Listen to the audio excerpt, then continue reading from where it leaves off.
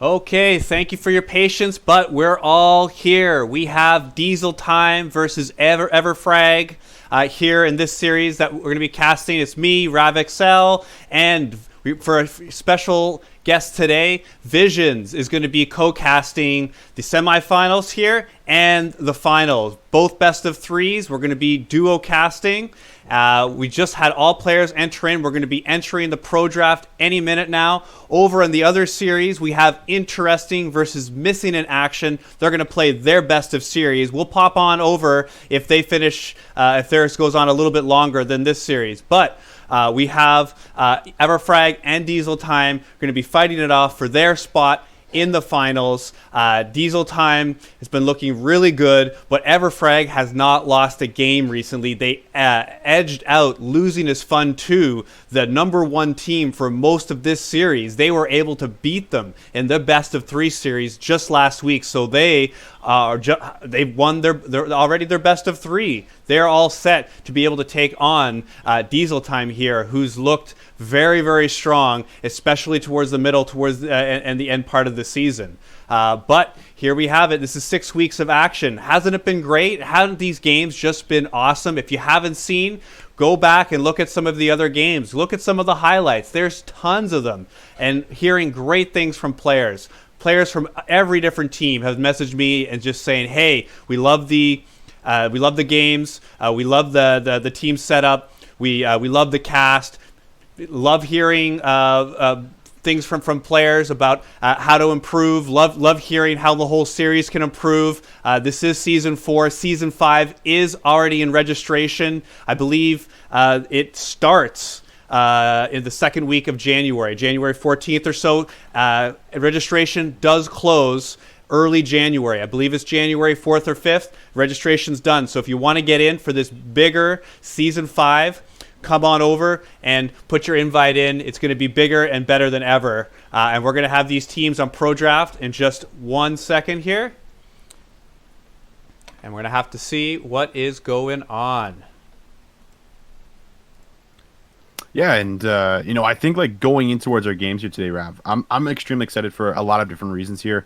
Seeing what our season 4 champion one is going to be, and I think like diving in towards what you just said, Everfrag coming through here with not actually losing here recently, and there comes a point in time in the seasons where you see a few of those teams start to come together as a unit and start to figure out some of those issues, some of those macro issues that they have during the regular season, and get themselves to a position now where they can end up winning the entire thing. They just got to go through a couple more series here, and to even add towards the point as we get ready to jump in towards the draft here, a lot of champions getting touched up a little bit in the last few patches, also even seeing a patch yesterday that you had mentioned, so maybe even seeing some things come out. The Dragon might not have as much priority due towards that receiving a little bit of nerfs, so maybe Rift Herald or maybe the top laners are going to see a little bit more love, but either way it's going to be very exciting. And now it looks like they actually have set up the pro drafts, so we can see what exactly they're going to draft and lock in here for us for game number 1. VisionZz, I can't wait to start talking about some League of Legends, and thank you for kicking us off there. Yes,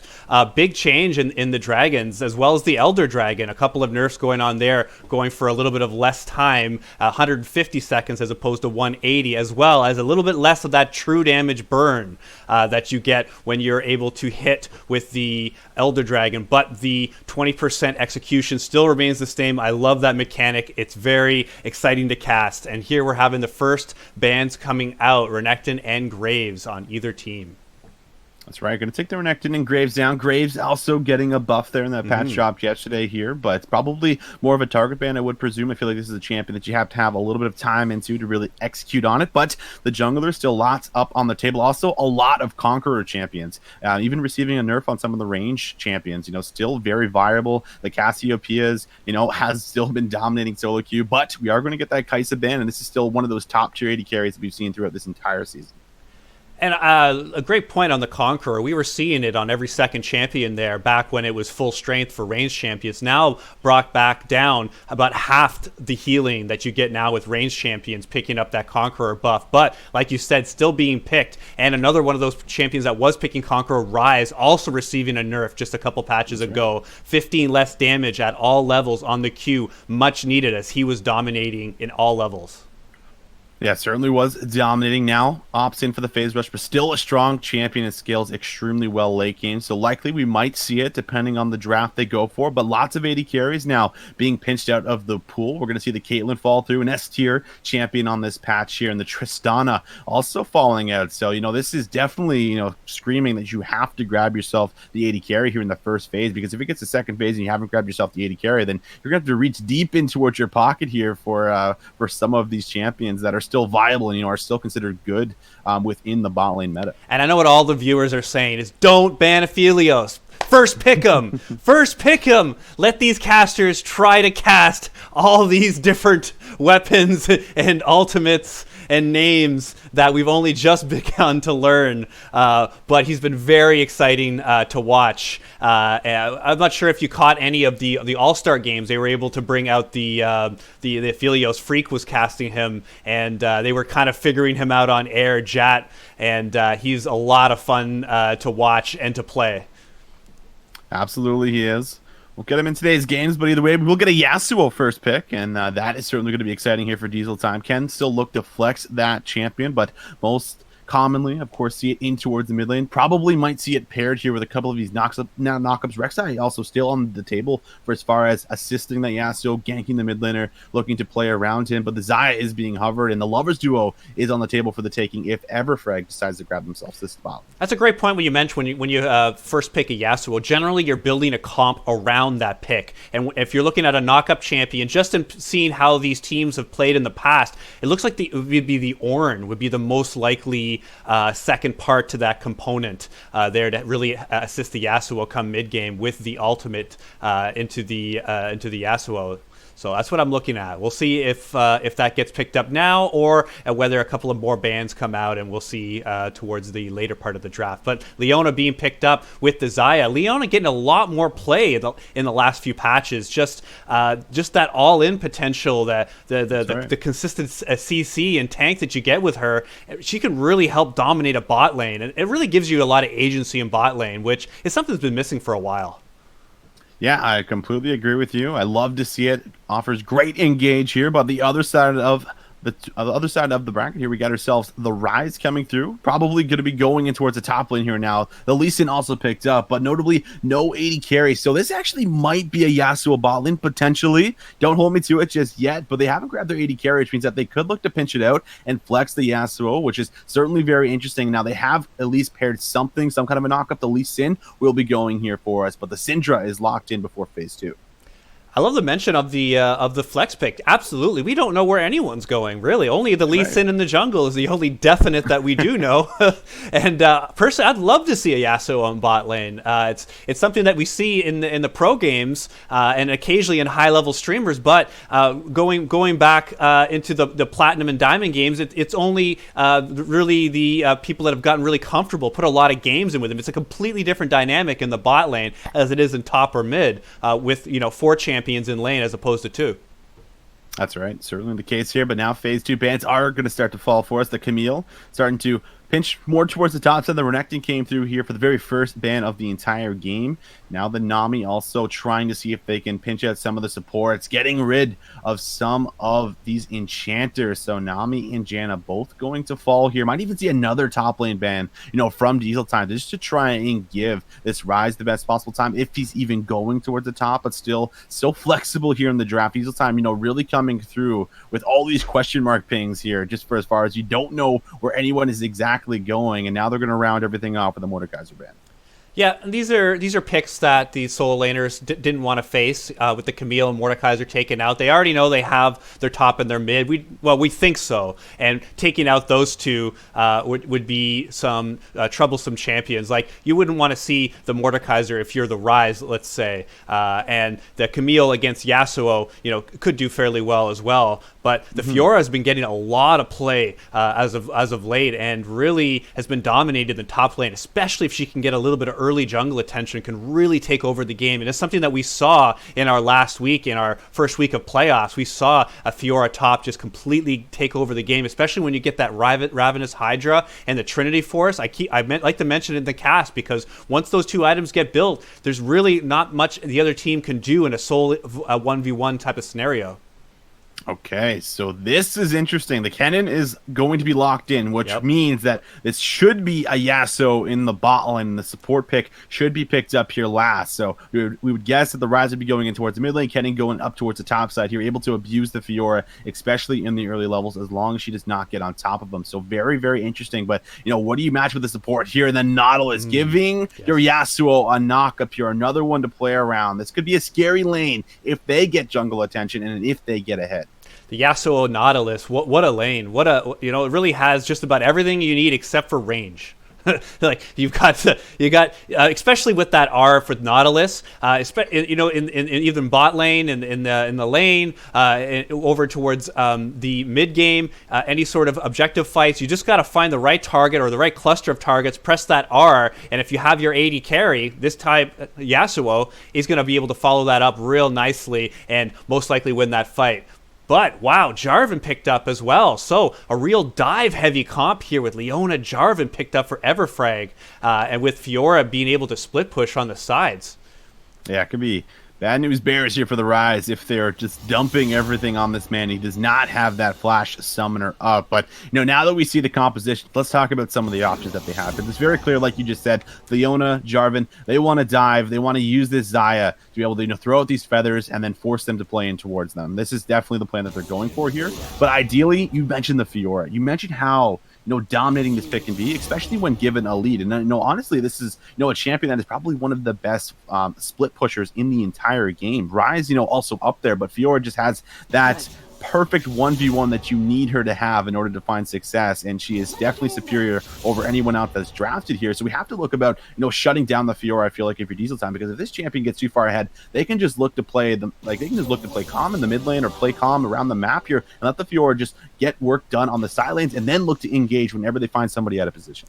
You're absolutely right about picking the Kennen into the Fiora. That's a great way to not get abused. Like you mentioned, Kennen trying to poke out the Fiora, and when that gank does come along, fairly easy to get away if you're in the right position.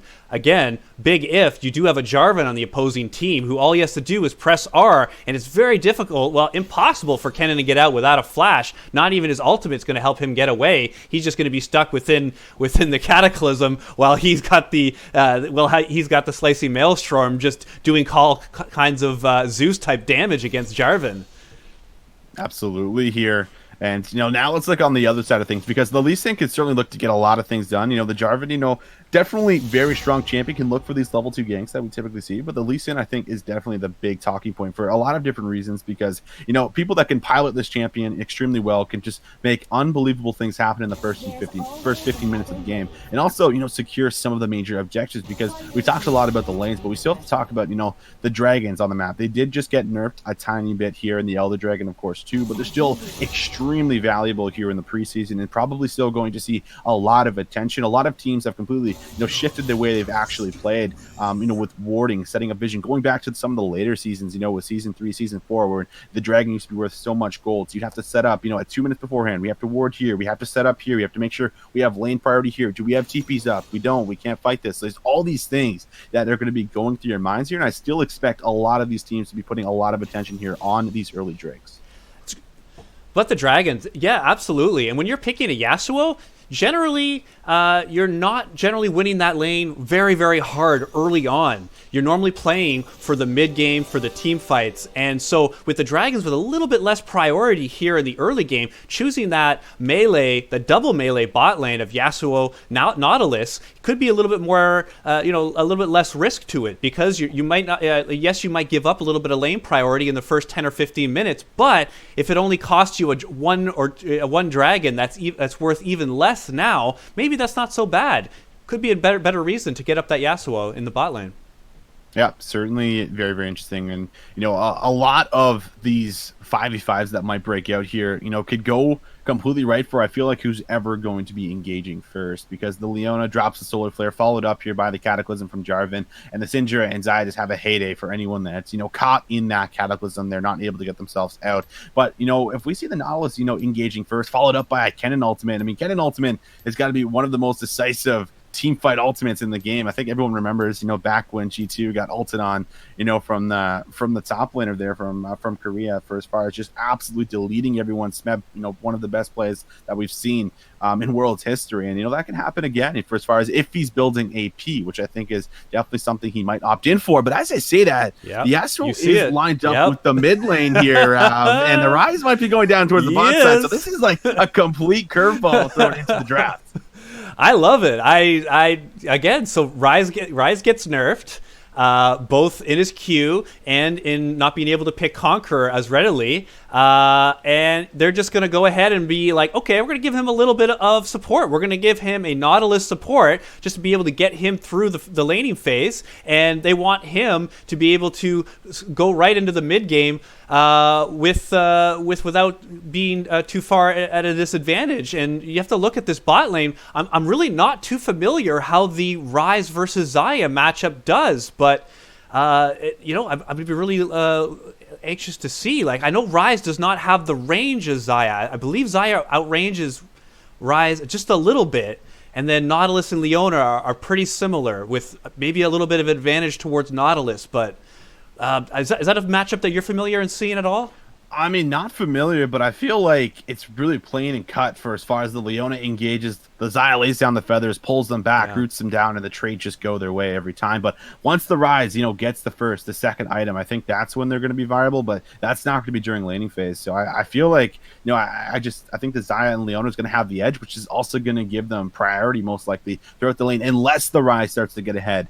And the Lee Sin, looks to come down and creates plays here around the map, which I definitely think is a big point of their success if they're going to have any here in this map number 1. But I definitely like that adversity. I love all the champions that are coming out here for us, Rav, for as far as our very first game, because it opens up for a mini meta that might just develop through this best of 5.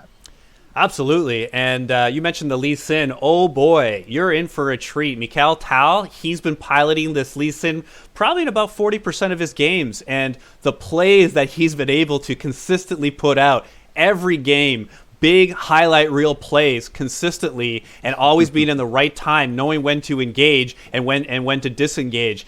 Just to keep an eye on him. We're going to have it on directed camera, and because that follows the action, just watch. We're going to be seeing that player a whole lot in these next 30 minutes or so.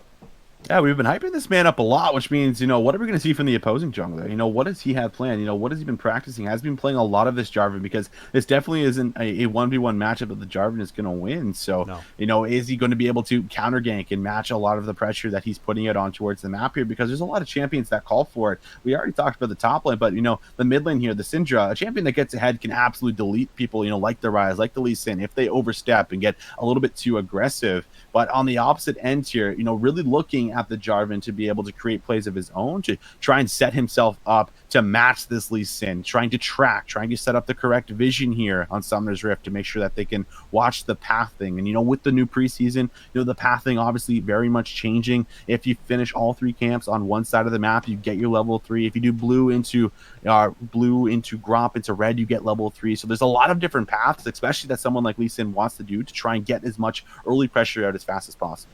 And you mentioned where the Jarvan is likely to go. I see them actually going towards bot lane. When you have a Leona on your side, and you have a short range mage and then a melee support, I could see him trying to focus bot lane. Yes, the Dragons did just get weakened, but you have twice the amount of players down there, and you can theoretically have twice as effective ganks going towards bot. I think I could see them, especially even before level 6, trying to turn that lane. And then you have to also look at top, whether that's going to get affected or not. As mentioned, Kennen hard to gank, but if you can get that first kill over to Fiora, could be very well worth it. Yeah, could be very much worth it, like you just said, for as far as trying to snowball this. It's all about the game plan that they're prepping. Coming in towards our game number 1 here in our first semifinals. Again, Diesel time up against Eberfrag here, ladies and gentlemen, to see who is going to come out ahead, who's going to be able to grab themselves the first win in the series. And well, we got some pings already coming down, Rav. They might just be looking for an early invade. Well, they got Red, who is Everfrag, pinging towards the bot side of their mid, and then Blue, whose Diesel time is definitely going for that spread pattern to start. So pings were going out, but it seems like neither team wants to really turn it on for level 1. If you were looking at a team, they both have fairly good invades, so both of them just be very happy to just try to go start their buffs, and we'll see where these junglers go in this series here in Season 4 for the Ontario Esports League OESL. We've seen quite a few aggressive level 2 junglers here before the 3-minute mark. So let's take a special peek on where the Lee Sin and Jarvan go, because we could see them either gank a lane or go right into the opposing jungler and go ahead and counter invade right at the secondary buff. It does happen, and we've seen it time and time again. We really have. Yeah. And right now, the Syndra's in the top lane here. I'm not sure if they're going to be swapping. So the Fiora is going mid. The Syndra's going top. There's all kinds of curveballs for us in this very first game here, Rav. We don't even know where everyone is exactly going here in the draft, but finally, we kind of have the idea. So the Kennen versus Syndra matchup, very burst heavy for whoever gets that level 6 first. And, in the mid lane here, two melee brawlers that want to go toe-to-toe constantly. That just screams jungle attention if I've ever heard it. And I like this mix-up here. Although Fiora is heavily, better towards the top lane, but being able going into that matchup, going into Yasuo, where Yasuo is not expecting it, expects that an AP mid is going to be there. Probably went for a little bit of magic resist in the runes ahead of game. So shaking it up. And what I would think we are going to see is I think we're going to see Fiora going to go back up to top lane as this game goes on. I don't think she'll stay mid permanently, but just for the laning phase, she's going to go ahead and mix it up and give Yasuo a real hard time. That's right. And, Diamond Boy also, he drew a lot of bans here from Diesel Time. They banned, I believe at least 3 or 4 champions here. And, it went all the way down to the Fiora that he's now pulling out in towards the mid lane here. So it's definitely looking to make a very big statement on the day. Either way, Jarvan in the top side here does have a few of those camps already cleared. Lee Sin now is going to be level 3. So it looks like he might be targeting the bot side that is already shoving in. So a crucial ward is going to be very important, where if you get the Syndra ahead in the top side, you can look to constantly keep solo killing this Kennen over and over again. And he did go the Dorn's Blade, which means that he might be going, for the on-hit build potentially. We'll have to wait and see exactly as this game progresses, as the first hook not going to land. As you're mentioning, Lee Sin passing towards the bottom side. Lade is pushing in Diesel Time's favor for a gank, that is. Everfrag pushing both mid and bottom, although top lane is pushing in favor of Diesel Time. So here we're having a gank. Jarvan coming down the top. Yeah, it's definitely going to be a flash for Stell, but it still lands, actually, and that's a first blood already over to your Syndra. Picks up a good amount of gold. Wow, and being able to predict that flash as well as getting that skill away. That's 5 minutes now that Kennen is going to be without. So now up until the 8-minute and 30-second mark, you're going to have a Kennen that's already behind. Plus, you could likely see the Jarvan come back up and really make this Syndra get really far ahead. And that's not something that you would have expected. It's only that's an all-in. Exhaust going to come through. Flash already not available on the Kaiser, but they are putting a lot of damage back on McAltel, as he's going to have to try and kite away. He goes back in. The safeguard will be able to heal up and keep himself alive. But either way, a lot of summoners were just blown in the bot lane. And talking about summoners, we also just saw summoners in the mid lane blown there, and all in from Ajuma, but was not able to find the kill.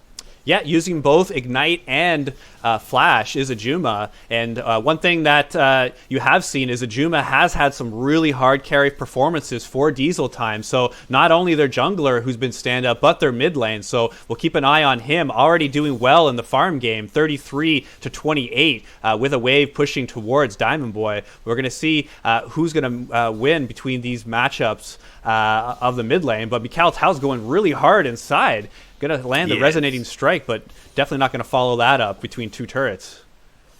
The play there from Jarvan probably just saved the landing phase there for Diamond Boy. Just being there, right place, right time, making sure he doesn't dive that Fiora for a free kill. She had no flash, so that is just a crucial play.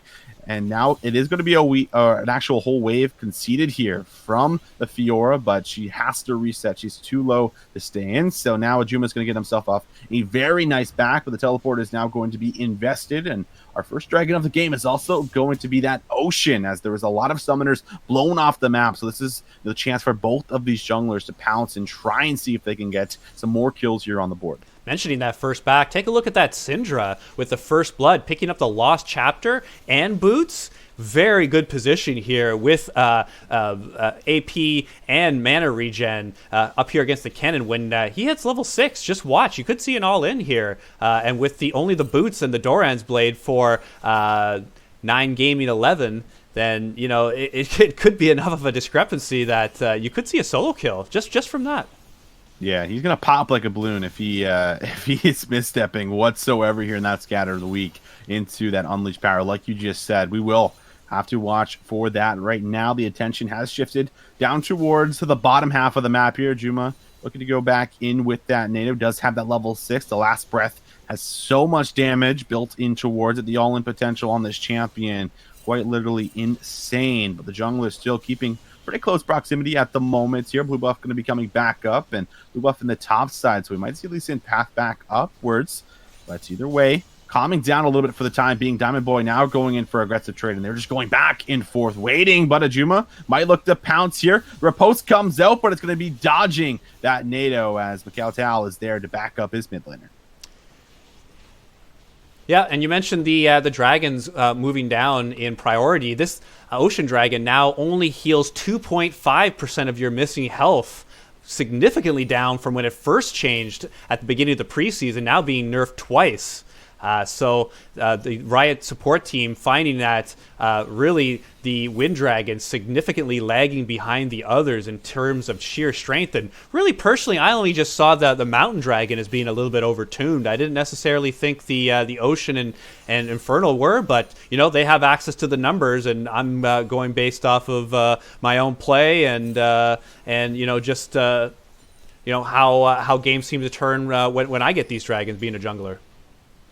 Absolutely, and you know, to kind of look at the game state right now, we can clearly see that both of these teams are not looking to force too hard. You know, it's very likely that there could just be that, you know, a little bit of nerves going in towards today. Either way, as I say that, Diamond Boy, he might be in some trouble. He uses the riposte, but it's at the wrong time, and this should be a kill. Diving underneath, Ajuma will pick up another kill here, his first one of the game with the Ignite.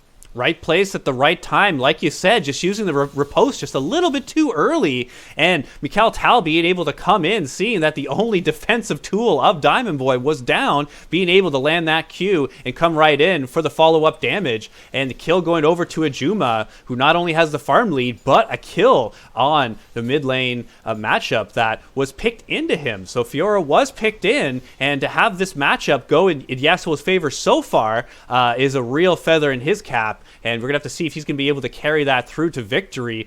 Diesel Time's been extremely enjoyable to play, to watch. They've just been really forcing a lot of plays, being very proactive. But like you said, both teams being pretty careful in terms of what they're doing and what they're trying to force. Neither team's junglers are doing anything too aggressive.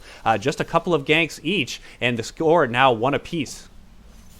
That's right. We see that a lot in the amateur scene. You know, that first game, you know, once you get under your belt, and you know, once you go in towards the second game, that's when you're a little bit more loose and, you know, more willing to make aggressive plays there. It's just kind of maybe getting through those nerves. But at the moment, Diamond Boy in a really rough situation, because Lee Sin could keep coming back here. As you can see, trade is going to go through already, but Lee Sin is in, and he does have that kick available now, and he could look to go all in. But Diamond Boy is going to get himself out of harm's way for now, but still so much attention to the mid lane constantly here from this Lee Sin. Yeah, we were seeing where was the Lee Sin gonna go, and his answer has been mid lane consistently and often, and it's really helped them take control of this middle side of the map. Without it, you could have seen Fiora being a little bit aggressive and have kill pressure, but we really haven't seen that yet. And it looks like a free dragon going over to Everfrag. They're just gonna pick that one up in exchange for some counter jungling that Mikhail Tal is gonna do on the top side. That's right, trading the dragon here for almost the entire top side. Syndra also knowing she's playing weak side of the map here, so you can see her playing just a little bit safer, all in. Could come through back in the mid lane. That is the NATO. That is the last breath. Flash is forced out. Diamond Boy in trouble once again. The Lee Sin is there. That will be the Q landing. Re-engage. Comes out from the jungle with the flash from Mikhail Tao. Will get himself out, and another 2v1 in the mid lane. Gonna go their way here as this Yasuo getting so strong. Did you see that prediction there? That was like me trying an impression on a first date. It just doesn't. It just wouldn't work. All right.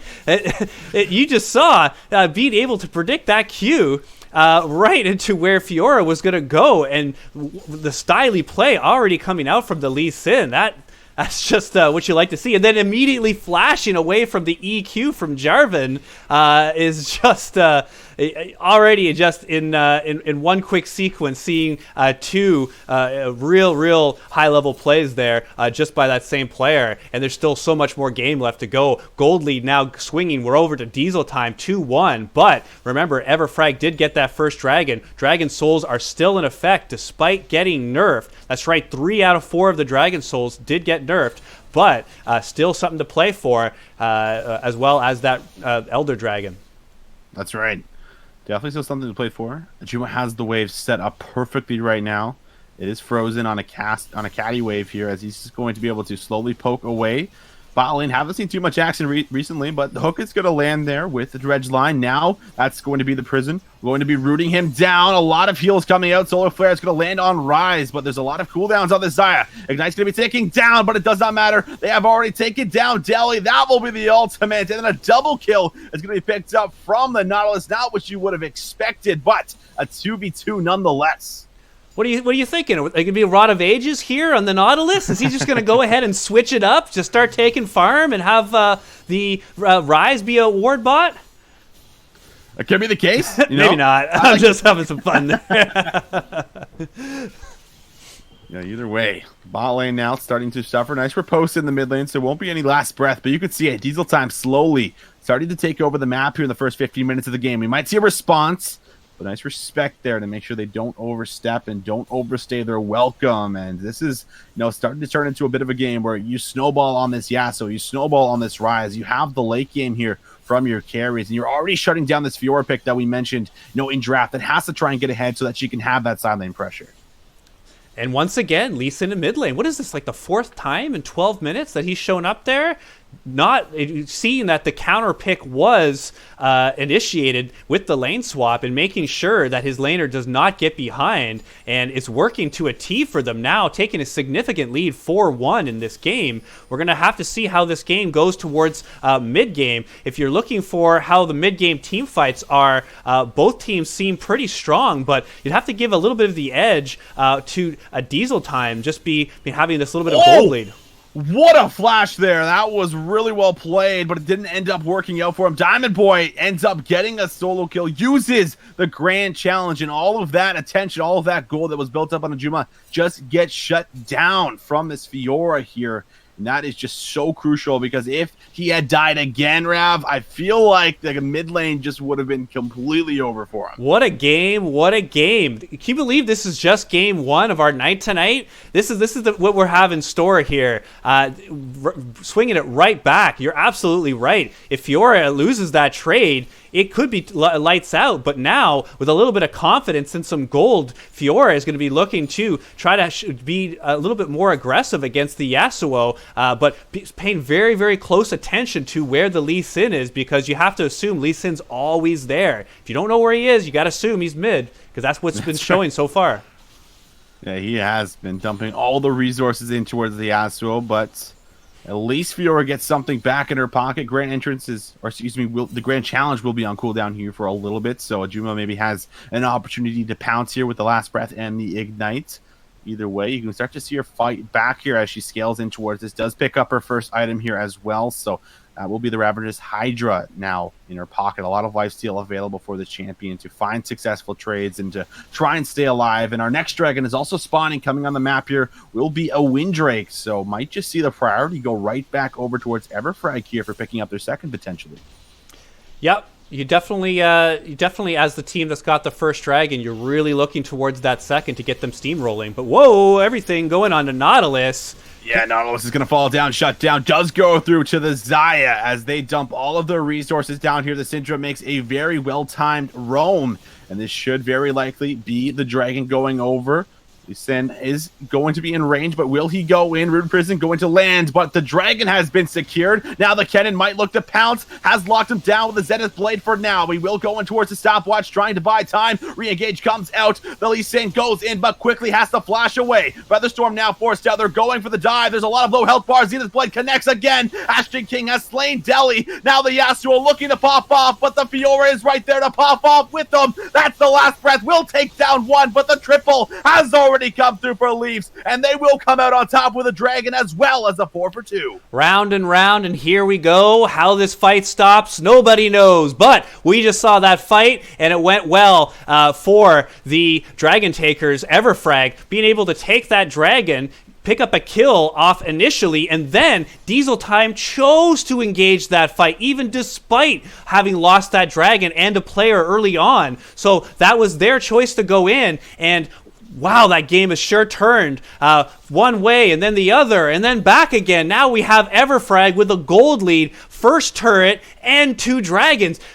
VisionZz, Everfrag was our last place team for the first 3 or 4 weeks of the season. They could barely get a win, but now they're challenging to get right into the finals and to win this entire season and this tournament. I can't wait to see the rest of these games. Yeah, they are looking fantastic right now. I think the ability to problem solve there in the last 5 minutes of the game is truly what makes them, one of the standout teams here at the moment. And we've also just seen that first tower gold go over towards Diamond Boy, and he has himself now the goal lead over top of Yasuo as the wave is actually going to shift back. So it is going to be about even either way. He has closed the gap. He now can go 1v1 and toe-to-toe with Ajuma here, and that's exactly what you want for this Fiora, because we talked about how she has to have success on the sideline. She has to be able to split push if she's going to be an effective champion, because it's just very clear Fiora is just not a very strong team fighting champion unless she finds a flank on your AD carry or something along those lines. But either way, you want to utilize her on the sideline. They have 2 dragons in their pocket. They have the goal lead back in their favor here for about 1,000 gold, just over 1,000 gold now, and they're sitting very pretty. VisionZz, I like to be a little bit of a futurist. I like to try to play the fortune teller game here, pull a little Kreskin from here and there. And I tell you, one thing I would not have predicted would be the top lane Syndra picking up 4 kills and 2 assists, 6 out of 7 kill participation, getting moved up into top lane. I did not see that coming, and you saw a lot of those kills come in that dragon fight. So being at the right place at the right time and being very safe in this top lane. Neither of these Rage champions are getting too much attention in the top lane, but look, Syndra's already working well towards her second item, and she's going to be forced to be reckoned with, and there's really nothing that Diesel Time can do at this moment except target her in the future when those team fights do break out. That's right. And now we see Lee Sin down in the bot side. That's the dredge line thrown out, but a very nice ultimate. Now the 4-man dive. That's the kick in towards the last breath, but they have taken one down with them, but will it be more? It's a 1-for-1. It looks like one more might fall. Delhi does. They do get themselves out with a 1-for-2. Very favorable, but the Rip Herald at the top side, they're looking to break open the tower and looking to trade pressure. VisionZz, you need a breath? Do you need a breath? There's so much action going on here. It's just hard to keep track. The directed camera might be overloading here. We got top, we got bot, we got mid, everywhere. There's fighting going all over the place. And yes, we saw the dive go on bottom. Diesel Time was very fortunate to get what they did because Nautilus just left the tower aggro just a little bit too early. He only took about 2 shots, and then the aggro went directly onto a Yasuo, but being able to pick up the kills just before Yasuo going down, but there were not to be taken advantage of here is Everfrag being able to get off 2 charges here in the top 2 towers and being able to hold on to that game lead. 8-8 is the score, 2,000 up, but wow, more is happening. Dredge line coming in onto the Jarvan.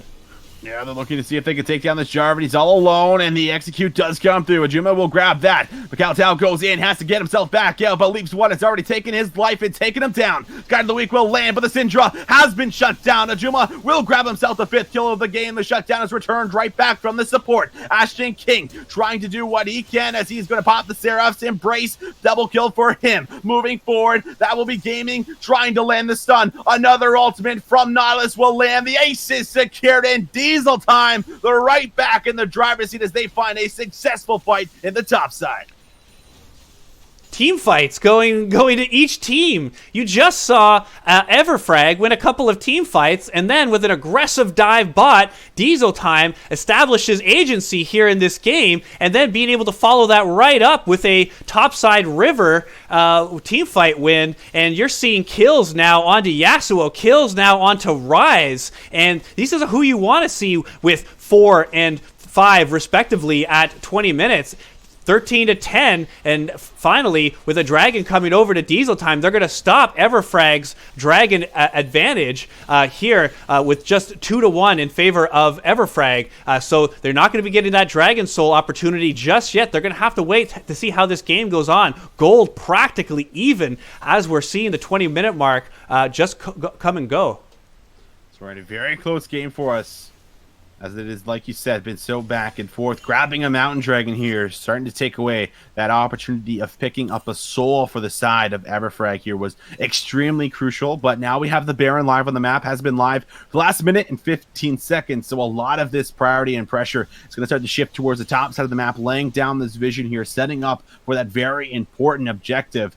And now we might even start to see some of this side lane pressures come through. Fiora has that almost second item completed here, will be coming through with the Triforce. Now can start to just look for these towers here. Who is going to match her? The only one with teleport is Gaming, but is that even going to be a viable option when you need him to team fight? But the ultimate could come through in the mid lane. Deli has been caught out. It will cost him his life, but Juma will pick up another one as he grabs himself 6. And that's the danger of only putting 2 members here in the mid lane, is you have a chance of getting caught outside of the turret. That Everfrag purposely wanted to put Syndra back up in the top and then sent Fiora for the bot lane split pushing for the first time in the map. Now that's fine and good as long as your 2 members who are trying to hold mid lane don't get caught out. But Leona did right in the middle of the lane, and immediately 4 members pounce right onto Deli, and well, that was just like a deli sandwich when I'm hungry. It was gone pretty fast.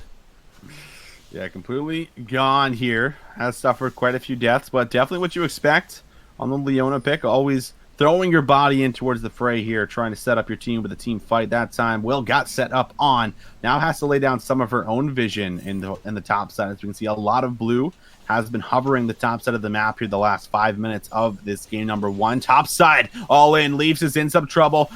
That's going to be the flash. Instantly pop. The respect here from Ajuma right now, sitting on 2 items, is massive, and Syndra wants no part of that fight. Yeah, look at 2 items, Phantom Dancer and Infinity Edge, already at this early juncture. Got an item lead over everyone on the map right now is Ajuma, and right now Yasuo is looking to get busy here to try to get some skirmishes and to really try to take this advantage and turn this game in favor of Diesel Time. We're going to have to see, but diving the top lane Syndra could be the way to go as long as the turret aggro stays onto Nautilus. Yeah, and it does. Perfectly executed. The TP comes through a little bit late, but Diamond Boy could look to return fire. They have used the ultimate from the Yasuo, but I don't know if they're going to want to stay here. We also have Ashton King up here just in case they did engage. And now another successful play, shutting down the Syndra, who was doing so extremely well here, adding another death here to the column. They're not done. Looks like they might shove in one more wave here. Could move back in for the tower if they so wish, but this could be a little bit greedy, as you could see the Jarvan and Leona engage come right back through. And I'm looking at this Kennen split pushing bot lane, does not have the teleport. So Kennen, yes, most likely to get this turret, but cannot join the team for a team fight. So you might see Everfrag try to be aggressive. It's just, I don't see them grouping at this point. There's really nobody going to stop Kennen. And as I say that, yes, Syndra is able to come back up and go towards the bot lane, but excellent free gold there from Kennen, who's really a little bit behind and really needs it to get that second item. It looks like Hourglass for that second item. Yeah, it does seem to be the case. Definitely what you expect for a Kennen to be able to go all in and then use that Zonies to buy time for his teammates to clean up those low health bars.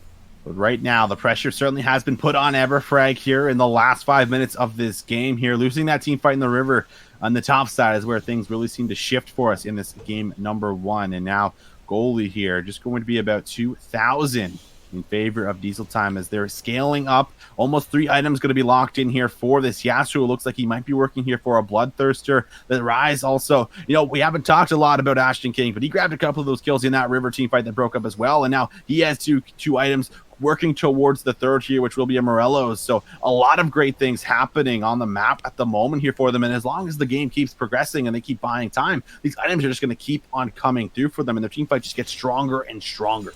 Absolutely. I got to give props to the bot lane of Diesel Time here, the Rise and the Nautilus, each only dying once a piece, being able to knock down both bottom towers. Yes, the second tower was knocked down by Kennen, but being able to knock those both down and pick up the kills needed for the Rise to be able to go into the mid game. And like you said, items are hitting those points where he's going to be able to really be a team fight difference maker for Diesel Time. So excellent job for the atypical bot lane, who Rise did go conquer despite the nerfs. Still is like, you know what? I like the true damage. I like the heal. We're going to make this work.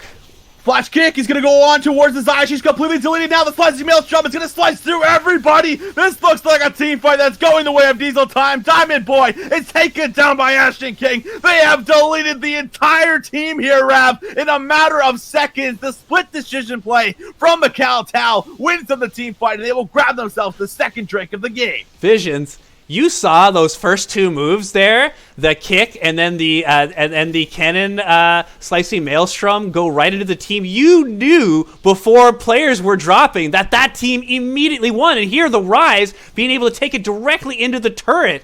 They're going to try to get this first inhibitor here at this early juncture, and that's going to give them a huge advantage with this ace. But with those team fight plays, being able to break this game wide open with a 5-0, and whoa, it wasn't that so pretty to watch. I'd really love to watch that again. Like team fight replay, that is how you win a mid-game team fight.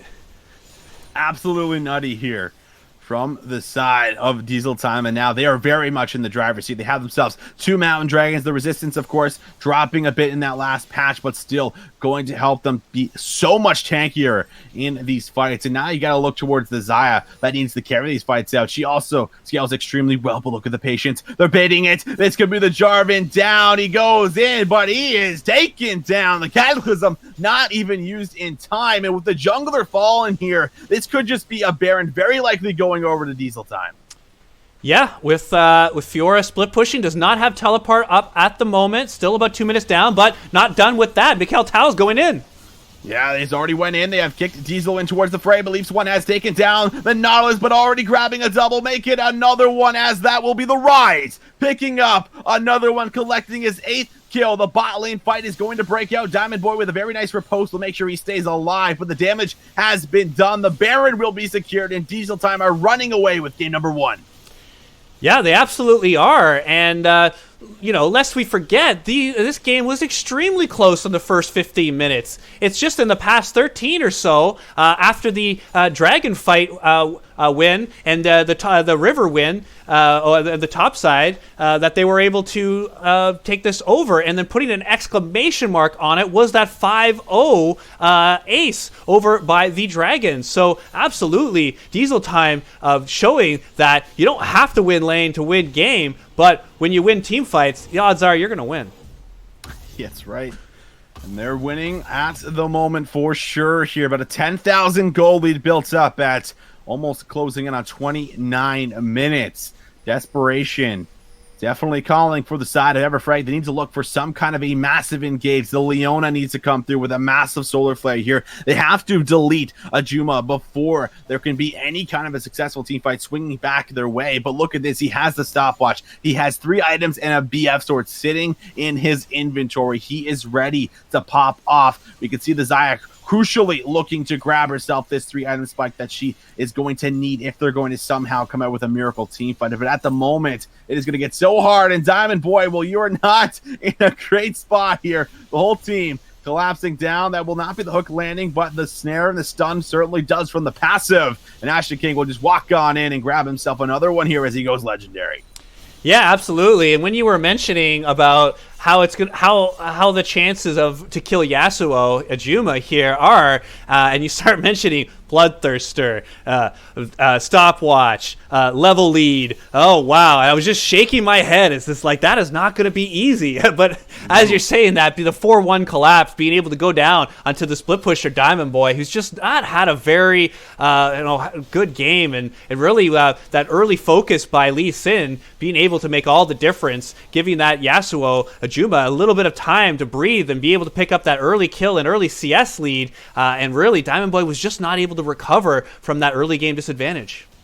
Really was not. And the top lane is being broken open. The base now successfully down 2 inhibitors. The third inhibitor could just fall here in the next minute or so. Diamond Boy trying to match the top laner. But here goes the Yasuo. Juma goes in. Is going to pop that stopwatch. That could be the kick coming out. Will not successfully find it, but Macaltel has gone golden for a quick moment. Feathers called back in. Kill has gone down. Shut down over towards 1. But we have a 1-for-1 trade as Jarvan has just fallen down. That's a slicing maelstrom yet again and towards the backside. This could be the team fight. Ajuma is popping off. He's dashing in. He's cleaning up anyone that needs to be cleaned up. He does lose his life, and now with Syndra against the world, 3 members trying to collapse on Leafs. He has little mana left in. Will land a double on the scatter of the week. He has taken down Kennen, but the base, it's being destroyed. That's the flash. That's game number 1. Diesel time, and will come out with a successful team fight again and again and lock themselves up 1-0 in the series.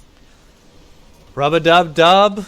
Look at Kennen, definitely not a scrub. That's how you want to play with your big AoE team fight ultimate there, with the death cap, being able to get right into the back line. And as soon as you saw that hourglass going down, you knew it was the end of the game. And here we are, 30-14. We're having Diesel time, being able to take right over into the mid game, and they're going to have game number 1 over against Everfrag. So it's 1-0 in the series of this best of 3, and we're going to see how these teams face in game number 2. We're going to see what they can do for game number 2. Either way, Rav, it's been a very exciting game number 1 for us here on stream, and we'll have to see exactly how they'll make those changes in the draft here as we get ready to jump in towards that very, very shortly to see what they decide to change up for us here. Very exciting game number 1. Can't wait for game number 2. Stay tuned, ladies and gentlemen. We'll be right back. Absolutely. Be right back.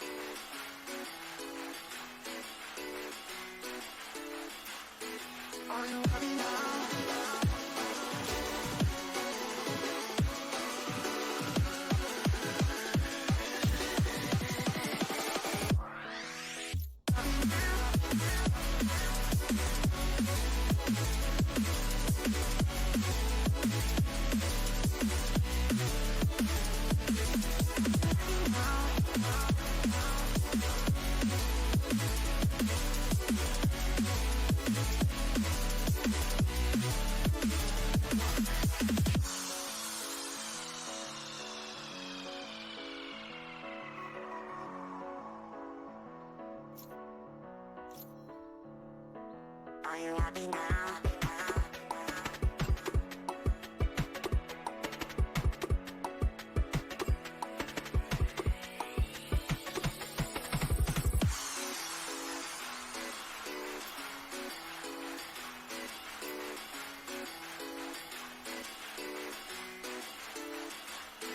Are you happy now?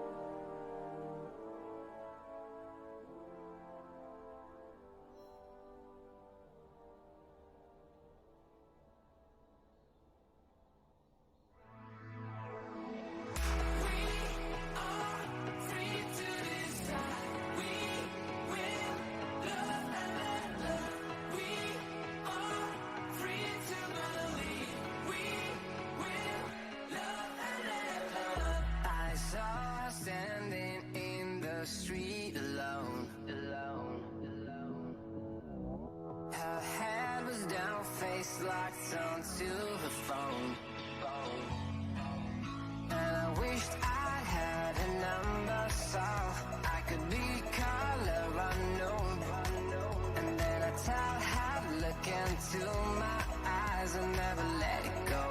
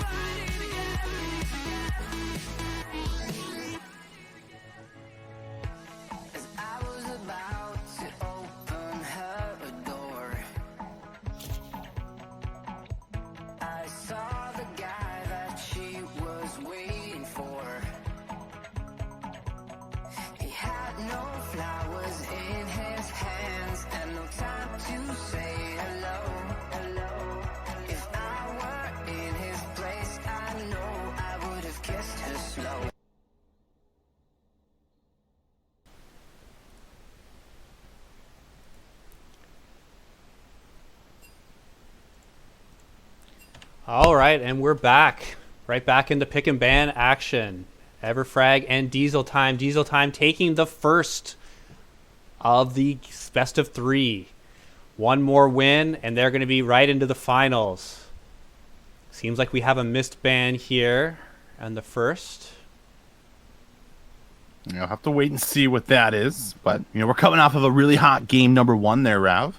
And, we got to see a lot of that diversity in far as the actual picks that managed to make its way out on towards Summoner's Rift. The Lee Sin is going to be taken away. No surprise. I felt like that was, a signature pick for that man in the jungle there. So will not get it. The Renekton also will follow up, just like we saw in that phase number 1 in game number 1. How Diesel Time's jungler, when he's not picking Lee Sin, actually has been picking 80 carry junglers. Yes, that's right. Multiple times on Ezreal and a successful Vayne jungle as well. So this jungler, Mikael Tal on Diesel Time, can really pull out a lot of very fun picks. So we're going to have to see what he's going to come here with Lee Sin already taken out.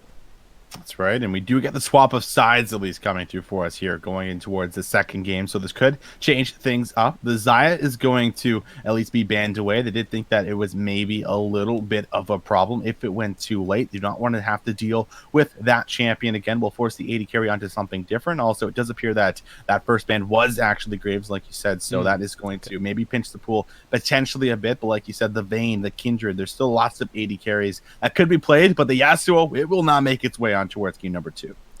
So Yasuo taken out, but we have seen Ajuma play Talon a couple of times to great success. So look for that as a possible pick for Diesel Time here early in the draft. That could just be picked up here for us. The Kaisa, we saw a lot of pinching on the 80 carries actually coming through in our last game. And, maybe it didn't affect things too much because they were able to flex the Rise towards the bot lane. They had all of these different answers, and the Rise is going to be first picked here, going over towards Everfrag here for this game. Yep, like in the Rise. Going to go ahead and take that away. We frankly have no idea where that's going to go. We've seen it in all 3 lanes. Yeah, we did see it all 3 lanes for a potential pick there for Diesel Time. And like you just mentioned, the Talon is going to come out, and it is locked in for us. So this is just a lane that can snowball extremely hard. Maybe not even a lane you want to put the Rise in. Maybe you want to force him to go towards a different side of the map to see what they want to go up against this Talon that is just so hard to deal with and just has some of the best roaming in the entire game. Absolutely. Talon, he's been running the Ignite flash in the mid lane here, not going for the teleport. So yeah, being able to abuse Rise fairly early on and move to the side lane. So if I'm Everfrag, I'd be looking to do that. Unless the mid laner on Everfrag is a specialty Rise player, I'd really like to see that top, just as you said. But Ornn being picked up, again, this could be top, it could be support. We're going to have to see where this champion goes. I like him a lot better as top, but some players just, they really like the tankiness and the CC that you get from in the bot lane.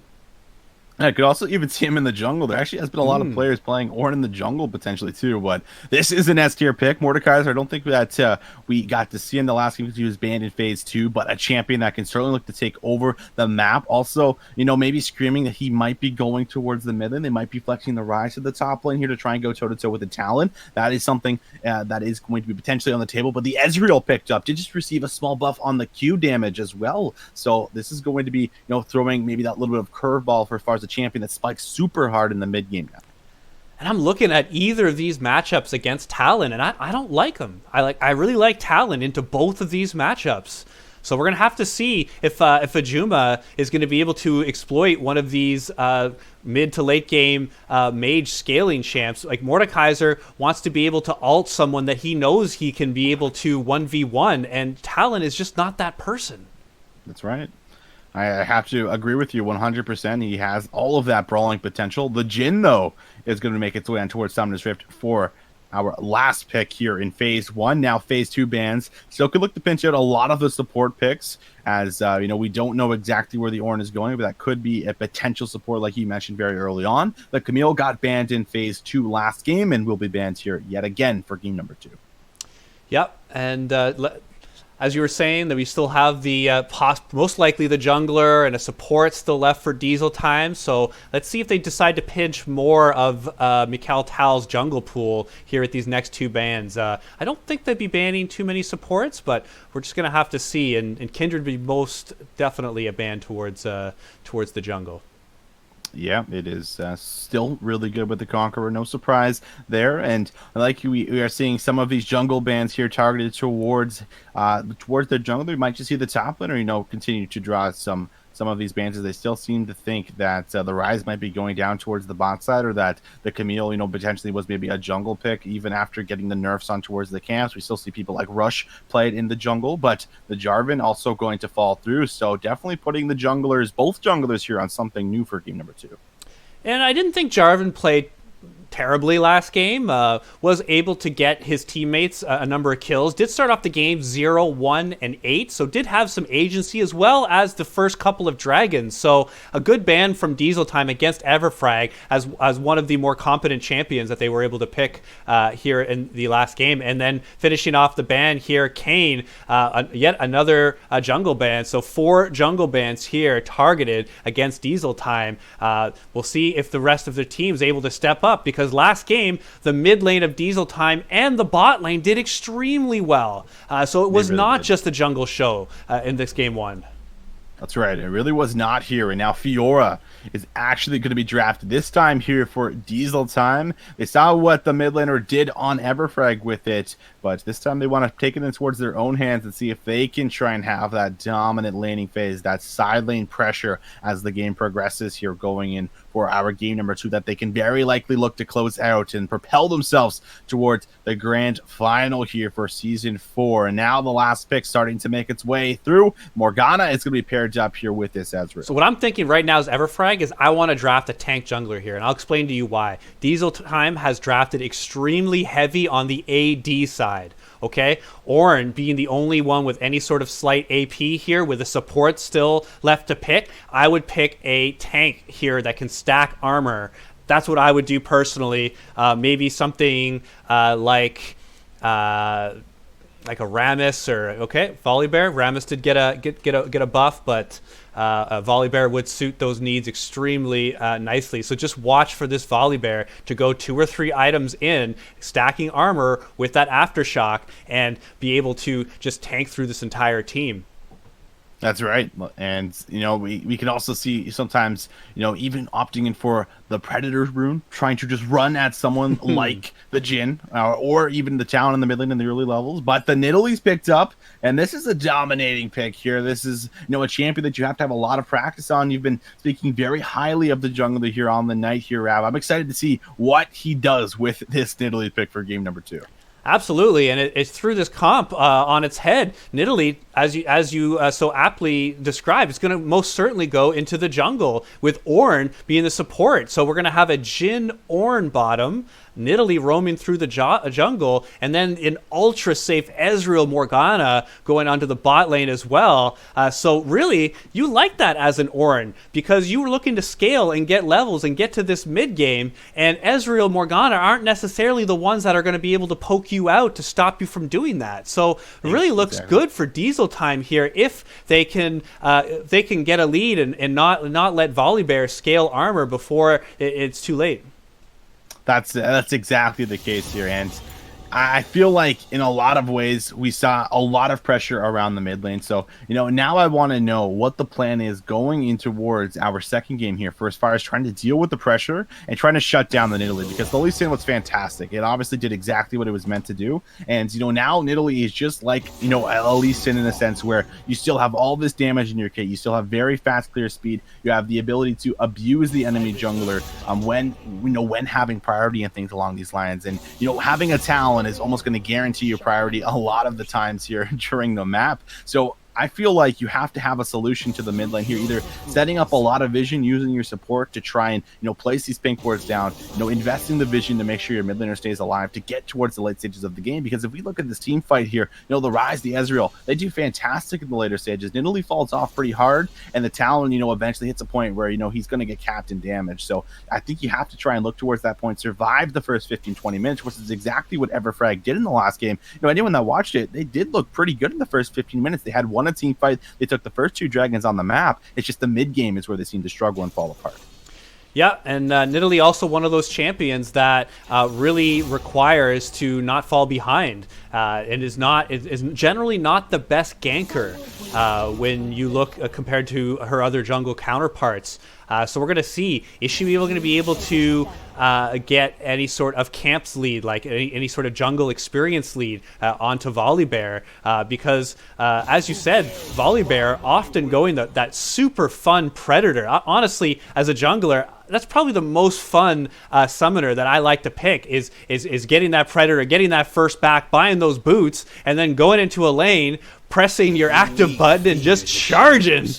Yeah, absolutely. It's one of the best engages in the game for sure, by far. It is just so easy to be able to set up, and also on top of that, they have themselves, the curtain call here too. Like the bot lane just screams, the ability to be able to land some of these dives and set up with these very long range ultimates to try and shut down the Morgana Ezreal. But they are also a pretty safe bot lane within themselves here, having the Black Shield and having that arcane shift that's like a flash every 15-13 seconds that slowly declines after each Mystic shot is going to connect. So definitely some things to look towards, but I think we have to put a lot of talking points on the Volibear going for game number 2, for as far as what we're going to see, what lanes is he going to affect? Is he going to be able to shut down Macaltal and try and do what we had to say, or that we said had to be done in game number 1 for as far as tracking, warding, trying to make sure that your mid laner is protected? Because if Leafs, which appears to be going towards the mid lane this time around,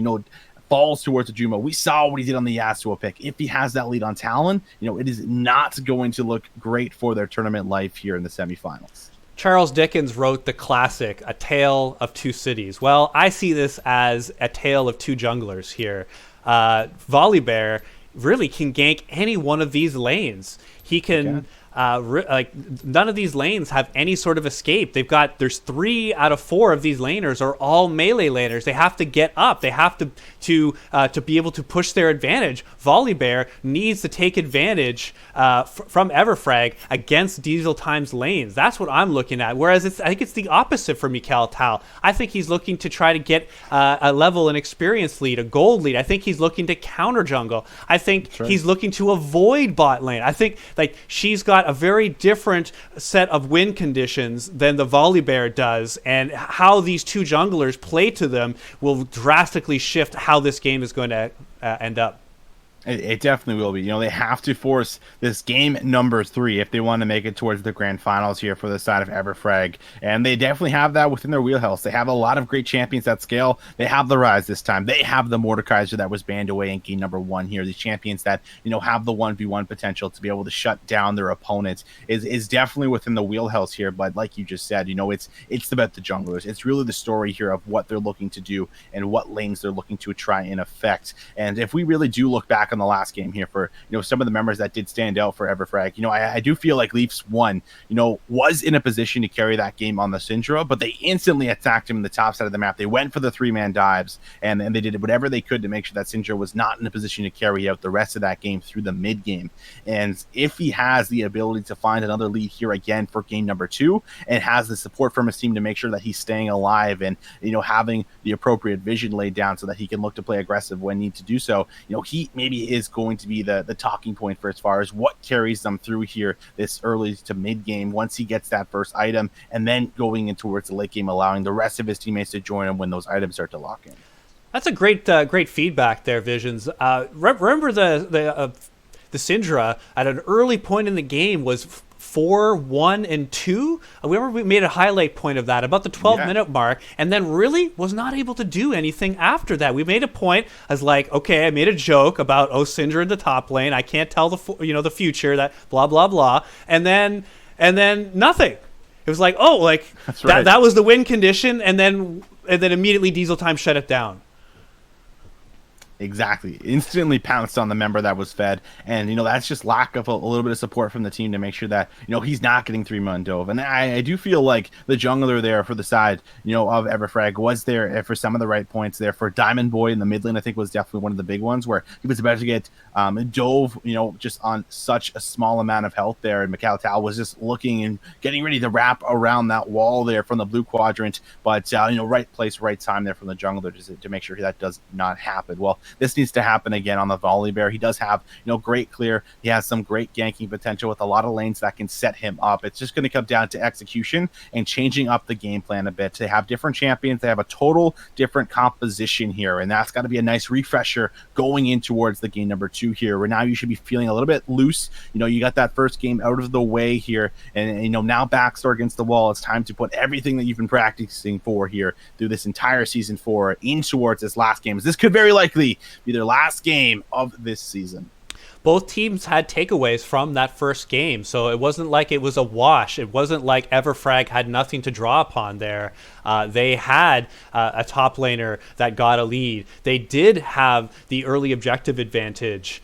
So they did have some highlights there. So it was not a stomp by any means, despite the final score, because of how the mid game snowballed. Everfrag is in a position here to be able to even this up, and we're going to have to see how these lanes shape up. And as I said earlier, I think it's going to be the mid and the top lane. I think bot lane is just going to be a wash. I think they're going to be ignored from the junglers, and I think it's going to be throughout the jungle and over towards the solo laners. That's just a prediction here without have seen the game. I know we have a spectator delay, but I'm getting no inside information whatsoever. Pure speculation.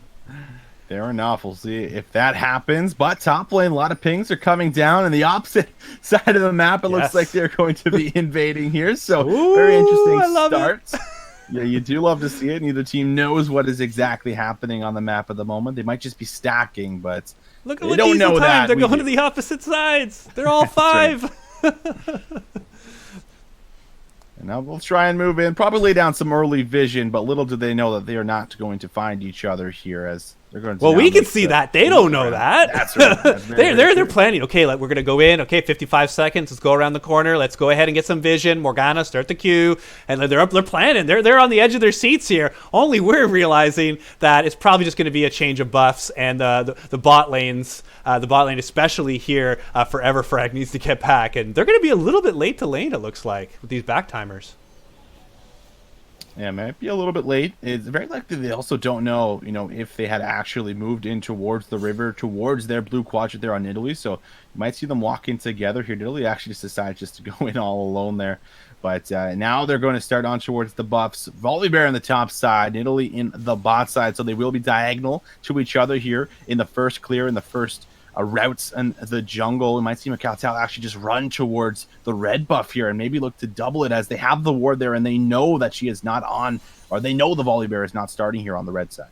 Yep, and already with the first win condition going into effect, Nidalee invading the jungle of the Volibear, going to look to try to take away this pivotal camp right off the beginning of the game, and then as it seems, going to be able to do that. Watch for a possible level 2 gank immediately after, as she has not been spotted there yet, and Everfrag would not know that Nidalee is right behind them, could come right through that tri-bush behind them and give them an awful surprise.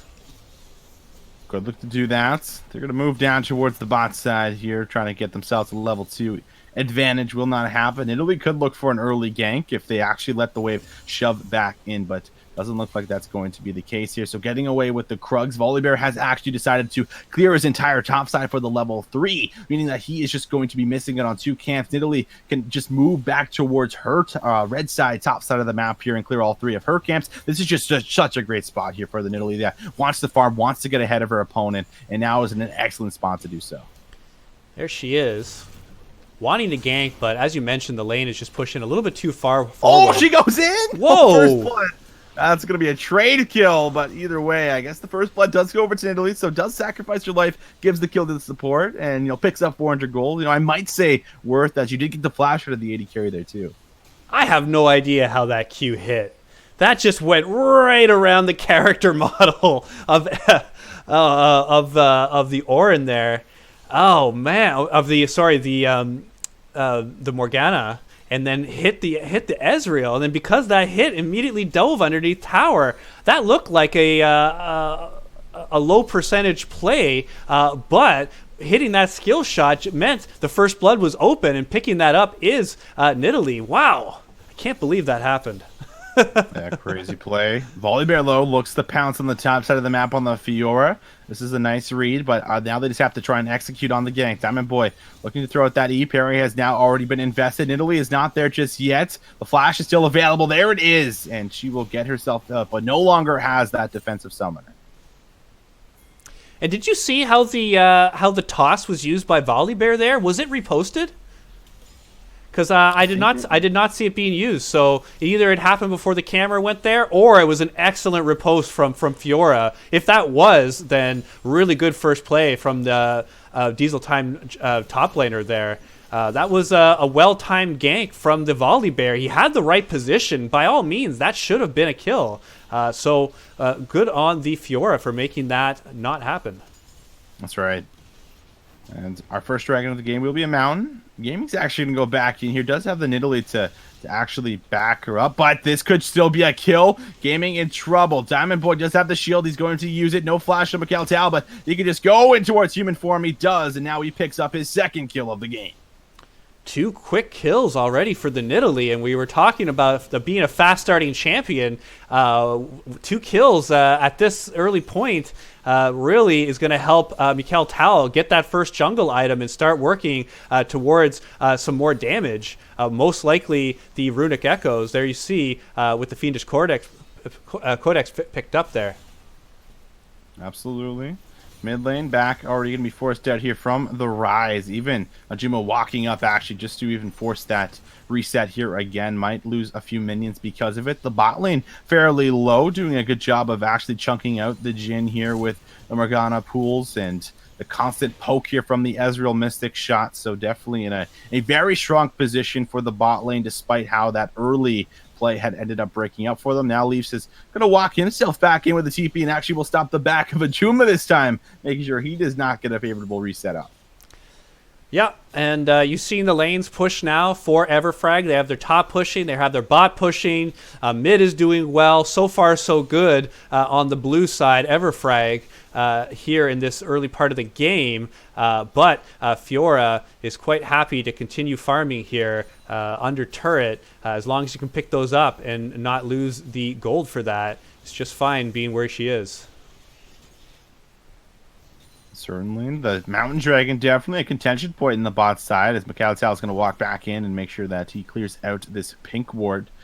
And he just wants to maintain vision and now decides he's going to pull it up. The bot lane has actually just reset, so this is probably the perfect time to do it. Talon's back in the mid lane and has priority, as he is just so good at shoving waves with Tiamat there in his queue, so he will walk down. The bot lane walks back over towards him too. Gaming starting to take a little bit of a beating here to this Mordekaiser, but that's fine because the objective slowly going to start to be taken from this Nidalee. That is snowballing already extremely hard here at the 7-minute mark. Yeah, and just good timing on that. Like you said, the Volibear heading back to base, really not in a place to challenge for that dragon, and a real good dragon here for the first one. Oren's going to really like that, being able to get all those defensive stats.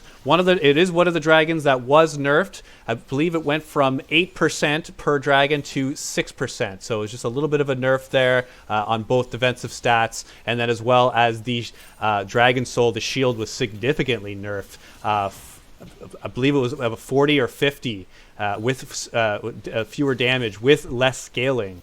So a fairly significant decrease on that. But we're not going to be seeing a Mountain Soul because it's the first dragon, and that's not how dragons work anymore. We're almost season 10 pretty much. That's right. And while that was happening, we did see the red buff stolen away. The second one in a row here from Kalatal. Loses nothing in return. Maybe potentially the Scuttle Crab that could be coming up here within the next 45 seconds. But, you know, it is definitely still just such a favorable advantage again for this Nidalee, who's now level 6. Could look for a bot lane play. Binding lands. It might bait them in. Nidalee is in. But that's going to be Morgana, potentially the target. Might have to flash away. Decides not to flash. And, well, Deli is going to lose his life for that decision. And that was bot lane also potentially open up to a dive as Talon is here. I don't think Ezreal gets out of this one, Rav. I think he just gets deleted. Oh, we'll buy time to heal.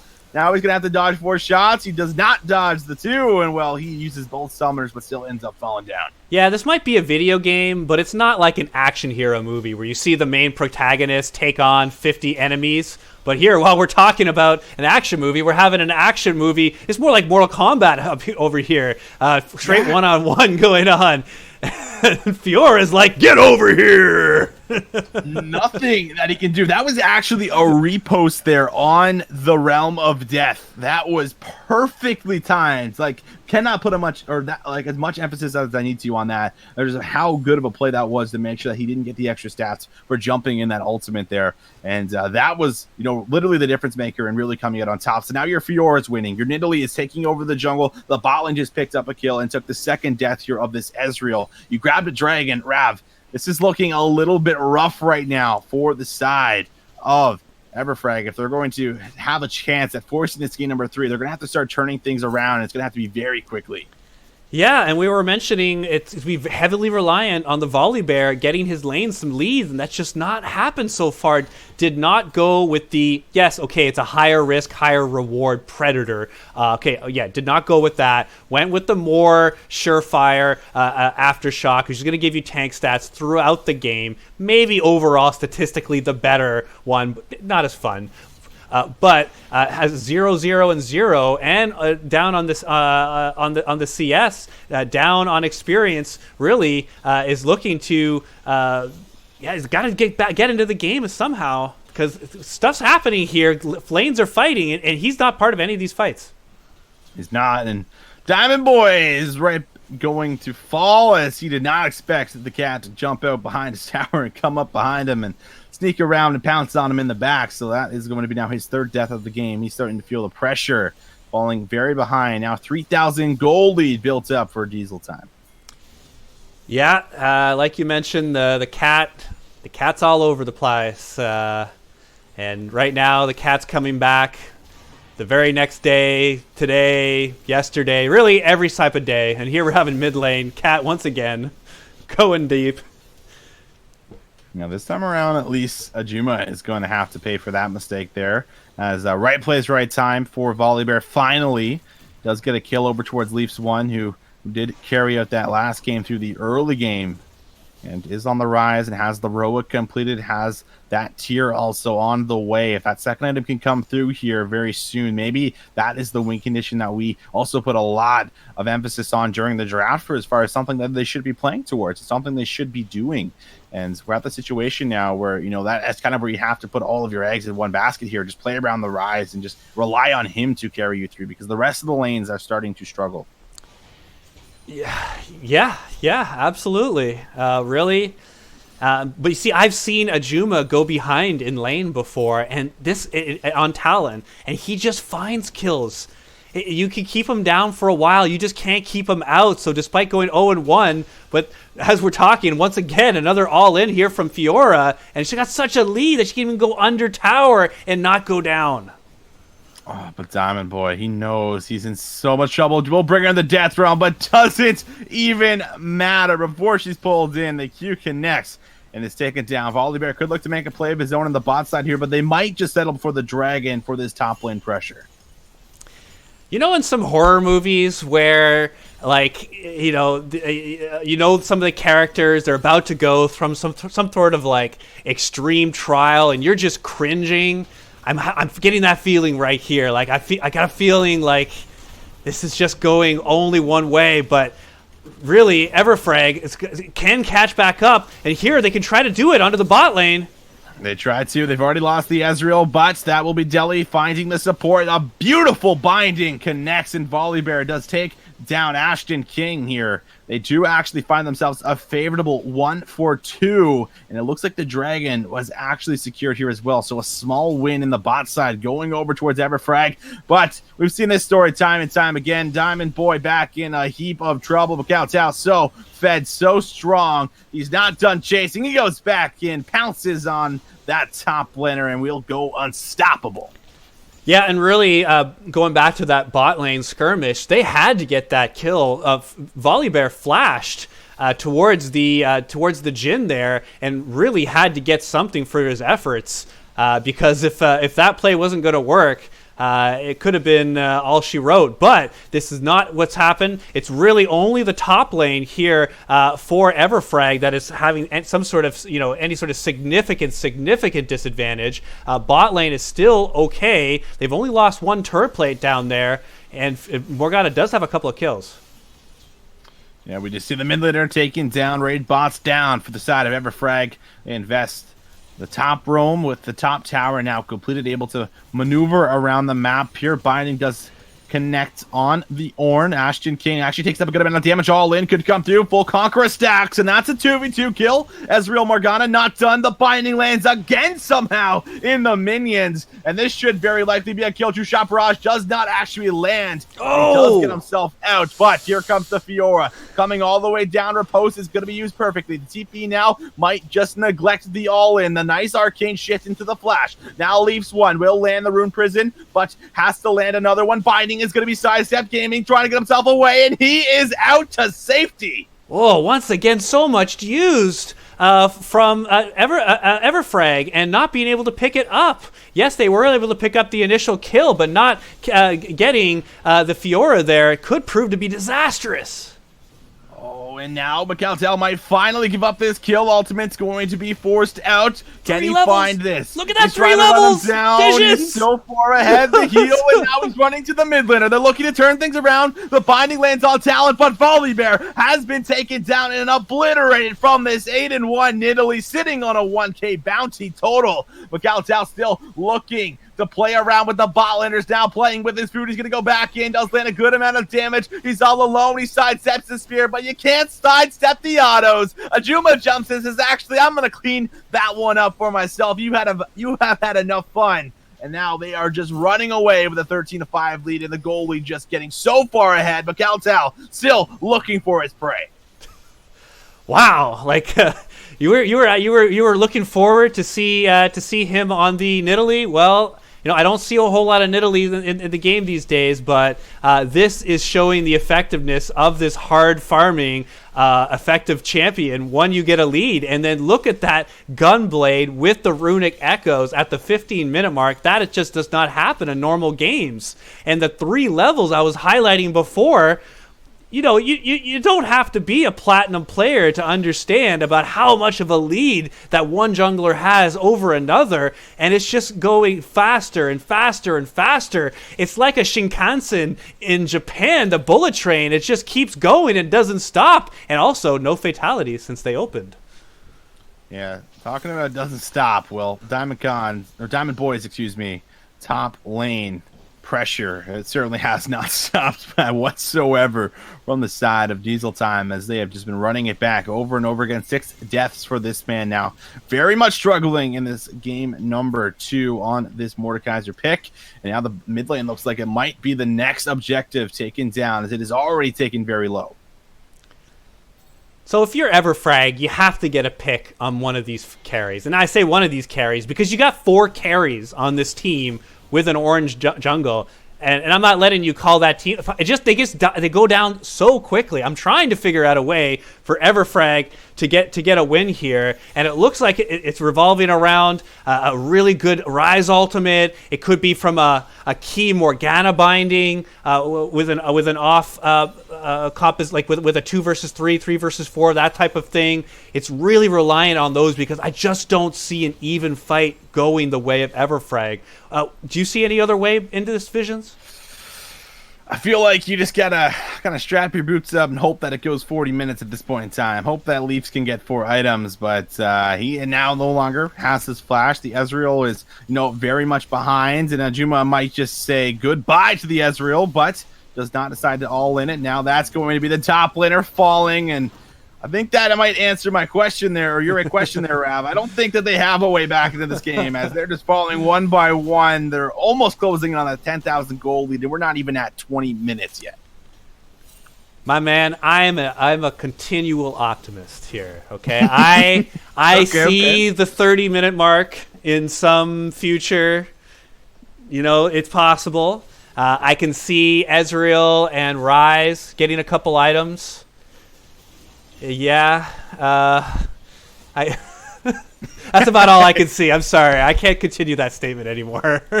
I mean, it is possible. Like, I mean, the good thing about the gold bounty system is that, you know, if the Nidalee does overstep and, you know, gives a 1K bounty, you know, to Leafs 1, you know, like that's definitely a guaranteed item, and then some for him.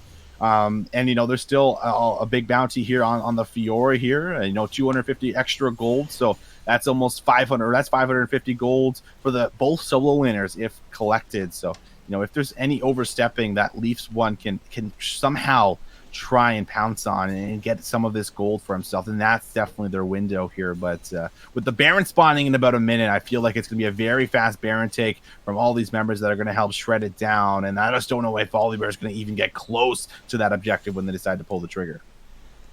Yeah, and even that, he's got a 2, possibly 3 level, depending on what time it's taken at, disadvantage if and when it becomes a smite fight. So even if it's a 50-50, it's not a 50-50. Nidalee holds a significant advantage. It really does.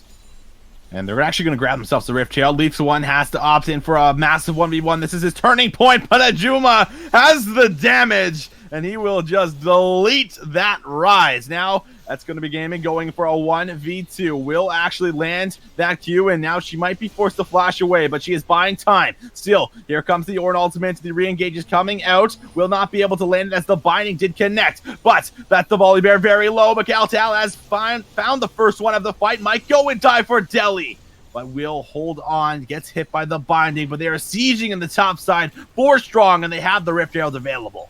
I was picturing it in my mind. You were calling the 1v1 down below, and I was picturing Apollo Creed against Rocky in Rocky 1, and he was able to overcome, but not this time. It's not a movie, it's a video game, and there's a significant item lead for one of these members. It's continuing on. It's 11,000 now at the 20-minute mark with the Rift Herald.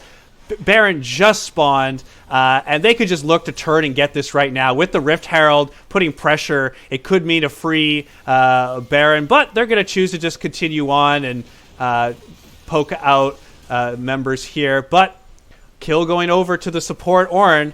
It's something. It's not a lot, but hey, you know, something is better than nothing. It's better than something. That's right. When you're like 11,000 gold down, you know what? You're gonna take that kill and support. You're like, give that to me, please. And look at this bait right now. I feel like this could be bad. Spear gonna go in between the uprights. Leafs 1 waiting just in case he missteps, but will back away.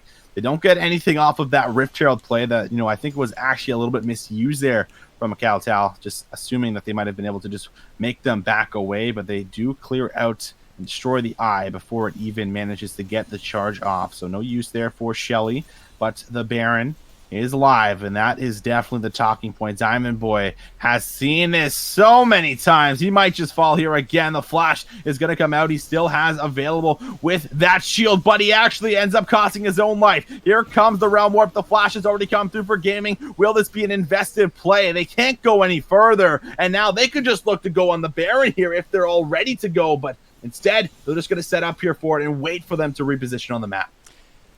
Yeah, investing a lot onto the solo laner, Fiora, and not picking it up. Fiora with an excellent switch up in items, going the wit's end in this heavy AP comp, and especially up in lane against Mordekaiser, and even the solo lane as this game goes on, being able to get that magic resisted. Really, Mordekaiser's got a pea shooter, and Fiora's got a bazooka. We all know how that wins.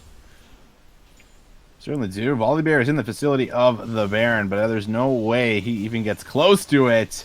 And there it goes. Baron at 22.5 minutes here for the game number 2. that they just have to win to get themselves to the grand finals here for the side of Diesel Time. They have everything they need to end up securing this game. They are sitting on a bit of gold, so it looks like they're actually not going to opt in for a reset as a team. They do want to keep on pressuring and see if they can break open the base. If I'm Everfrag, I'm pretty happy to give up one inhibitor. If it's any more than that, it's hard to come back from that. And this is a first kill on Fiora is a great way to start. So yes, they brought all 5 members down. Huge investment, huge time invested here into the bot lane with nobody pushing up the lanes. But being able to slow down this Baron, that means that they're only going to have about a minute and a half on this Baron once Fiora has respawned and got back into position.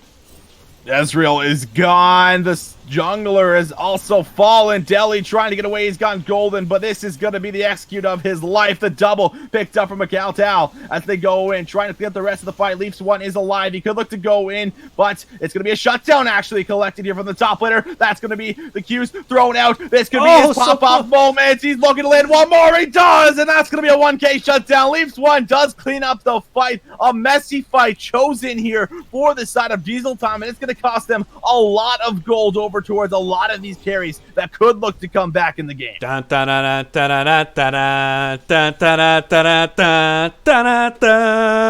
we seeing it? Are we seeing it? Oh, I really hope so. Still 10,000 gold lead. Are we going to have a Rocky moment? Wow, this would be the things dreams are made of. But we are hoping and praying, but this provides them a little bit of reprieve. It takes off the Baron buff on oh so many of the members of Diesel Time and just allows them to farm up a little bit of their jungle, get some vision out, push out some waves, and try to get lucky again. Try to get that good gank there. But here, a dragon going over, and that would be really, really nice to stop the 4 dragons of Diesel Time. So not only getting the team fight win, but knocking out that objective as well. So that's a real nice shift over for Everfrag. But they really should not be staying too long here. Yes, they're getting damage onto the Orin, but that's not who you need the damage on. Nope. And the bot lane is going to suffer. And guess what? The Orin stays alive. He does his job perfectly here. And now what was looking like maybe a bit of a hole that could have come through has now been neglected, as it's going to be a 3v5 for the next 25 seconds. Fiora pushing strong in the top side of the map. Leafs 1 trying to hold on with all of that gold that he just ended up picking up and securing. Will land a good amount of damage here, and now Gaming's going to have to back away and heal up. But the bot lane now is being exposed, being broken open, and the first inhibitor of the game, number 2, is going to fall down.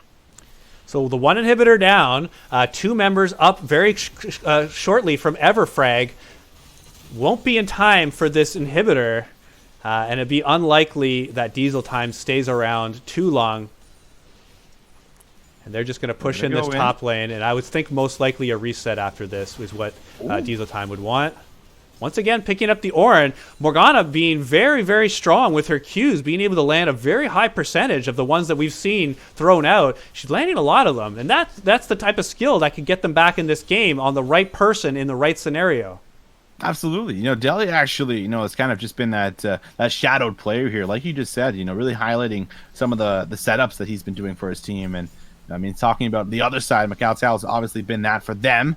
This spear will not land, so will not pounce and go any further. And they need to try and hold on towards the top lane. If they could wave clear and buy enough time for this Baron to come back up here, maybe potentially look to contest it, that is their win condition. But these inhibitors are still going to be down for minutes, and the Baron is going to be spawning in about 1 minute and 40 seconds. So this is still a very tough situation. Volibear in the top side of the map.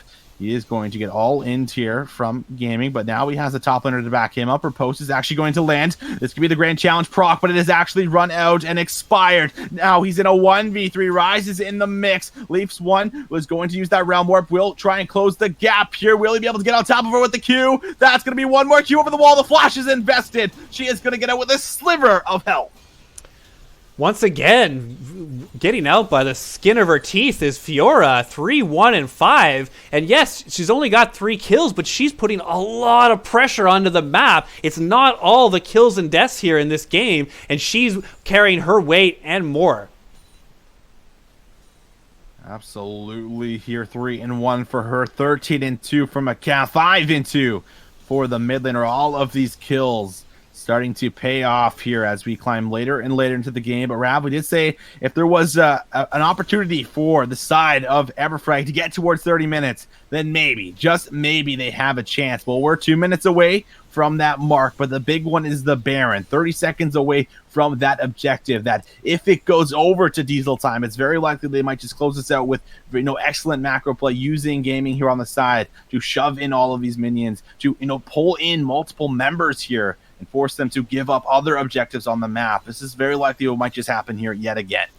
And you touched on it. It's all about minions in this situation here with mid and bot inhibitor taken out.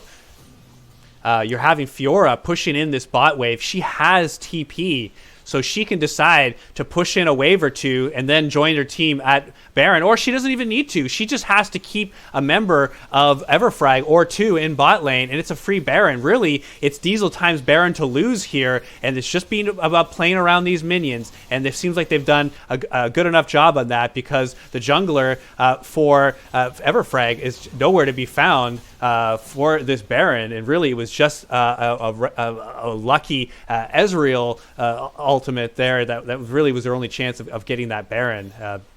Volibear was on the bot lane. Oh, that was a sick play there from the mid laner. Ashuma is going to flash ulti right on him, jukes him out, and now the AD carry is down forever, Frag. We're closing in on what could be the last push here to propel Diesel Time to the grand final for season number 4 for the OESL. Closing in, the minions are pouring into the base. They got to pull a trigger. They're going to have to go at some point in time here. The inhibitor is going to fall down. They're now down 3. Deli flashes away, but he will fall shortly after, and there it is. Ashton King picks up the first kill. The jungler is on the back line trying to take down the superior Nidalee. But it is not going to happen. Diamond Boy, he's going to eat up the shield, but he is quickly deleted. Leafs 1 has that executioner on him, but he's trying to flash away, trying to get out. They have taken down one, but he's got his hands full. He's going to get through multiple members, but the burst from Macau is going to enter in. And that is it, ladies and gentlemen. Diesel Time will be our first team going to the grand final.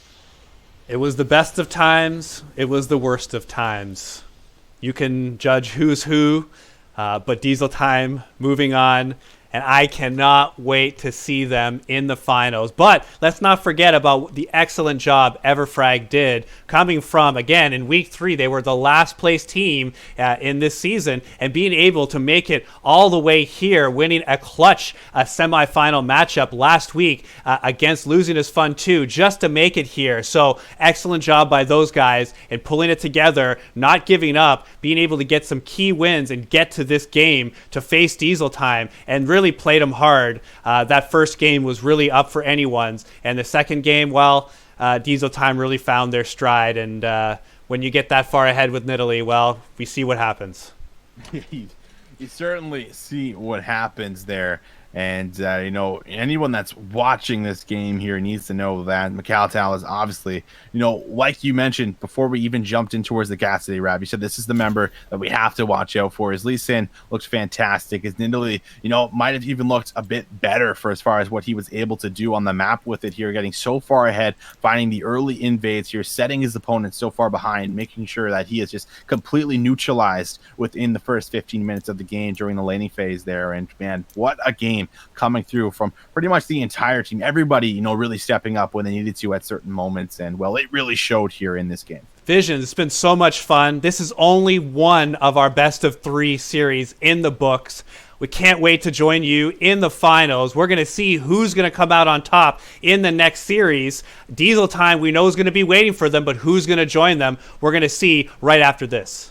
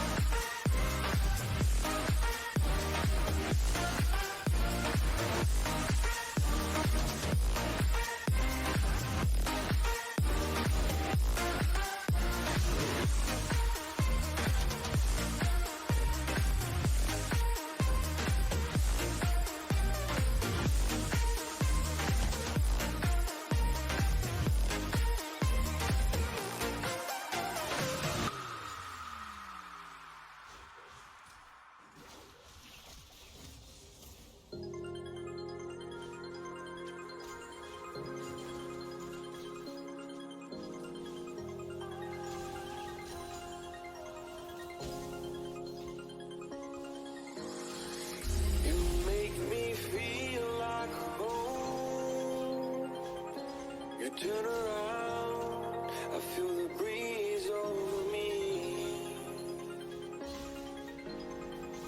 You watch your dreams unfold.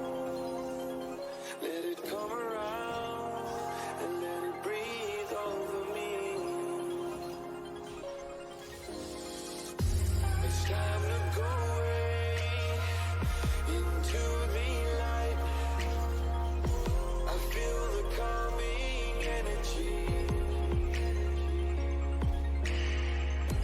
I see the darkness coming, and I'm calling you to help me set me free. I'm calling for you.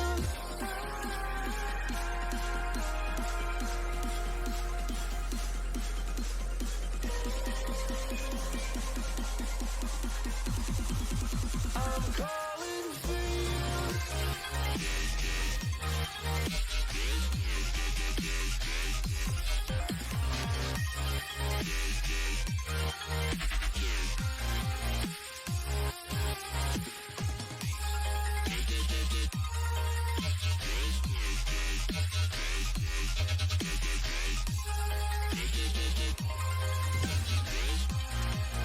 I'm calling for you.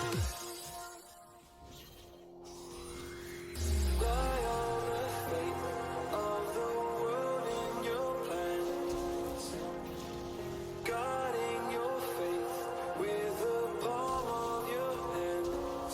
I know, yeah, I know. It's the unknown, the unknown. It's time to go away into the light. I feel the calming energy. I see the darkness coming,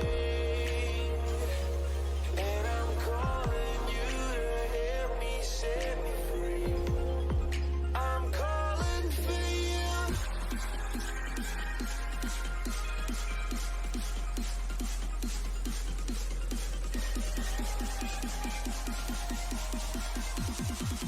I'm calling for you.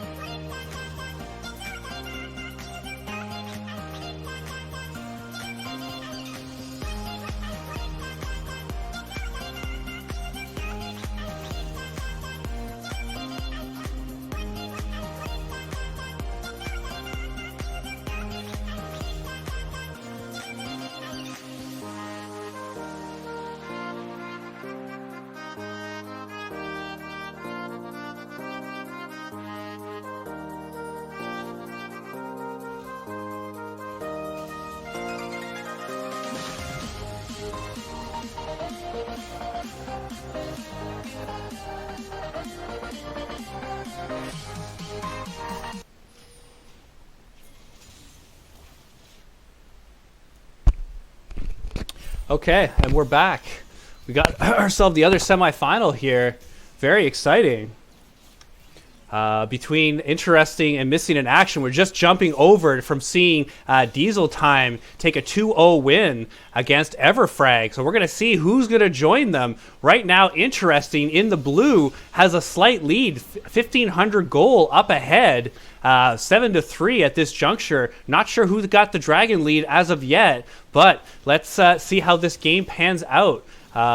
Still lots of game left. 1,200 gold is the difference.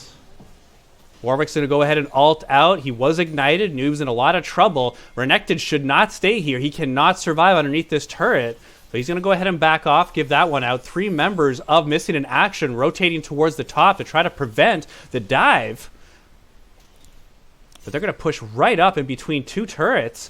And the support is going to go right onto the jungler and is going to get so close to enough damage. Yes, with the Karthus, with the R, was able to finish him off. Nautilus stepped back in order to get Karthus that kill. Already at 4 kills and 1 assist for Marco here with the Runic Echoes already built. It's going to start working towards some more AP, possibly some magic penetration boots at this time.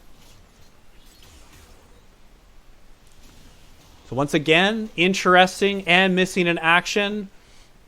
Here, winner is going on to the Diesel Time Finals. So we have Season 4 action here. This is the second semifinal here. Looking at the teams, we're seeing Mordekaiser doing really well in the top lane, just like Karthus doing extremely well. Both mid laners seem to be farming it out. Both turrets at 5 turret stacks. Only 1 death between the 2 of them. Bot lane, we're having a significant advantage for Ferris Baby on the Caitlyn. 1,600 gold from Interesting. It's practically even at this point for gold-wise.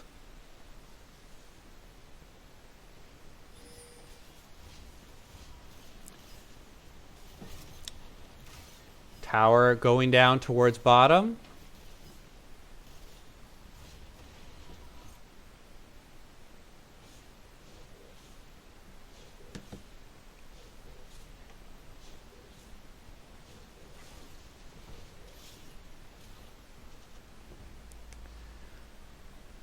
Seems like both teams kind of resetting.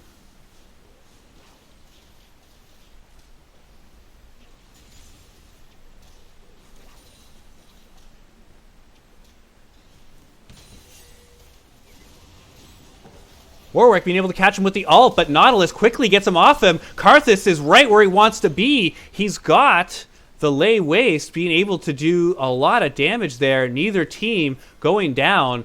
Damage onto 2 members of Interesting. Dragon is going to be coming up momentarily.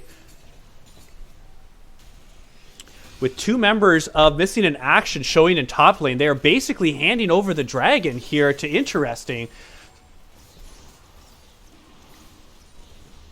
So there it goes, Infernal Drake moving over. Ocean is now on the map. Now giving 2.5% of missing health.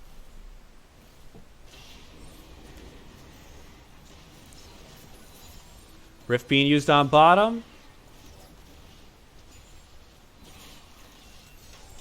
But meanwhile, the 2v1 in top, and Mordekaiser, there's a real chance here to be able to successfully win the 2v1. Already landing 1, but on the top lane also, we're having TF going directly under turret. I know we're not seeing this, but TF went right under tower to get the Caitlyn, and Caitlyn's looking to counter. She's 2 levels down, but looking to get the kill is to Xerath being able to pick that up. Jinx Luxana, first kill of the game, following up on this top play. Interesting, needs to get something off that. They have so many members of Missing in Action going top lane, and they're able to get the tower. Throughout that, Mordekaiser not going down, 4-1.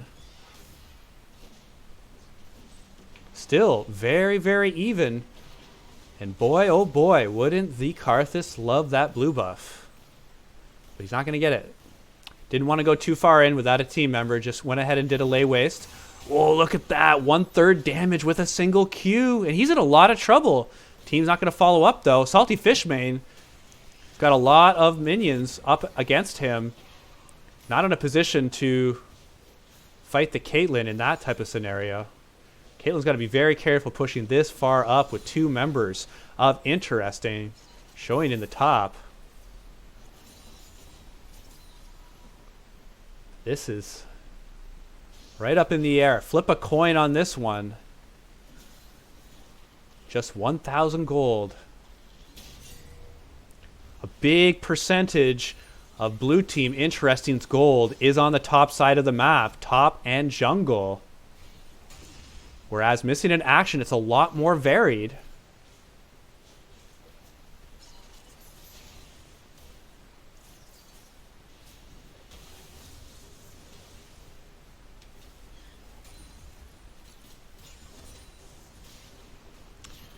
Dredgeline being able to come in, getting onto the Caitlyn, dodging out the Mordekaiser. Being 2 levels down, those autos are not doing a whole lot of damage. Mordekaiser picking up the Bramble Vest as a counter, not wanting to take that damage. There you see, even that little bit of armor is enough. 3 members up top. Mordekaiser going in. Hop onto the Soraka, being able to get all kinds of damage. Nautilus is going to follow up with the Karthus, and they're going to be able to turn this. Xerath being able to follow up with some more damage of herself. Just Global's calling up from all over the place. This is not just a top lane fight anymore. This is practically the whole team. Flash being used by Xerath. Just wanting to preserve that 0 deaths.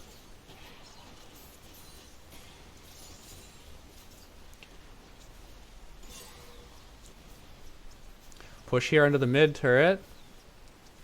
Gonna help establish a gold lead here for Interesting. They're very close to being able to get this turret.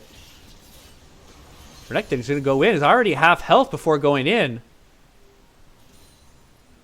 The Karth Assault is down. Requiem was just used about 30 to 45 seconds ago, so not up just yet. He did hit level 11, so it does have the level 2 on that. It's not on that quick of a cooldown.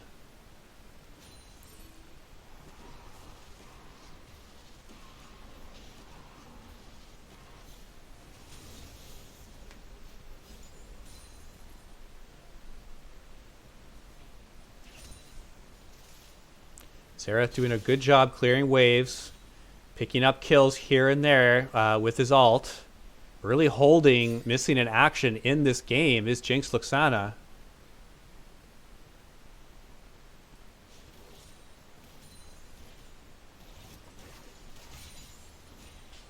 They've got no tower to back on here, is red team. Gotta be very careful for any sort of forceful engage. Meanwhile, Renekton's still pushing top. No one is answering him. They're going to give up this tower. It looks like they're going to put immediate pressure onto the dragon. So they're going to attempt to rush it.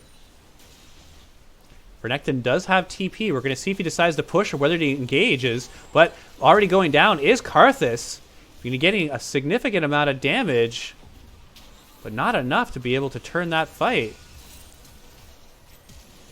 Key trap there, slowing down Mord, but that's not going to be enough either. And Dragon was able to reset just a little bit. It's getting very close. There's no smite at all, so it's blue team that stole it. Mordekaiser been able to pick that up, and he's in a 3-on-1 scenario, and not even him, who is so big, is not going to be able to do anything about that.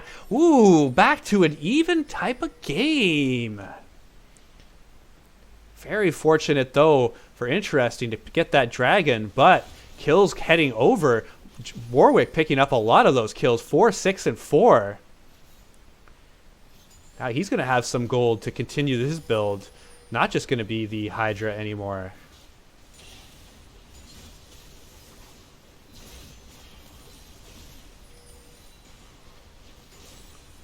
Mid lane getting pushed. Stun was going on, but not in a position to finish with any damage. And we are so close. It's an 800 gold game.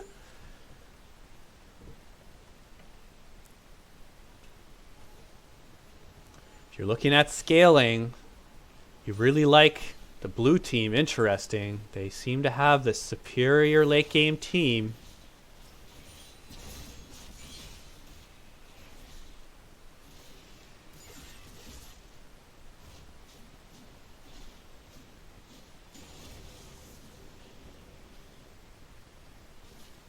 Warwick looking to make more of an impact.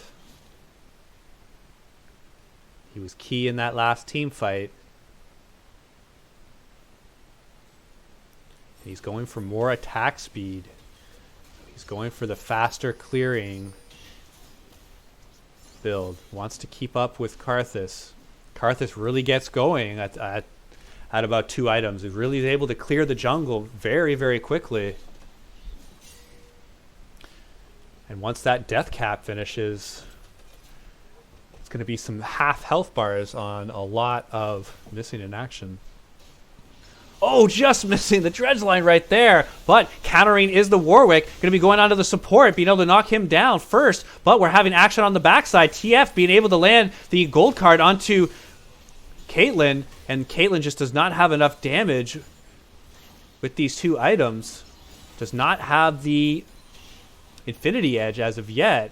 And picking up the kill on the backside. That is a death cap onto the Xerath. And look at that. 7-0 and 4. Just outputting tons of damage. And really, you've got to defend this Xerath. You have to. You cannot let him go down. And it's the opposite for Interesting. They need to target him. This looks like it's going to work here. This early dragon, yes, you're able to get the team fight win. Blue team, Interesting, has to reset, and taking this major objective would be the best possible outcome. But they cannot lose a team fight here. They're very, very close. It's down to a couple thousand. Looks like they're going to try bursting it. Flashing in. Being able to take the steal is Marco on the Karthus. And he dies right into the Baron pit. And it's going to be a huge advantage for Interesting here. Being able to make that big play flashing into the pit. But he's not done yet. Is the Nautilus. He wants to help finish. Oh, and the cards are just missing there. But it's still enough. Salty Fishmane will have enough damage to cause Renekton to leave, and not only picking up the Baron, but a 3-for-1 at that. They're going to be able to push straight up a mid lane, as well as get minions pushing in top. And do they know that Caitlyn is up there? They don't know. Oh, did they notice that cannon minion was shooting towards Caitlyn? They did not notice. Very fortunate here for missing in action.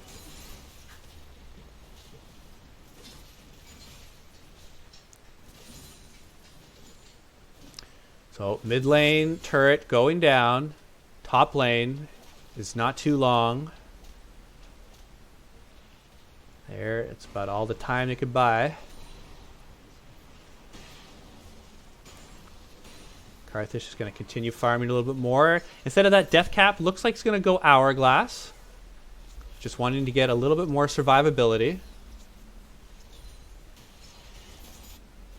Probably thinking, if I had that Hourglass in that Baron fight, I could have stole Baron and then Hourglassed, and I would have been all right. Maybe not all he's thinking about, but that's what I thought about right there. Now, an advantage for Interesting. 6,000 gold lead. They still have Baron. Got a bit of a minute and a half of Baron. Dragon's coming up. Right up now.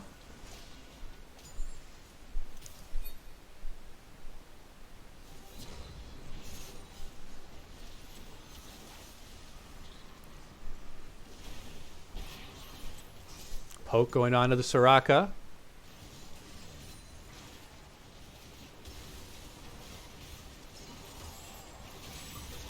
Team fight engaging. We're having Renekton right into the middle, going head-to-head with the support. Then he's going to dive into 3 lifesteal. But Swoozerman is going down, and so is the Soraka. And it looks like team fight advantage here for Interesting, but how much can they get? Oh, and with that scorpion claw is Mordekaiser, but not done yet. Flash attempted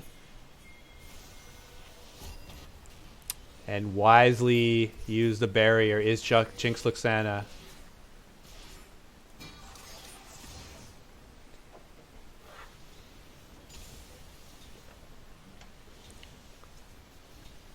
Baron is down.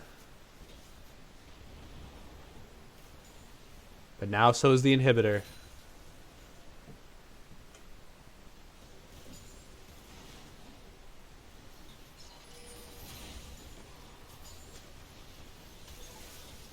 Seen in action, just has to hold on here. There should not be any danger of losing this tower just yet. But who is in danger is Warwick, getting caught out and getting multiply CC'd. But Nautilus is going heavily in. Renekton here on the backside, being able to lifesteal just a little bit, trying to be able to burst out the Mordekaiser before he goes down, but it's a little bit too late, as Interesting, being able to pick up the advantage on that. It's a 2 for 0.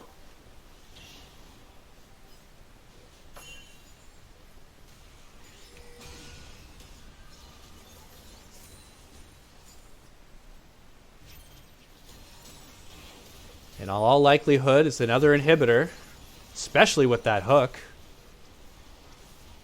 Excellent game so far from Nautilus. This team having been in the middle of everything.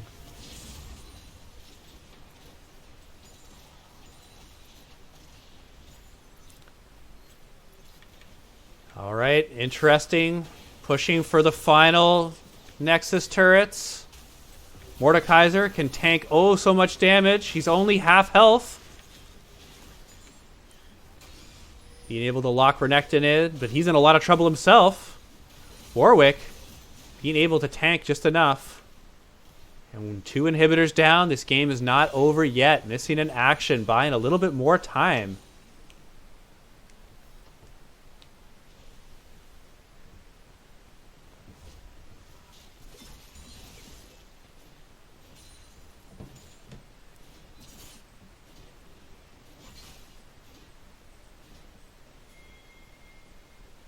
Renekton does have TP. Most likely going to look to push this bot wave as much as possible. But asking for the farm is Caitlyn. Probably looking at her items is like, I'm a Infinity Edge short from being effective. So I need that. That's exactly what she's looking at with the cloak and the BF sword there. Scuttle heading over to Interesting. They're going to look to start getting some Baron vision.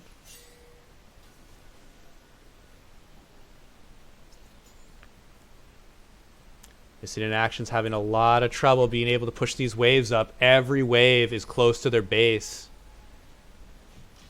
You have to keep your jungler around in this area, but you have to send some people to clear some of these waves. And you're seeing Caitlyn do just that. There, TF's going to ult right back into base, or back into the Baron. You have all 5 members here of Interesting. Baron's not doing a whole lot of damage. It's going to be a pure steal attempt.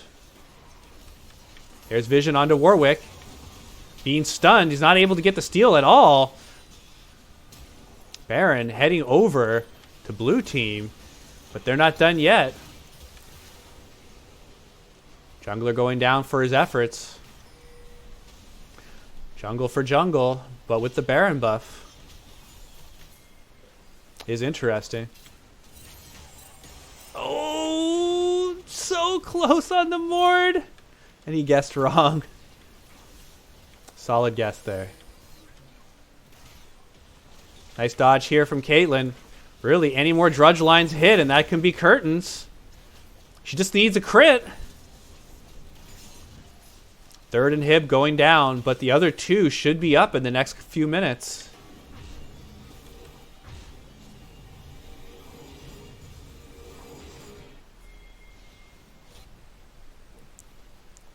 It's at 8,000. Dragon's up.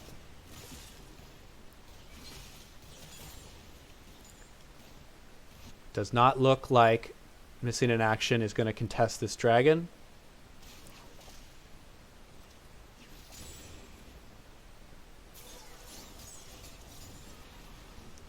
It was a nice move by Interesting there from the TF, Cheeto, being able to push up waves and then use his ult into the Baron pit and be able to quickly put 5 members while Missing in Action was having to clear waves and really could not contest it in a meaningful way.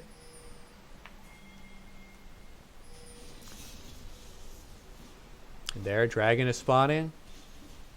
Be another Ocean. Wait, it's the Elder.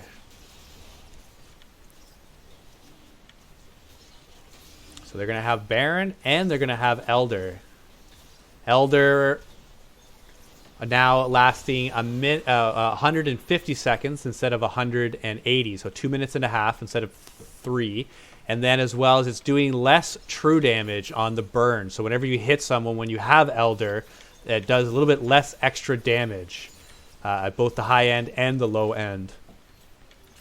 The 20% execute is still the same. This was in all the new patch.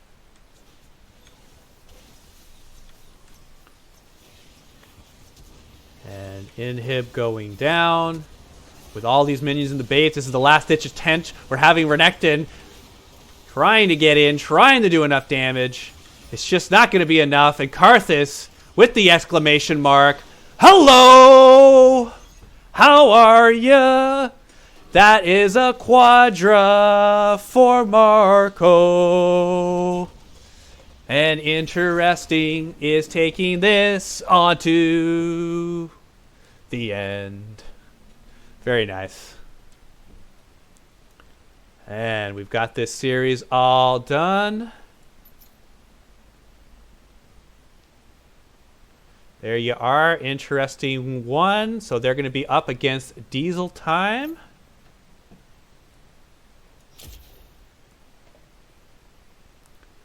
And here are some of the statistics.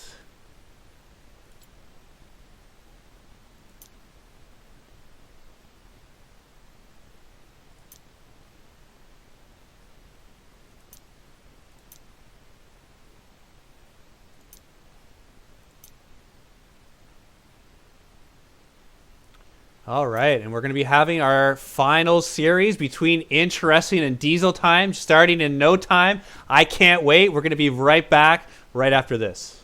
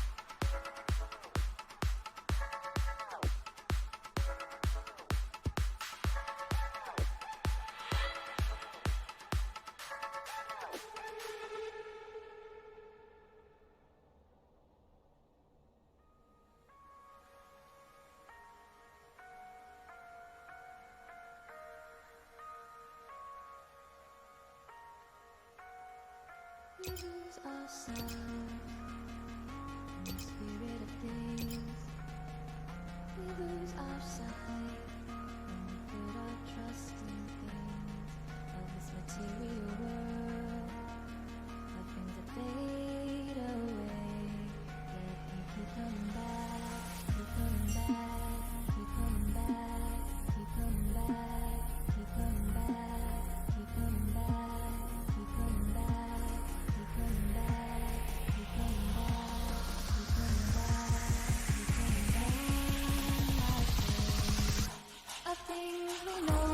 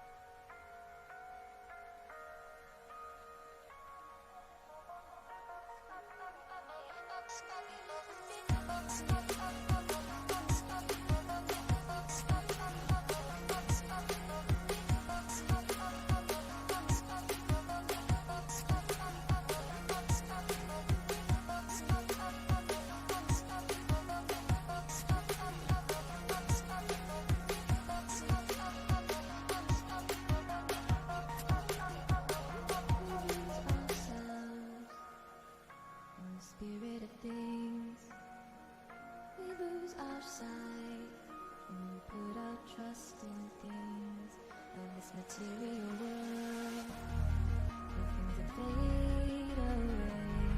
Yet we keep coming back, keep coming back, keep coming back, keep coming back, keep coming back, keep coming back, keep coming back, keep coming back, keep coming back.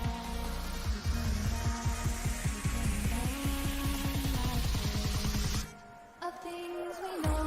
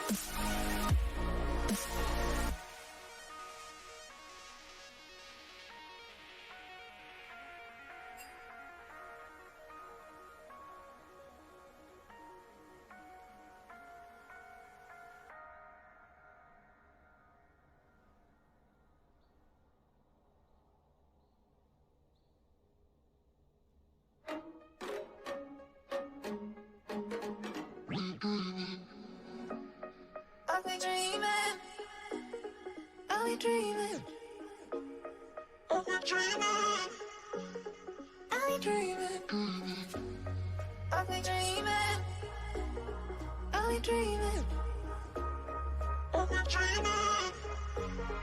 I've been dreaming, I've been dreaming, I've been dreaming, I've been dreaming, I've been dreaming.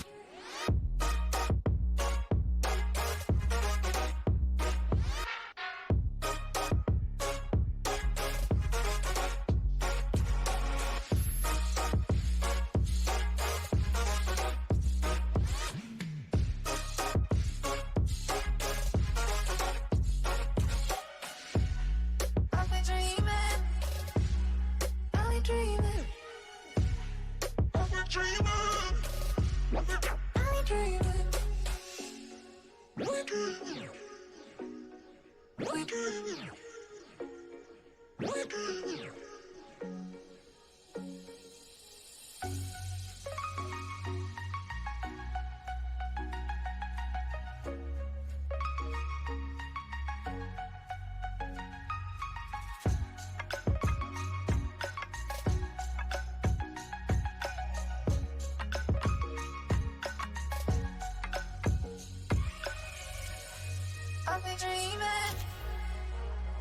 we dreaming? Are we dreaming?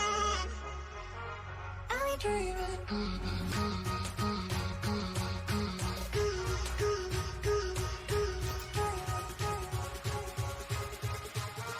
Are we dreaming?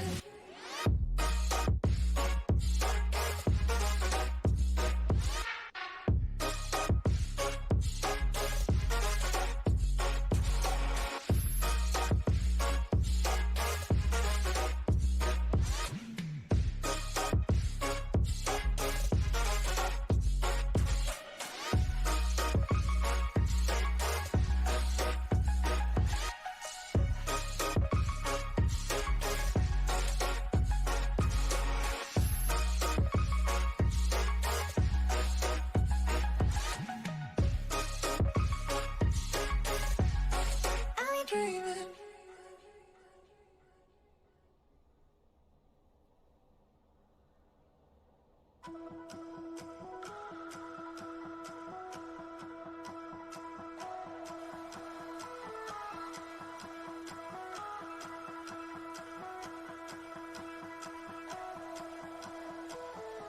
You and me are bored of regularities, living all the dreams, playing all the games, and getting high on love. They can chase us down, but we will always win. Leading every dance, feeling every touch, and getting high on love. We're invincible. Trust in me. We're invincible. Don't you see? We're invincible.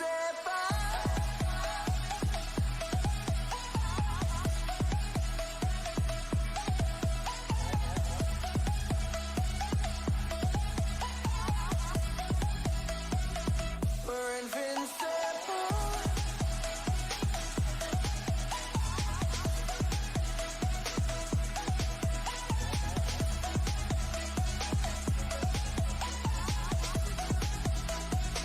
We're invincible.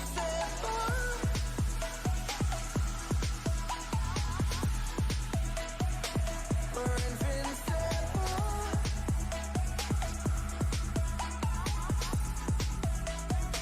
We're invincible. Let's escape the gray and let the colors rain. Turn the shit we do and our words into pure reality. 'Cause you and me are meant to be what they don't see. Never feeling wrong 'cause we don't belong. And getting high enough. We're invincible. Trust in me. We're invincible. Don't you see? We're invincible.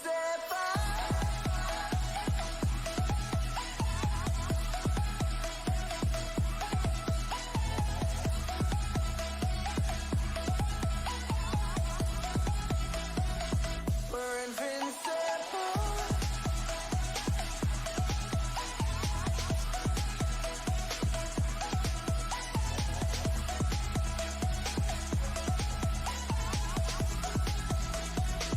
We're invincible.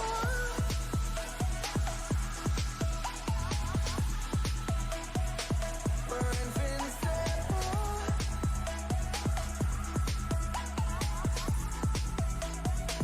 We're invincible.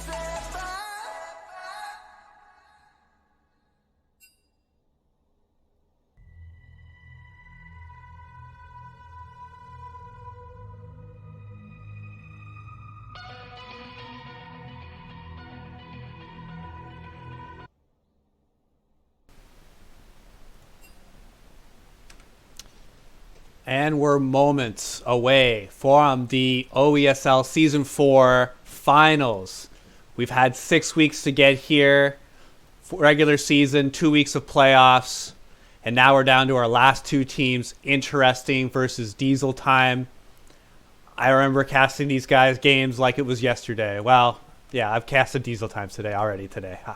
But I just want to say what an honor it is to cast for these great players and all these local players here in the Toronto scene. I want to especially thank VisionZz for jumping in and being my guest here to come and cast for you. As you can see, we're able to definitely bring a lot of hype to this.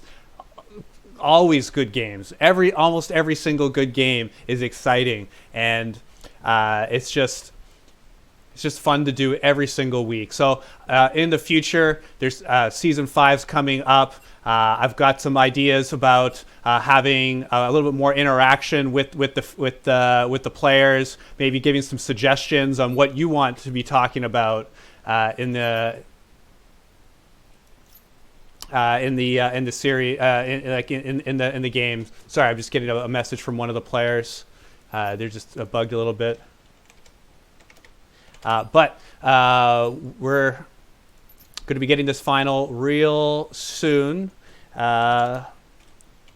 And I just wanted to say that it's just been a lot of fun playing with you guys.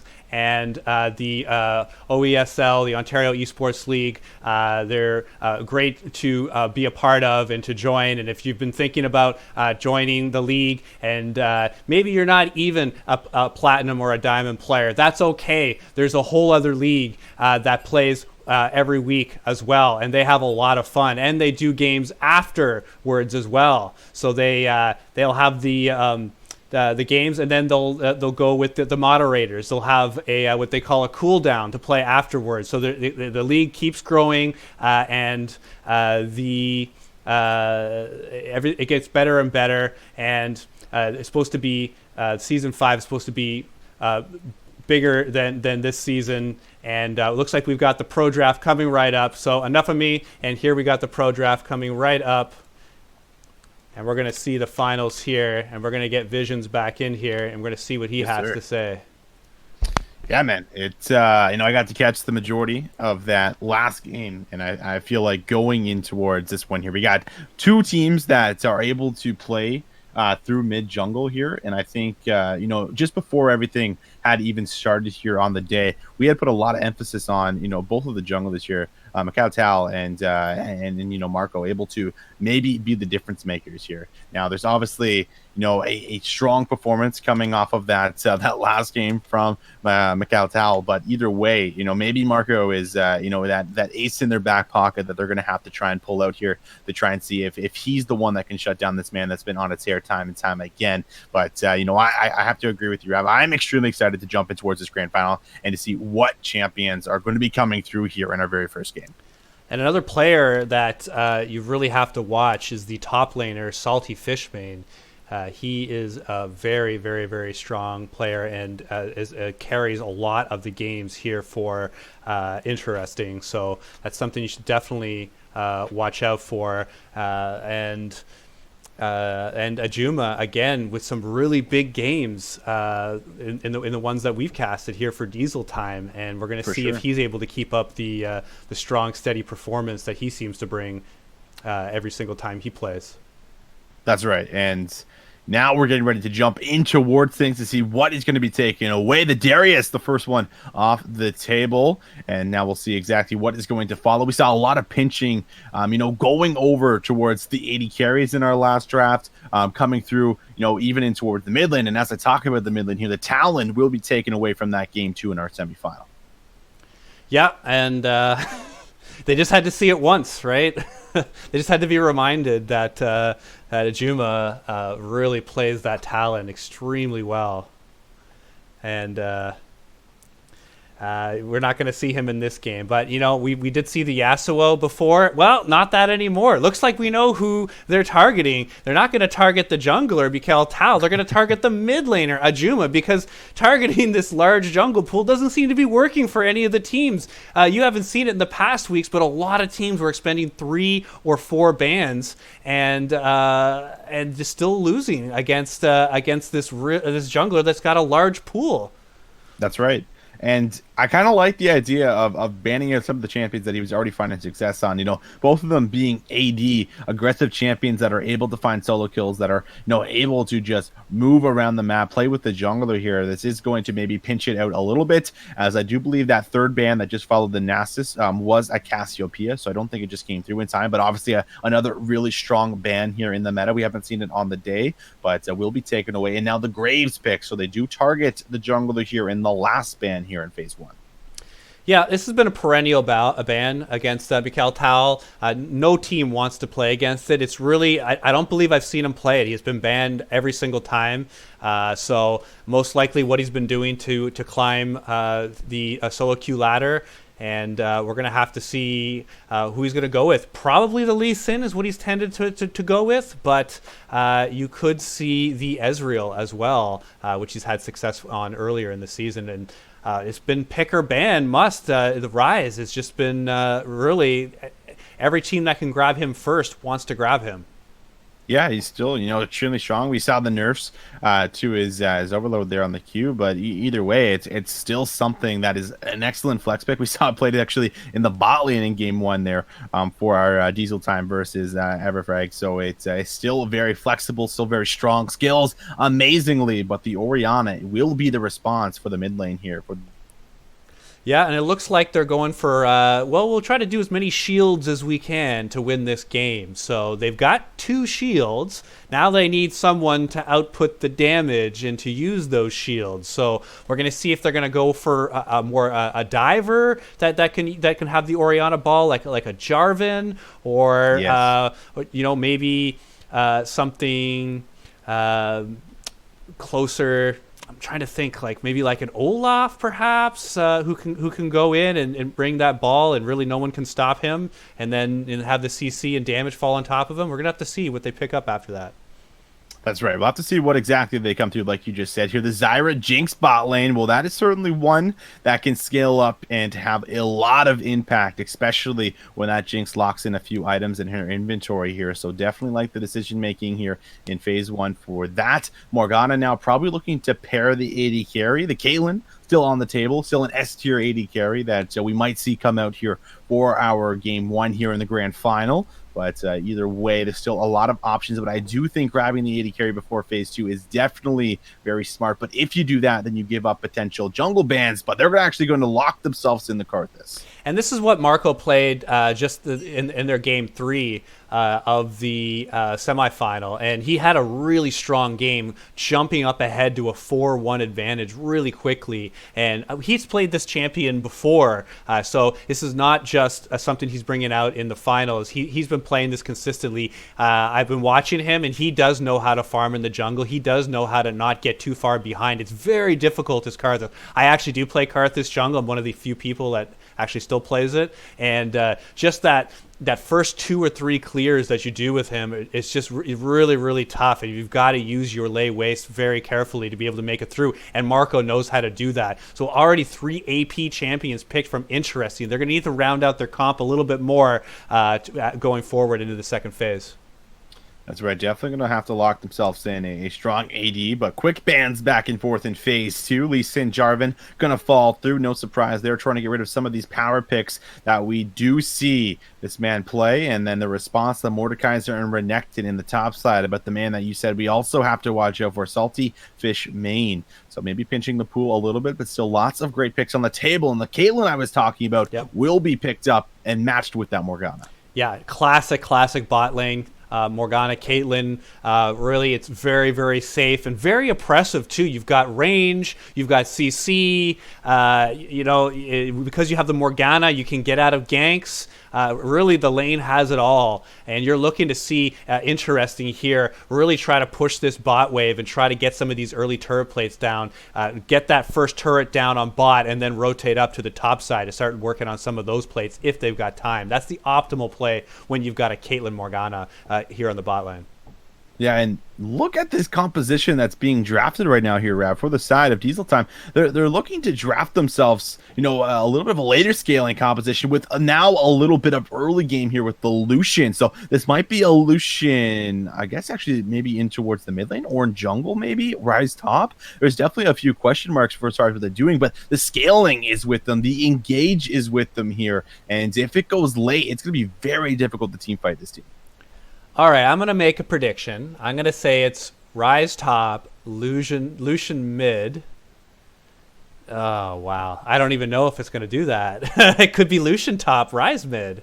No, it can't be. Who's the jungler? It's got to be Ornn, right? It's got to be Ornn. I feel like it's got to be Ornn. Yeah, I think he has to be the jungler. We have seen him played on the preseason patch a little bit here and there. He's definitely, not S tier or A tier. I wouldn't even put him in that category, but he can be played. And up against the Karthus matchup, he's not really going to get abused that hard. So, it definitely is viable in this situation. I've also when I've seen him being played, he tends to pick the spell book. Just to be able to give that little bit of versatility and that increased cooldown on the smite. So I'll be very interested to see if the Ornn does go jungle, first of all, and what he's picking as summoners.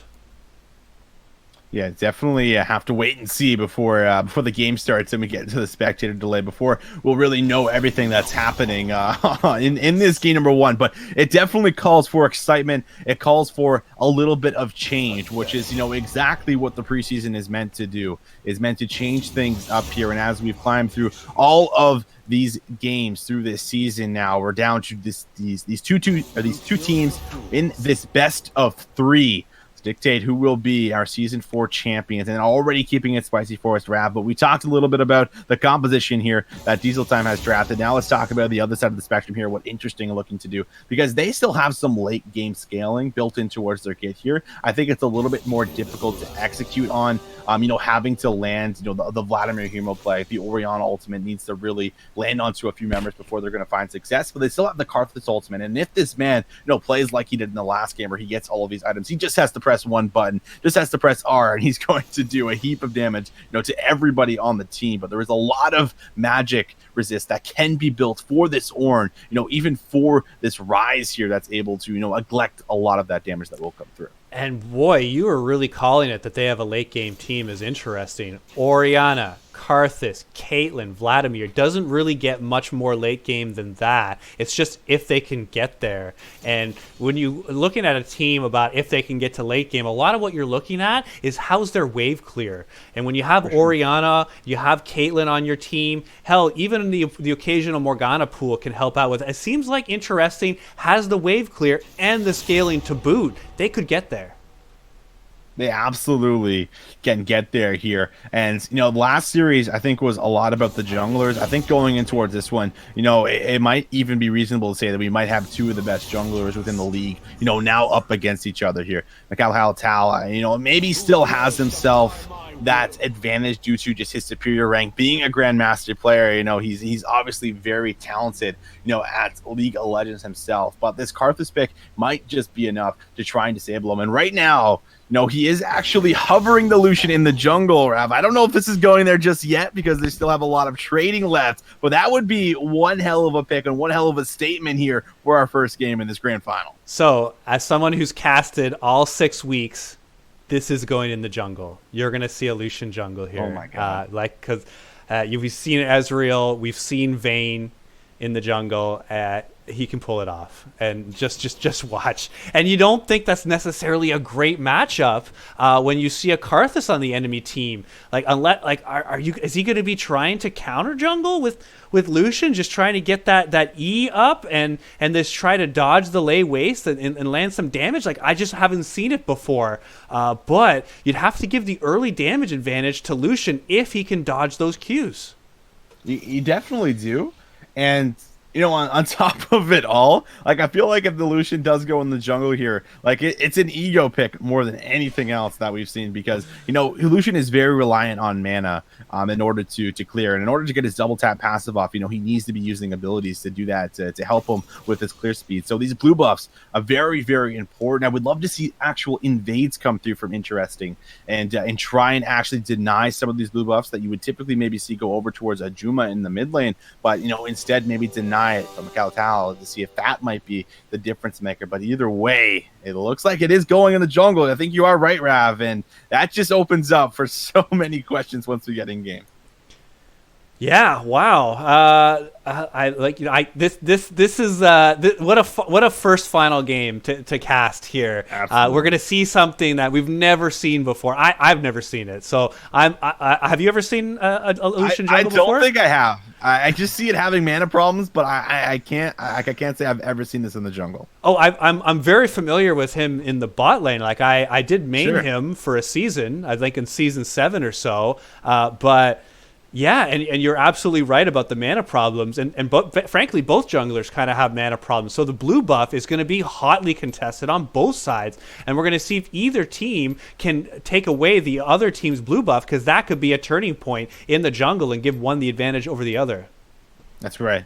And that we've definitely talked a lot about this jungle match because it is by far the most interesting. But I kind of want to jump down towards the bot side here and talk about this Jinx and this Zyra lane going up against the Caitlyn Morgana. I think Caitlyn Morgana, has just been such a strong lane for multiple seasons now because of how easy it is to chain the binding in towards the Caitlyn cupcake trap and just lock down that CC, come out with all that burst damage, and it really hits like a truck, especially to someone like Zyra who doesn't actually have a lot of health. Actually, one of the champions of League of Legends that has the lowest amount of health off the start of the game. So it certainly is going to be a very exciting one. But at the same time, Jinx and Zyra could fire right back. If you land that root, you can land all of those autos, all of those crates that come through. Zyra definitely packs a punch in her own way too. So there is a lot of options available, and there's a lot of TPs that are going to be coming through in the game, which means that it could just be a bot lane fiesta, just constantly coming down here, looking to see who can shut down who. Absolutely. It's really dependent, it seems like, on the supports about who can land the binding or the root on the other, because there's plenty of damage on both sides. Probably have to give the advantage to Jinx Zyra just in pure damage numbers, but you've got a little bit more utility for the Caitlyn Morgana, a little more range as well. So we're going to see who's going to get off the skill shots on the other. But in the mid lane, you could see some action as Rise can be fairly easy to gank early on if Karthus can get in there and get a slow with Orianna following up. It's difficult. They don't have hard CC, but it is possible. Definitely is possible. And also something I kind of want to touch on is that Rise that we did get to see up against the side of Diesel Time was the use of the Realm Warp in certain situations, able to collapse on side lanes. And I feel like the best Rise players are really able to maximize the Realm Warp to its full potential, which I think is something that's kind of overseen a lot of these situations, which is also something that can be that difference maker. Getting yourself out of the situations where you're getting collapsed on, you take the Realm Warp out, or just bringing people in. Like something we've seen a lot recently is actually using the team fights advantage here with the Realm Warp, bringing your tank in, just him alone, and then having him in a flank position where the rest of your team can come up. There's a lot of these ways you can kind of manipulate the fight here just by using this, by collapsing on people, catching people off guard. So I'm going to be watching for that here. And like you said, the Orianna Shockwave on the opposite end for the mid lane, that is just an ultimate that is just just so historic for so many big moments, for so many game-changing moments, and could very likely be another one of those moments. There's a lot of immobile players that have to flash that ultimate in order to get out. And when you're looking at it, you're looking like Orianna is going to put the ball onto Vladimir, who's going to come in from a flank position or is going to flash in or some sort of maneuver to get in, and then Orianna used the shockwave. Really, other than that, I mean, that seems to be the main way in for the ball, other than Orianna throwing it in herself. But generally, Vladimir likes to flank alone off to the side, so it might be a little bit difficult to get that skill on him before he's able to get in position. That's why I think maybe the flash might have to be used. Very likely. Could be the case. Either way, we're going to get a look at some of the runes at least here. A lot of phase rush. Last time we saw the Rise take the Conqueror there coming through their force. This time around, I think the phase rush is definitely a lot more reliable here after some of the nerfs there to it. Rise definitely does not benefit off of the Conqueror as much as he did with the 15%, now reduced to 8% here, and also closing out a little bit faster on cooldowns. So definitely going to be able to close the gap a little bit more. And they also have a great play on the side lane here where Rise is obviously one of the best scalers within the game, a top 10 scaler for sure. And the only real person that can match him in that 1v1 side lane, if it gets towards that point where he's able to split push, is going to be the Vladimir. The Vladimir has to try and respond to that, and if he gets locked down or if he isn't ahead enough to be able to completely one shot and burst this Rise, we fairly likely could see the Rise just dictate the tempo on the map, dictate the macro for as far as how the rest of the team is trying to play around him and trying to deny him those side lane farms, and using that TP advantage if he has it to be able to then play around epic objectives is certainly probably going to play a factor in this game, especially the way Ajuma has been playing through this entire semifinals today. Absolutely, and it really looks like Vladimir's in a great position to be that dominant split-pushing force to face against the Rise, because he's up against the Ornn. It is a great matchup into the Ornn. It's one of the better matchups where you can just poke him off from the outside, and then generally have a pretty easy lane to farm in to be able to get that second and third item that you need for him to be able to split push and to be effective in the side lane. So you're asking the question. You're painting a scenario that's likely to happen, and I see it as well, with Ornn shifting towards the team so that maybe a 1-4 will happen with Rise split pushing, but as you're saying, Vladimir will be able to match that split push, and if he's able to get a lead enough against the Ornn, could look to possibly get some solo kills onto this Rise without any help necessary, just from the strict items and levels that he's going to be getting in this favorable matchup here in top lane. That's right. And I think there's one last thing before we jump in towards the game here, Rav. And I want to know predictions. I want to know, especially you're the man. You're the man to go to. You've seen the games. You've seen these teams. You've seen these special picks. You've been telling me about this Lucian jungle. I've never seen Lucian jungle in life, but you're telling me the man can do it. And I believe you, because you've gotten to witness so many games from all of these teams. You've gotten to witness the entire playoffs up towards the semifinals here for today that I've gotten to see now. So I want to know what your predictions are for these two teams. I want to know who you think's coming out ahead, and I want to know what your prediction on the series score will be. Okay. You know what? And I have a very spicy prediction here. Okay. So I'm going to let you have it. Okay. I'm going to say that the Diesel Time wins this game, but loses the series. Oh, yes. Okay. Yes. I can get behind that. And so you think they... Just to touch on that, do you think they win this game through the Lucian jungle? Like, is this just the superior pick that somehow comes out ahead? I think he'll be able to make it work.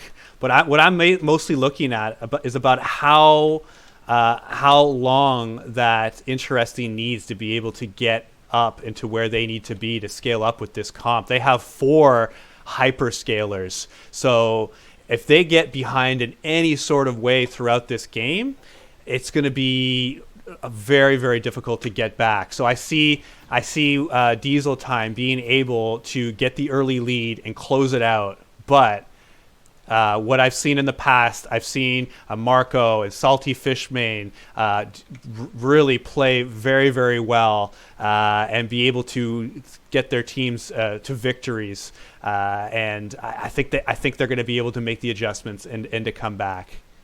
So. I do love that entire thesis of everything that you just broke down. And I feel like a big part of especially having success on a team is being able to mentally bounce back within a series, because anyone that plays League of Legends knows the mental effect that it can have, losing a super close game, or being the one that's shut down when you're expected to carry, when you're being casted over, when there's a lot of people watching, that can kind of have an effect on whether or not you're performing or not here. So I love that you bring up that the fact of them being able to bounce back if they do end up losing this first game here. But still, we'll have to find out what will happen. For now, it looks like we do have a bit of a pause. The Orianna here Cheeto is actually just disconnected at the moment here, so we'll be working to get this man back in towards it, but just gives us a few more moments to kind of talk everything over that we've kind of been reiterating. And I love the fact that you brought up the 2-1 here. And based off of what I've seen today, I know Diesel Time is a team that when they get a lead, they run away with it. But we also just saw the last game there, caught the third game of them clutching up.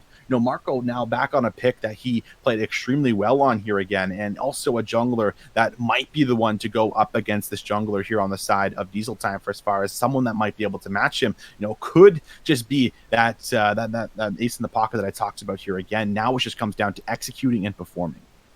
I'm going to make another prediction here, too. I'm going to make a prediction that there's going to be a little bit less lane ganks from the junglers. That's what we've seen in the past. There's still going to be action. You are going to see the Lucian invading the Karthus. That is almost a certainty. But without any hard CC in either of these junglers, and with both of them trying to get early levels and trying to get to level 6, I don't think that either of them, especially towards the bot lane, I don't really see them going towards the bot lane a whole lot. The other lanes, it's possible. Although, you never really like ganking a Vlad. It never really leaves a good feeling in your mouth. But I really think that, we're gonna see them dueling each other, and we're gonna see some fights over objectives, but a little bit less on the gank side. That's just what I'm seeing. We'll see how it plays out. But really, what we're in for is an exciting and unique final. And thank you so much for joining me, Visions. Could you tell people where they could find you at? Like, if they like hearing your work? Oh yeah, I mean anyone that's relevant within the the amateur scene, might know me from a lot of amateur leagues, Upsurge, Risen, things like this. But I usually post a lot of the casts that I do, on Twitter at VisionZz. But yeah, I'm much involved within the amateur scene, and have been doing it now for a good amount of time. Gotten to know a lot of the players within it, and overall, it's just a blast casting League of Legends. Now I have the opportunity to cast with you, Rav, here. Inviting me. I also have to give a thanks to you. You say thanking me for joining you. Well, thank you for having me. I think it's already been a fantastic day for as far as the games that we've gotten, and now jumping in towards this grand final, well, it even makes it even better. So I'm very much appreciative of the opportunity. Likewise. All right. So if you like his work, go check him out on Twitter. And as always, you can find me on YouTube. I post everything I do on YouTube. Got about 200 videos there and lots more to come. So there we go on the shameless plugging. If you like our work, and if you want one of your custom games to be cast or something, like you got a team practice, you got Clash, you want to talk to us, we're very approachable. But anyways, here on the first game, we're gonna have to see how this shapes up. I believe this has happened before with a little bit of disconnect issues. So thankfully, this is getting worked out right at the beginning of the game before we get in, before we see anything sort of go awry. We did see this in around week 3 where the mid laner did disconnect while doing a gank, and it actually turned the whole game. Just that one disconnect for he disconnected for 30 seconds, and it really changed the whole course of the game. So we don't want to see that. We'd rather do this right here and just get on to a solid game and a solid series. Absolutely. And, like you said, once we get this figured out here within the first game, it then sets the tone here going in towards the rest of it, which means that we just get to dive in towards the players and, everyone else here a little bit more. I think just going back to the players initially, and, some of the people that we think is going to step up here, it's obviously Mikhail Tal, is definitely one of the players that we just have, all eyes on for as far as someone who's going to pop off. I mean, you don't pull out Lucian Jungle for nothing unless, you come in with the expectation that you're a strong player and I can play whatever you want here. But we have actually seen some of the players already here for Ajuma, being another big one. But I want to jump towards the other side here, and talk about some of the players that might be able to carry this one out. Salty, Fishmane, and Marco. Do they just play around the top side of the map? Do they just try and use this pressure of this Vladimir that can scale up and be a monster here as a threat to pop the Jinx, pop the Zyra? These are a lot of things that you kind of have to talk about. And right now, during this break that they have, what are the comms like? Where are they looking to pressure? All of this has to be planned out as a team, especially a team that has now made it towards the grand finals. You have to have the pathing down to a T. You have to have the lane set up for your jungle to be able to gank at specific times. I'm coming up to the top side in 30 seconds. I'm going to clear one camp. That's 15 seconds. Like, all these things have to be talked about, especially for a team that's going to come out and try and beat someone, like Diesel Time, that has a fantastic high elo jungler that knows exactly how the jungle needs to be played. Yeah, and like you said, it's just down to communication. Really, you have to know, or you have to be able to predict on what side of the jungle he's going, and you have to communicate that with your team. And if you're not, then you could be surprised 2-on-1 in your lane, and before you know it, you've already died and given the enemy team an advantage. And Lord knows, if you give that Lucian some kills early, he's going to start building some items, and that jungle is not going to be so scary anymore. And then when he shows up to your lane, you're not going to be able to turn on him and burst him. He's going to be bursted you. That's right. He's going to be bursting you. Also being able to press the attack. Like, I feel like a lot of people aren't going to expect the damage that comes through, but if the Lucian comes through with double buffs, I feel like the ideal pathing, as someone who's also a jungle main here, like, the ideal pathing for someone like a Lucian is either you go for a level 2 gank with red and you try to cheese the Orianna, who doesn't have an escape except for her flash, or the idea would be to go from red, blue, Gromp, and then try to go for a very fast gank up on towards the map. I feel like that is one of the big things that you have to kind of look at doing for as far as the early stages, and in order to find success. He found success very early within Italy, finding the counter jungling on towards the red buff. I feel like that was kind of one of the big points, but you have to do something like that early with the Lucian pick, because it's obvious you don't just farm up, and if you do just play the farm game against the Karthus, he's going to beat you, every single time, because his farming is just immaculate. It's just, you cannot beat it because of how low mana his Qs are. So it has to be something early, and I would be expecting it, around that 3-minute mark for as far as something he might look to do on the map.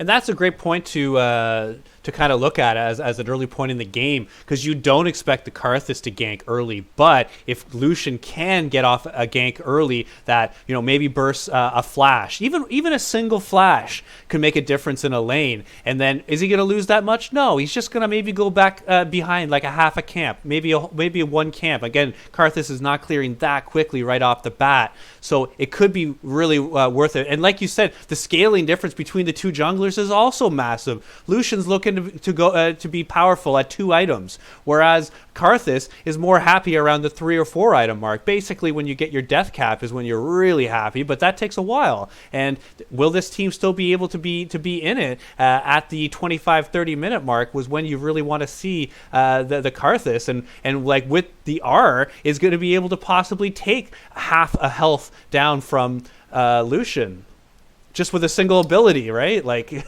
and Jinx and Zyra. Absolutely. Absolutely. Yeah, there's like, I think that's the big thing.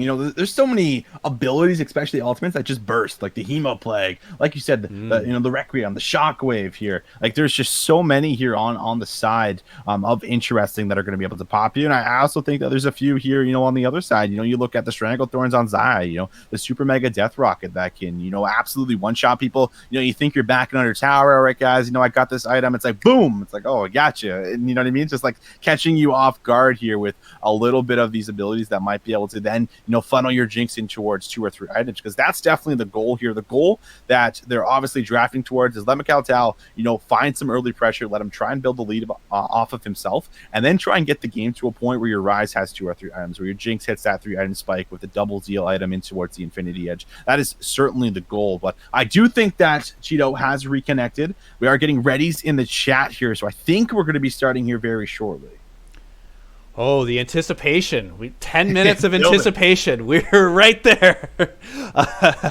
But yes, absolutely. We're going to have to see what these early paths are. And going back to the top side of the map, for Salty Fishmane, at least 3 of his champions were banned, and he actually was playing a lot of Nasus in the regular season and just straight 2v1ing people at about the 15-minute mark with Nasus. And if you're already doing that, at that early, you're generally going to win the game. So his pool severely limited, having to go with the Vlad. We're going to see if he's going to be as effective without having the Renekton, the Mordekaiser, the Nasus that he's played before and that he's obviously preferred, but now being stuck on the Vlad, or whether he's going to be just a little more passive and just try to try to scale up, just try to not to be a hindrance on his team with him being targeted. But an early advance here from Interesting. Their movement is all 5, and they got seen out by Ajuma. The pings are going down, and they're going to be very careful about this. That's right. So crucial for somebody to always get in towards the mid lane here. They might look to go for a binding, but if you're going to do that, you should probably lead with the Morgana. Either way, they're going to show us some flashy emblems here that they've worked very hard at getting. They get spotted out. No early vision is going to be traded on towards their camp, so they don't necessarily lose anything. Now they're just moving back in, scouting out the jungle to make sure they are not getting cheesed. And we're actually going to see maybe a cheese on Vladimir here. Salty Fish Main, he has no idea. He's going to maybe lose his flash at the very least. He's going to definitely lose a lot of his health bar, trying to heal himself back up. There isn't a lot of threat unless we see a flash come through from Gaming, just an auto followed up by Q. And now he might have to flash, and he does. And that will be a massive advantage here for the Yorn up against the Vladimir. Yeah, I mean, we were saying that Lucian was probably going to do something early, and there we have it. Going with his top laner on the top side, doing a fairly low-risk, high-reward play there. There's, if Vlad flashes away, then, hey, you're up a flash. And here we're having another DC. There's something going on with the client.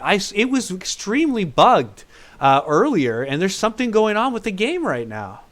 Yeah, it seems to be the case because this time it is actually a different player here. The support now has actually disconnected, so that is just a little bit unfortunate as we just got ourselves in towards the game. But we did just see the red buff be stolen and taken away, and we can now also see that Mikhail Tal is not actually greeting for any more camps. He wants to either move down, grab his blue buff, or actually diagonally move right across the map and try and catch the Karthus out. But if he's going to do that, he needs the lane priority from his Rise to try and shove that wave in so that he can move first, or the bot lane so that this can be effective. But we'll have to see exactly how it breaks out. I do think that the Zyra did just reconnect here for us, but I do agree with you, Rav. I know the client has been extremely buggy here in the preseason for all the changes that they've been adding. And something that catches my eye is Karthus right now is going to take the red buff away. So you have to be a little bit brave to do that. Yes, he knows that the enemy jungler is on the opposite side of the map.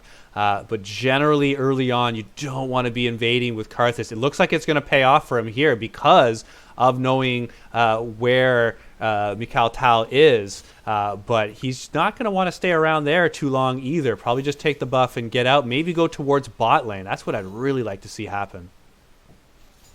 Yeah, certainly we'll have to look for that. Either way, Karthus should be able to grab this. So it is just going to be a trade and maybe just some diagonal jungling here on Summoner's Rift for us. He might also go for the Raptors camp, it looks like. There is a ward that is going to spot him out, so they are going to be very aware that he is taking this. But this is also an opportunity for you to play this side of the map and, maybe go towards the top side. But Cal does not actually want to do that and play around that Vladimir with no flash. So he's now going to move back in. He might potentially catch the Karthus out, and the bot lane should be able to move first here. But the Caitlyn Morgana really trying to push this in so that they can move first themselves. Oh, look, the pings are going out. They know he's there. This is what happens when you're greeting for it. He's got a flash. He's got a flash over the wall. He ignites on. I don't think it gets out. The flash is going to come through from Mikhail Tal. And, well, the Lucian pick we talked about just grabbed himself first blood. First blood, took away the double buff, stopped the Karthus. He's doing a lot there already. Just trying to get all of those camps, and he was seen, which was the issue. He must have had his E on, which would have given some vision. Otherwise, you would not have been seen at that point. It's just like that is the worst place to get caught as a immobile jungler, a mage jungler at that, in behind two turrets with the enemy bot lane in position to rotate before your bot lane can. That's right, and that's kind of the whole problem with vertical jungling. When we go back to the point of vertical jungling that really was a big thing in season 9, it cost you that because you don't know if the enemy is doing more camps than you. You don't want to lose out on XP and gold on the map, so you greed for an extra camp, assuming and hoping that he isn't going to come down. And well, they pounce right on the Krugs here, and like you said, no longer having that buffs here from Marco, a little bit behind, no longer having the flash either. So definitely going to be potentially exposed from this Lucian, who's now going to grab himself a double scuttle here, too. Yeah, and we're seeing Rise getting caught out just a little bit. Karthus wishes he had more mana at this point. He's just got a couple of lay waste. It's a bait. They're going all in here. Marco, he has no flash, and that is going to be a Juma now picking one up. Can he get himself out? He does. And now another kill on the jungler, on this Karthus jungler that needs to scale, already falling extremely far behind. 2-0 right now on Lucian on Rise. Once again, Mikhail Tell playing around his mid laner. It seems like that's where the synergy is. It seems like that's where he likes to keep the pressure, making sure that Ajuma just does not fall behind, and it's been paying off dividends for them. Here, we're seeing Ajuma use his teleport to get back into lane. It's just going to look to pick up the rest of those minions and push that mid lane in against the Orianna, who's going back for her first back. Just picking up an amplifying tomb. But you know what? Good with one book, you go pick up another book. And then you could do like the Game of Thrones series and maybe pick up a few other books. There you go. We'll have to wait and see. Right now, we're starting to see some of the struggles that Lucian Jungle does have. And that is trying to sustain and have enough mana to clear camps. Once he picks up his jungle item, that will be a bit easier. Top side, Gaming going to be in maybe a bit of trouble here. A couple Qs going to land, but he's a tanky fellow, and he's going to get himself out. But Flash, that's forced out here on the Zyra. Now, she's expendable to a gank or one more binding. She could get bursted down and killed. Lucian just doing that first back right now. Did pick up the jungle item with the 2 long swords and a dagger. Wow, that is really good for a first back when you're an 80 carry jungler. Ornn having to use his escape to get out. Gone. I believe the Hemoplague should find the kill. One more Q certainly should do it. And Salty Fishmane are going to find success here with his jungler, grabbing himself a kill. And this is the man that we said wants to find some early kills. And well, he grabs himself one. Yeah, wasn't that kind of funny? The repeat gank from Karthus being able to do just enough. And Ornn dies with his flash still intact as well. So, yeah, just a little bit strange how that all came about.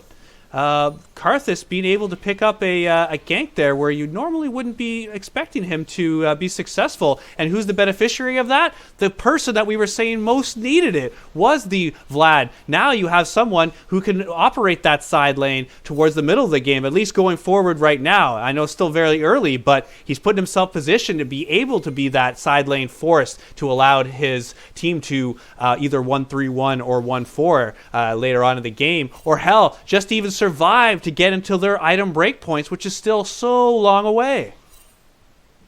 So long away, yes, despite that. Marco certainly struggling at the moment due to all this pressure here from the Lucian, who's been having his pick of the litter at all of the crabs here. Now grabbing 3 Scuttle crabs in a row. Also picking up an Infernal Drake with all of that pressure to try and get Salty Fishmane ahead. It does pay off with a kill, but you do give over a very important objective, as now we have to see what Salty Fishmane can do with this lead that he was given. I'd have to say that Mikhail Taos played this Lucian jungle before because he was level 5 and was able to get that dragon solo. And like as someone who's not seen a jungle Lucian before, I hadn't seen whether that works or not. Dragons have gotten weaker now since the preseason. The first 2 dragons are weaker than what they've been historically. So now you can see these unique type of junglers be able to solo dragons early. And there you see it with a Lucian being able to do it alone. This is the new jungle, and we're still learning how to play within it. Yeah, we absolutely are. Tries to go for a gang through the lane there, but not able to find success. Now Salty Fishmane going to actually take a very aggressive trade there from the Ornn, as he is struggling at the moment with the health bar, but Vladimir heals back up very nicely. Waiting down here, Darius Z trying to see if he might be able to find himself a binding on the Zyra that still has no flash and has a very low health bar. Could be opened up for a potential kill, but still very close game. 8.5 minutes in towards our game number 1 here. Just about a 300 gold lead. Yep, very even to start this game off. Have to give that advantage to Interesting, just as an even gold, I mean. First Dragon did go over to Diesel time, so laning phase still up for grabs. Top lane is an advantage for Interesting. Mid for Diesel time. And bottom, well, that's still up for grabs. Still up for grabs.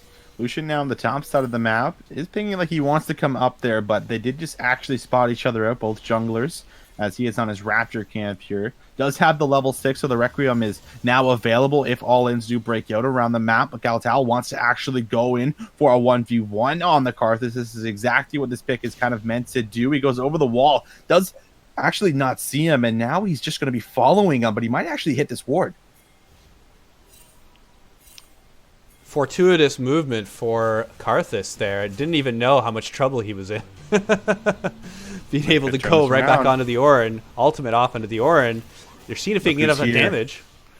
Salty Fish Main's going to pop the pool, trying to get himself away. The calling isn't that great. Now he's actually on the back foot, but we are going to see a flash forward. Marco has solo killed the jungler, as we might have left his top laner for dead, but that will be the knockup. Will land here, trying to run back to the jungler, will not find success. A 1v2 for Marco. Has his hands full. That's the rise, bobbing and weaving, dodging all the Qs, gonna get himself out. He's gonna flash away, but now he has to bob and weave more, but you can't dodge the ultimate. Marco does find him. Now Cheeto makes his way to the top side. This could be a solo kill, but the shockwave is going to find him. The auto needs to come out, but can this be a kill? It is, with the help of the minions. Gaming will grab it, and it will be the side of Diesel time with a 2 for 3. Ornn being able to land the knock-up here, there, and everywhere, fighting within his minions despite having the health disadvantage. He's a tank. He can have a health disadvantage. He lands the CC. He's able to fight within his damaging minions and picking up that kill 2-1, already getting his first item well before you'd normally expect. So he's doing really well. And with the free-ass boots that he's got, already a couple of items, and he's going to be able to sustain fairly well with that magic resist up against the Vladimir at this early stage. Yeah, he will. Oh, a flash there from Darcy. The Mega Death Rocket just going wide. That would have certainly been a kill if it had connected. Now we're going to see a bit of an invade here. Moving on in towards the jungle. Karthus is not there to defend. But we have another dragon spawning. That will be a mountain dragon in about 6 seconds. Would be the second one of this game. Remember, the first one was soloed by Mikal there very early on, around the 6-minute mark. As we might see an all-in, Ashuna is going to be able to get himself away. And now, this is all the pressure in the bot side as they look to grab themselves the second Drake. Yeah, it looks like it's going to be able to go over without any fighting. Karthus is just going to head back and continue to farm. He's already got 3 deaths at the moment. Doesn't want a 4th fighting over a dragon that you're most likely going to lose. But Ornn is getting a lot of damage, and ultimate going for Vlad. Hemoplague's out, being able to pool across the Ornn, and Ornn just keeps hitting every skill shot. He just does not miss. He's bopping him. He's trying to get himself away, but the solo kill from the Ornn on the Vladimir, something we would have never expected.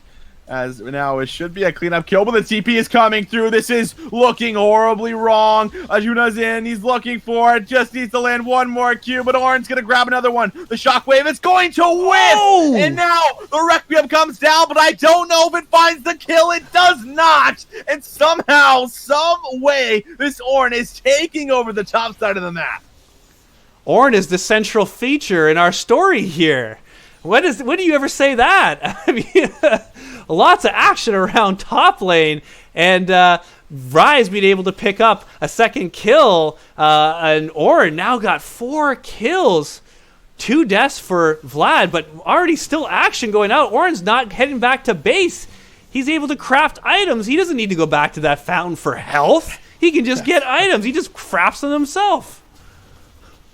Oh, the top lane not looking great. And remember, I know Marco had kind of put, all of the eggs in the basket for this man. He had re-ganked twice in the top side of the map, blowing the flash, returns. He gave up the Infernal Dragon for it. Now, this is a 4-1 Ornn who, it doesn't matter if he dies here. And it's certainly, I'm sure all the members would love to collect that shutdown gold that's over his head. But at the end of the day, the Ornn is always going to be useful. It's always an ultimate that is just so game-changing, so great. One of the best engagers, in the entire game here. He's always going to be useful. Now, at the very least, at least Salty Fishmane does get himself a few plates back over in his pocket and does scale up well, but the damage has already been done. Absolutely, and good point on that. Despite the kills that Ornn has, he hasn't knocked down a turret plate yet in top lane, whereas Vlad has knocked down 3. So the gold may not be as deceptively one-sided as the kills would suggest. I'll just swing back over. They actually have even gold. So that's how valuable the turret plates are. But Shockwave going on to the Rise. He's going to try to ult out. Just barely being able to get out there. And resetting the camp is Lucian. Yeah, beautifully done there by Ajuma to make sure that he does not get taken out. It does barely survive. Top lane now. This is going to be a repeat gank, but the flash is available. That is a tanky Ornn. Now a mid lane. Ajuma has his hands full, but we have the directed camera all over the map. Marco might be taken down with the calling, and he is. Macau will grab his second kill of the game, and that is going to be another kill on this Karthus. Yeah, and I've been in this situation as the Karthus jungle before, too many times that I'd like to admit, and it just doesn't feel good at this point because you're trying to output as much damage as possible. You're trying to get a farm lead, but when you're dying so many times, you're not on the map. You're not being able to continue to get yourself ahead and be that scary damage threat that you need to be. Oh, wow. That is unfortunate. Yeah. That is so unfortunate. But now the top lane, yet again, that's going to be the knock-up. That's going to be another solo for this man. What can he not do? He's finding now 5 kills at 15 minutes and 40 seconds here. The map is starting to slowly but surely fall apart. But we're seeing this Ornn just be an absolute menace right now, Rav. How do you deal with this man? Is he a bird? Is he a plane? Is he Super Ornn? Well, I tell you, when he's stacking a magic resist, you stop going up there as your ability power jungler. I think you got to focus elsewhere. And here, Oh my! Ooh. This is not looking great for them. Ooh. This is game number 1. The Karthus is being picked apart here as the goal lead now is starting to extend farther and farther in towards our game number 1. Now Ornn's also going to knock down another tower. This is 3 towers at 16.5 minutes to game number 1. A solo kill might just follow. Heat trying to be on the run. The Caitlyn can't deal with it, but the heal's going to come through. The calling finishes him off. A Kowtow. He's going to grab himself now his 3rd kill as he picks up a solo kill on the ADC. apparently jungle 80 carry is stronger than 80 carry. Not when you have a Karthus though. That kind of shifts the balance right. a little bit. Picks up that kill. Is able to pick up that Oblivion Orb. Still working towards that second item. Would really like for this game to just slow down. Interesting, doesn't even need to do anything too extreme. They just need to quit falling behind. Just keep the gold at the 4,000 like it is. That's fine if you can keep that later on in the map. And here, being able to land the bind onto Jinx, that kill is going to mean a most likely dragon. So that should help stop the dragon scaling. But Ornn's going to come TP behind them. We're going to have a big team fight here. Yeah, they are. The knockup's going to land onto 1, but they have grabbed themselves the dragon at the very least, secured by Marco. As this Ornn is so tanky, they're going to use a Strangle Thorn. It's going to be Orianna caught in the pit, taken down. Another one falls. There's a 1-4-2 in this fight. Make that now a 1-4-3. Moving forward, gaming goes back in. Galen trying to kite this out. The flash, the crit is there. Heat has taken down Macau, but he still has his hands full. Needs to find a few more autos. That is it. A shutdown for the Caitlyn as she collects a double. Ace in the hole will not land as Salty Fishmane finishes off the kill. Still having to deal with this Rise is not an easy task, and now it looks like the Caitlyn is going to take a run at it, but is she going to be able to even walk up? The Realm Warp coming through. He needs to place a trap. Is he going to hit? He will not even follow. The Mega Death Rocket will not connect, but a few kills go down on both teams.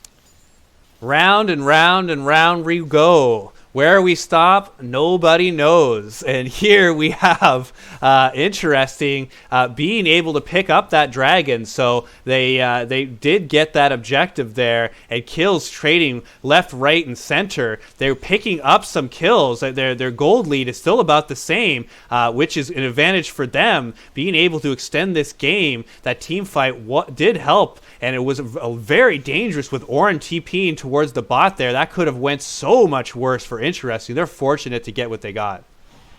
Yeah, certainly very fortunate.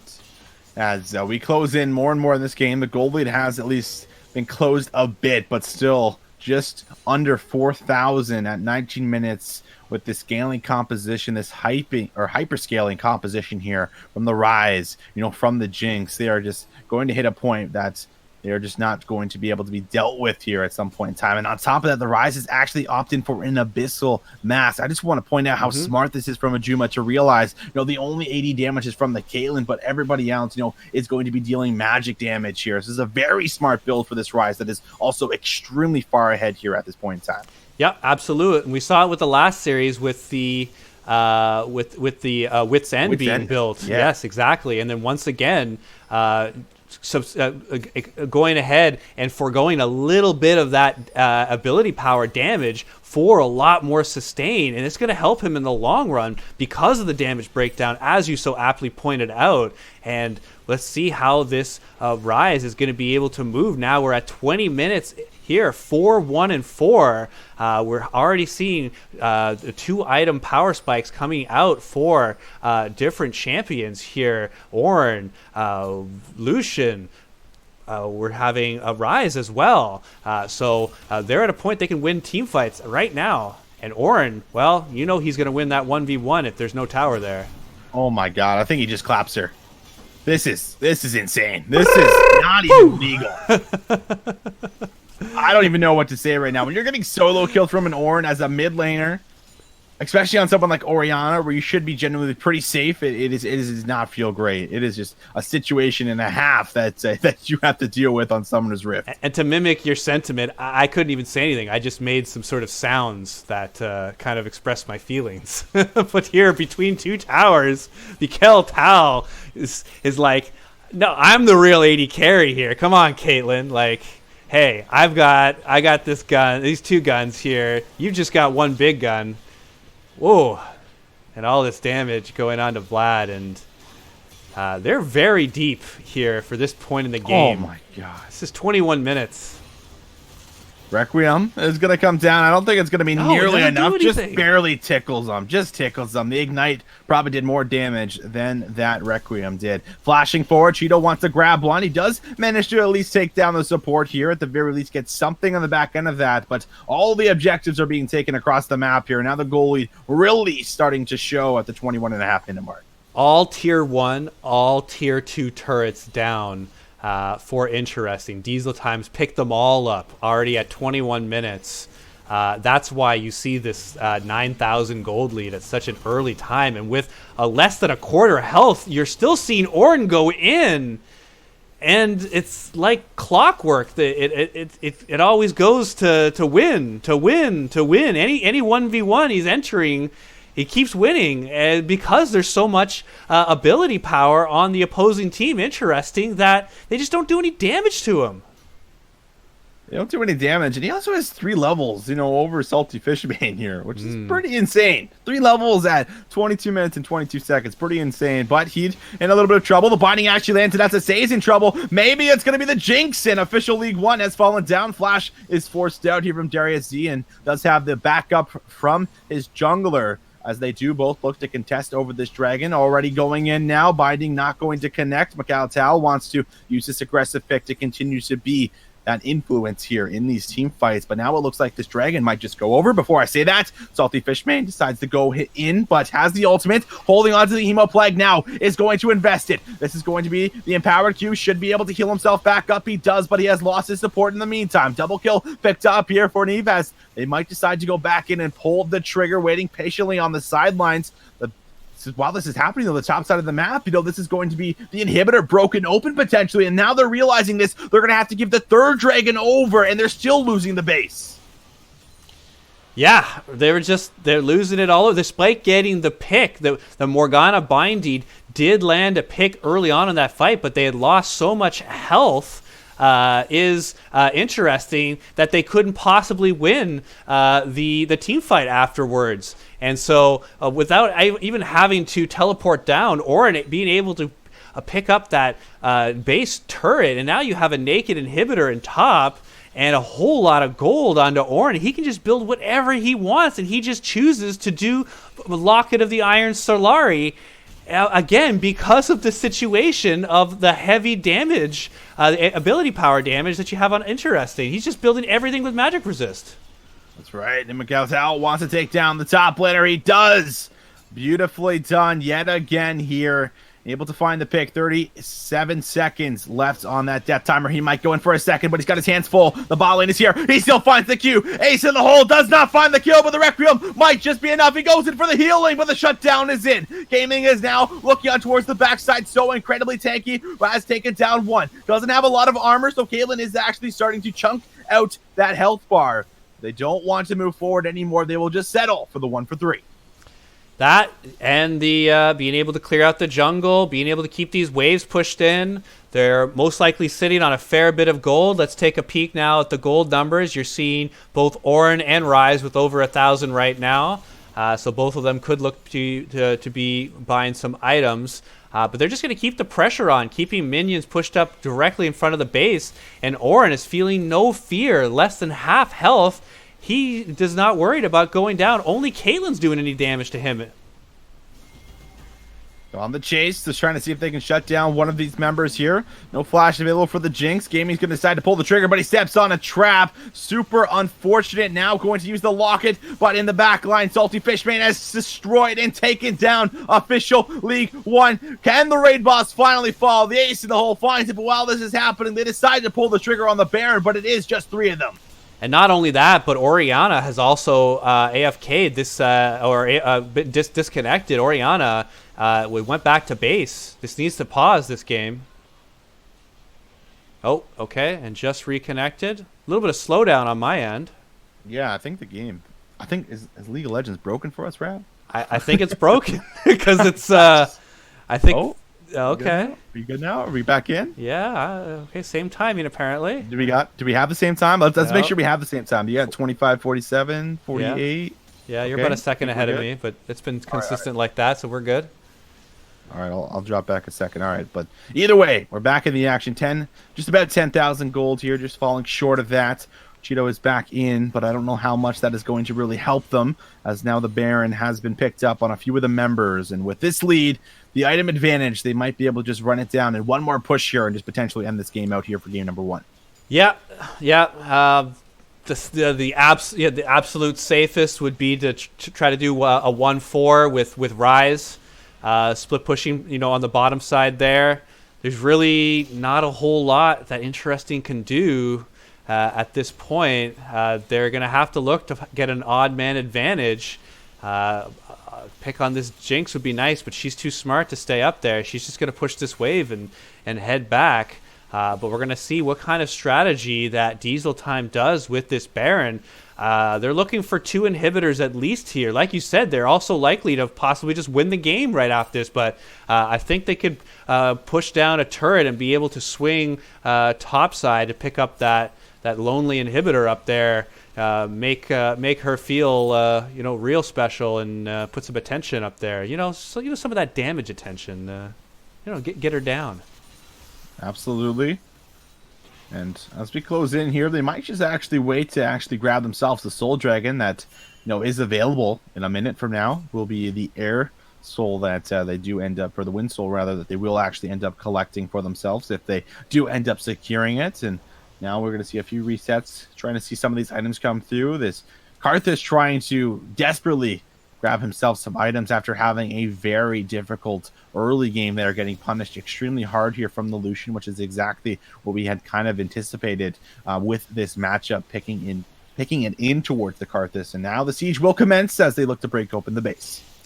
Yeah, and when you're seeing this, the Wind Dragon, when I'm looking at Interesting's team is, and again, they're not likely to get any dragons, but they do very well with the cooldown reduction. So if they can manage to swing this, they could use some of these late game dragons to their advantage, but going down is just too much damage, and really, there's not much they can do with this Ornn.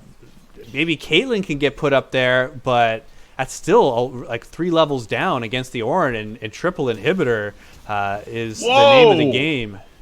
That's a lot of damage. The Requiem is available, so he at least will be able to use that to try and hurt some of these health bars, but they're commencing for the potential end. Flashing forward with the Soul Shackle, just instantly popped! That's a double picked up here for Magaltal, as now it's just going to be the AD carry and the mid laner trying to hold on, but it does not look like it's going to be possible. Flashing on the Fountain, Shockwave has pulled the Rise in. Can he get out? He will be taken down with one last crit, but all they have to do is auto the Nexus. They just have to end it with this last couple hits, and they do. Game number 1 will be secured, and we'll go over towards Diesel Time as they looked very hot in this series. Are you impressed? I'm impressed. Wow, first game in the book. Diesel Time picking the early game comp and being able to be successful with it versus Interesting, where they were not able to scale their champions up with both Vlad and Karthus going down way too many times early on for them to be able to scale up and hit those items that they need. But we're going to see how this these comps change into the second game, because I can guarantee you they will pick a more early game comp than what they have here, and we're not going to see this type of one-way early game advantage for Diesel Time. Any last thoughts on this matchup before we head off to break before the next game? I mean, overall, talking about some of the picks that go in towards game number 2, I think that maybe getting rid of the Ornn might be a great idea. I think we actually saw it taken away in the semifinals in towards like phase 2, if not phase 1. And getting and removing this Ornn pick, is definitely something I feel like you need if you're going to enable one of your top lane carries that has found success throughout recent games here in this season number 4. So that's at least my conclusion on this game here for as far as what he was able to do. He was 1v2 and 1v3, and he was literally doing it all. Awesome to hear. I concur. We will be right back for game number 2 of the finals. Diesel Time 1-0 for season 4 of the Ontario Esports League Grand Finals.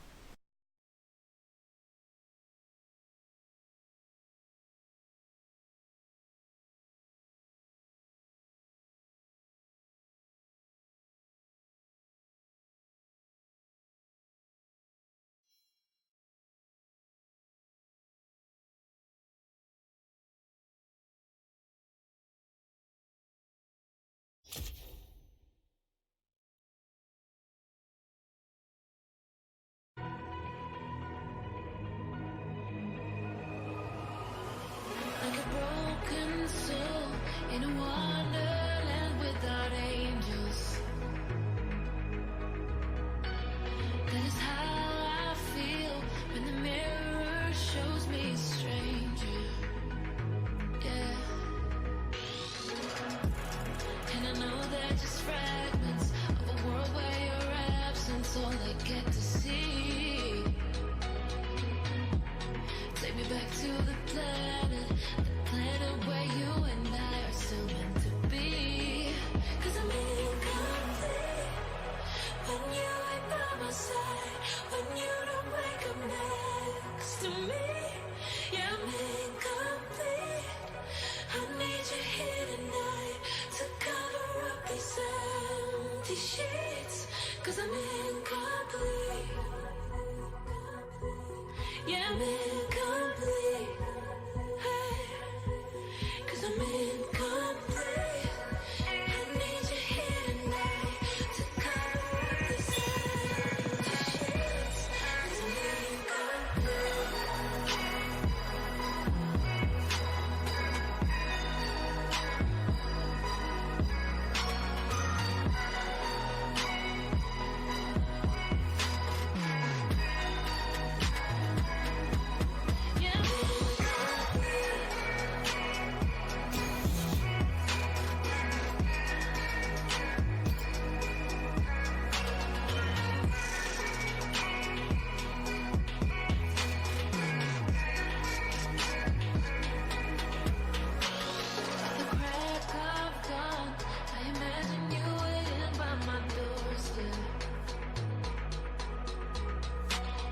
but it won't be long before I realize it's a picture in my head, in my head. And I know they're just fragments of a world where your absence all I get to see. Take me back to the planet where you and I are still meant to be. 'Cause I'm incomplete when you ain't by my side, when you don't wake up next to me. Yeah, I'm incomplete. I need you here tonight to cover up these empty sheets. 'Cause I'm incomplete.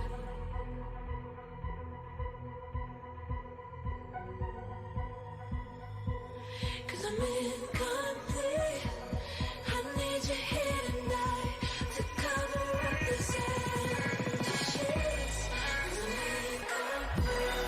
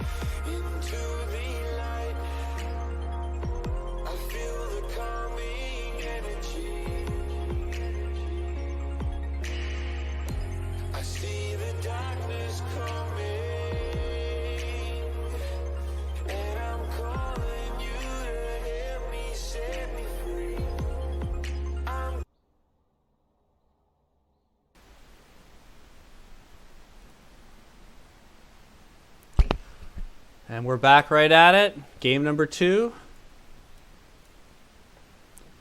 Interesting's looking to do the first ban. What a surprise, Rav. And, Yeah.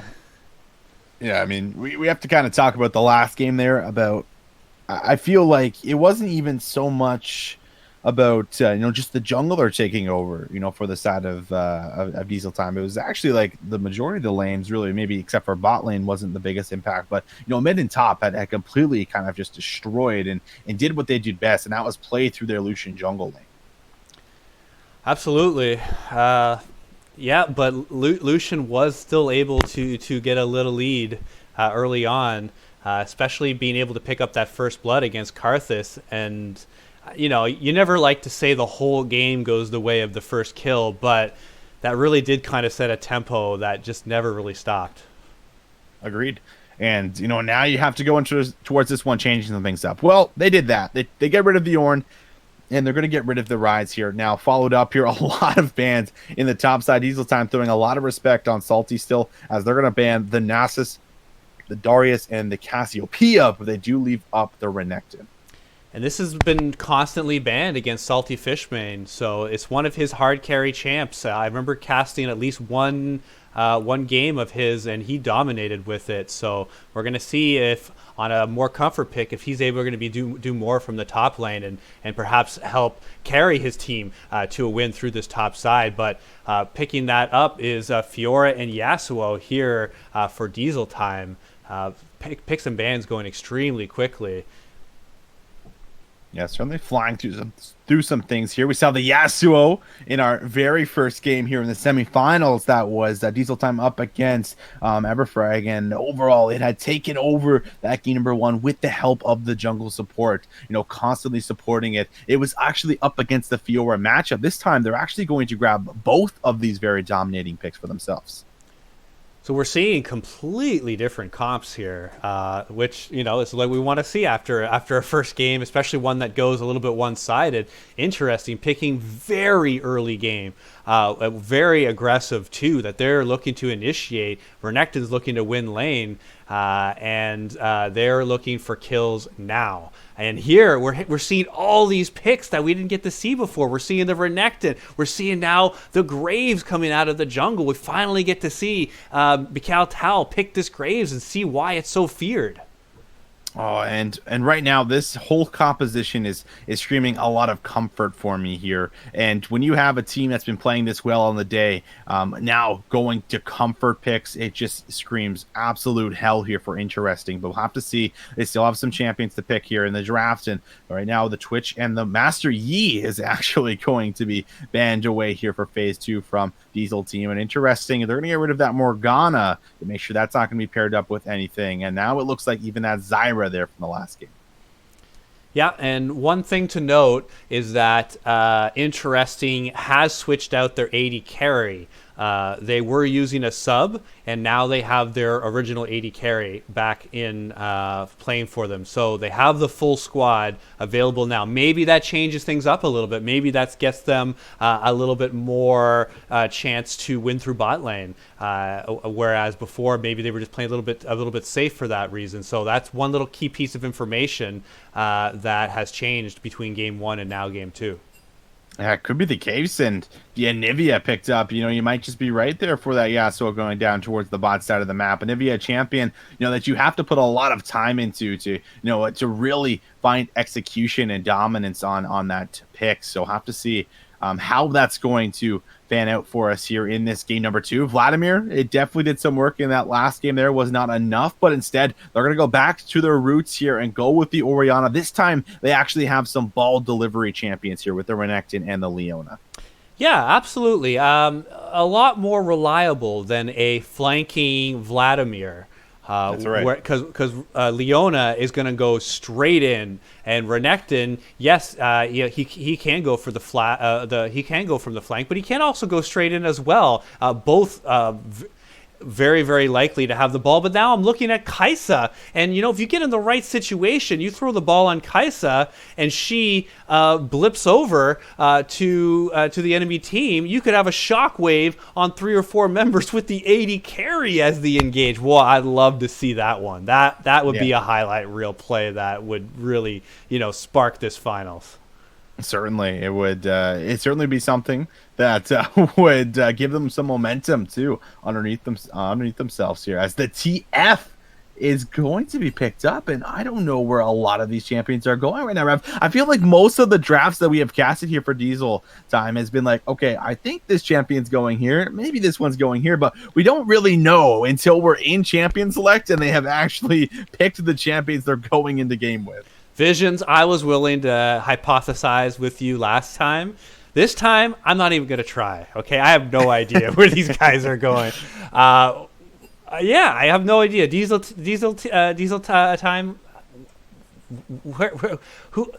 I don't have no idea. All I know is Graves is in the jungle. That's it. I think that's a fair. That's the only thing I know. I think that's certainly a fair point for as far as what we should be getting, because this champ has been banned away here so many times for the jungler on Diesel time. So I think that you might be right on that one. The Yasuo and Nivea maybe in the bot side here.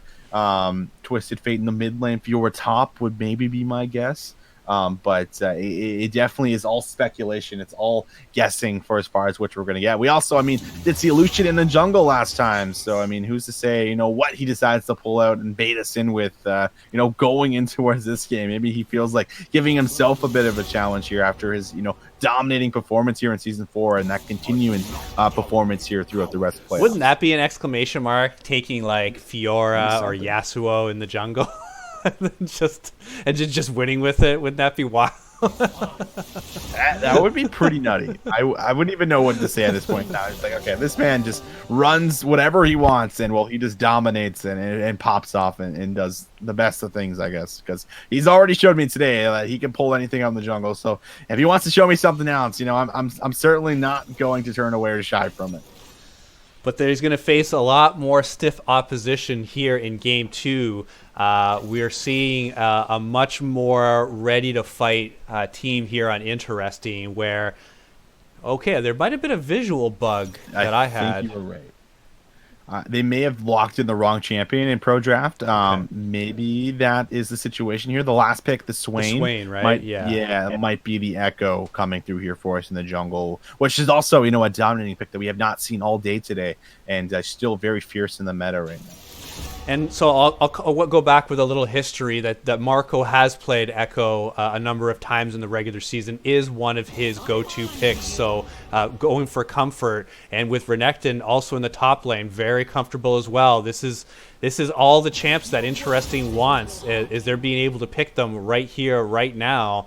And if they can't win with this comp, well, then Diesel time is just the better team. That's right. So the better team here on the day if they come out on top here with this composition. But the big thing I want to talk about is the mid jungle synergy here, Rav. We've seen how dominating this duo has been, just on today, and I'm sure you've gotten to witness it more than anybody through the entire season. But on the day, Ajuma and Macau just look like they are completely, synced in together. They are just playing on the same note, and they're doing everything that the mid jungle synergy needs to do in order to secure objectives. They're coming out with the majority of the early game dragons.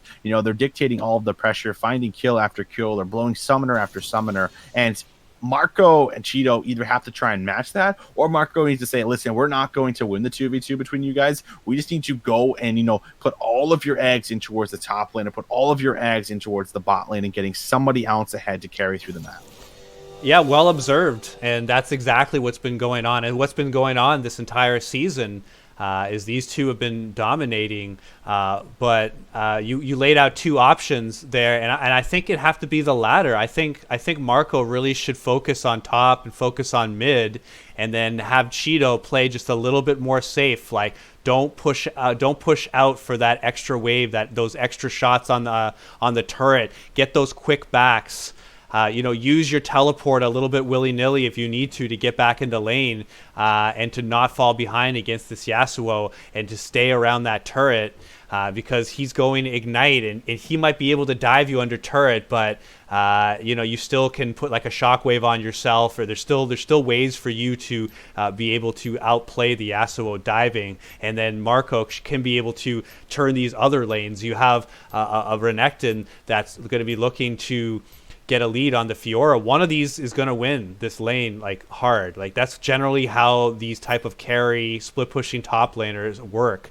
And you really want it to be on your team, because if it's not, it's a huge disadvantage. And then flipping over, you have Leona onto Brand, and then an atypical AD carry with Twisted Fate. You have an engage that's very certain with Leona. You just have to hit your E. That's it. And these skilled players can hit it at a moment's notice with follow-up damage from the AD carry and the jungler. It would be enough to be able to burst either one of these squishy bot lane champions out. So that's what I'm looking to see. And I really like to see Marco not fall behind and to try to affect his lanes and get some sort of lead for his team.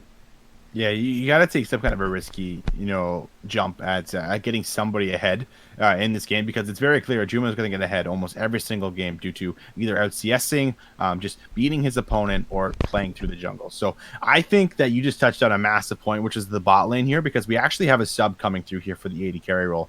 Last game, I believe it was on the Jinx. It was like something League One. I don't remember the name exactly. Yeah, you got it. Yep. Right, and now coming through here is going to be Dias, and also the Anivia pick that was drafted obviously looks like it was another mispick, as Brand is actually the champion that we will be getting in the bot side here, mixed with this Twisted Fate here. This is definitely not a kill lane in any situation, I don't imagine here, but at the end of the day I feel like this is the lane that you look to pick on. You have great engage from your Leona, you have a great scaling AD carry that benefits so hard off of hitting a 2-item spike, arguably one of the best 2-item spikes in the game, maybe next to like Vayne or something along those lines. And if you have an Echo that can dive on top of two immobile champions here, I feel like that's the go-to. I feel like that's where you have to, try and put the pressure on the map here, try and get your Kai'Sa ahead and carry through Yeet here, who did actually look pretty good on the Caitlyn, had a CS lead in that last game and was trying to carry through the game, but the rest of the map had already just been broken to shambles by that point in time.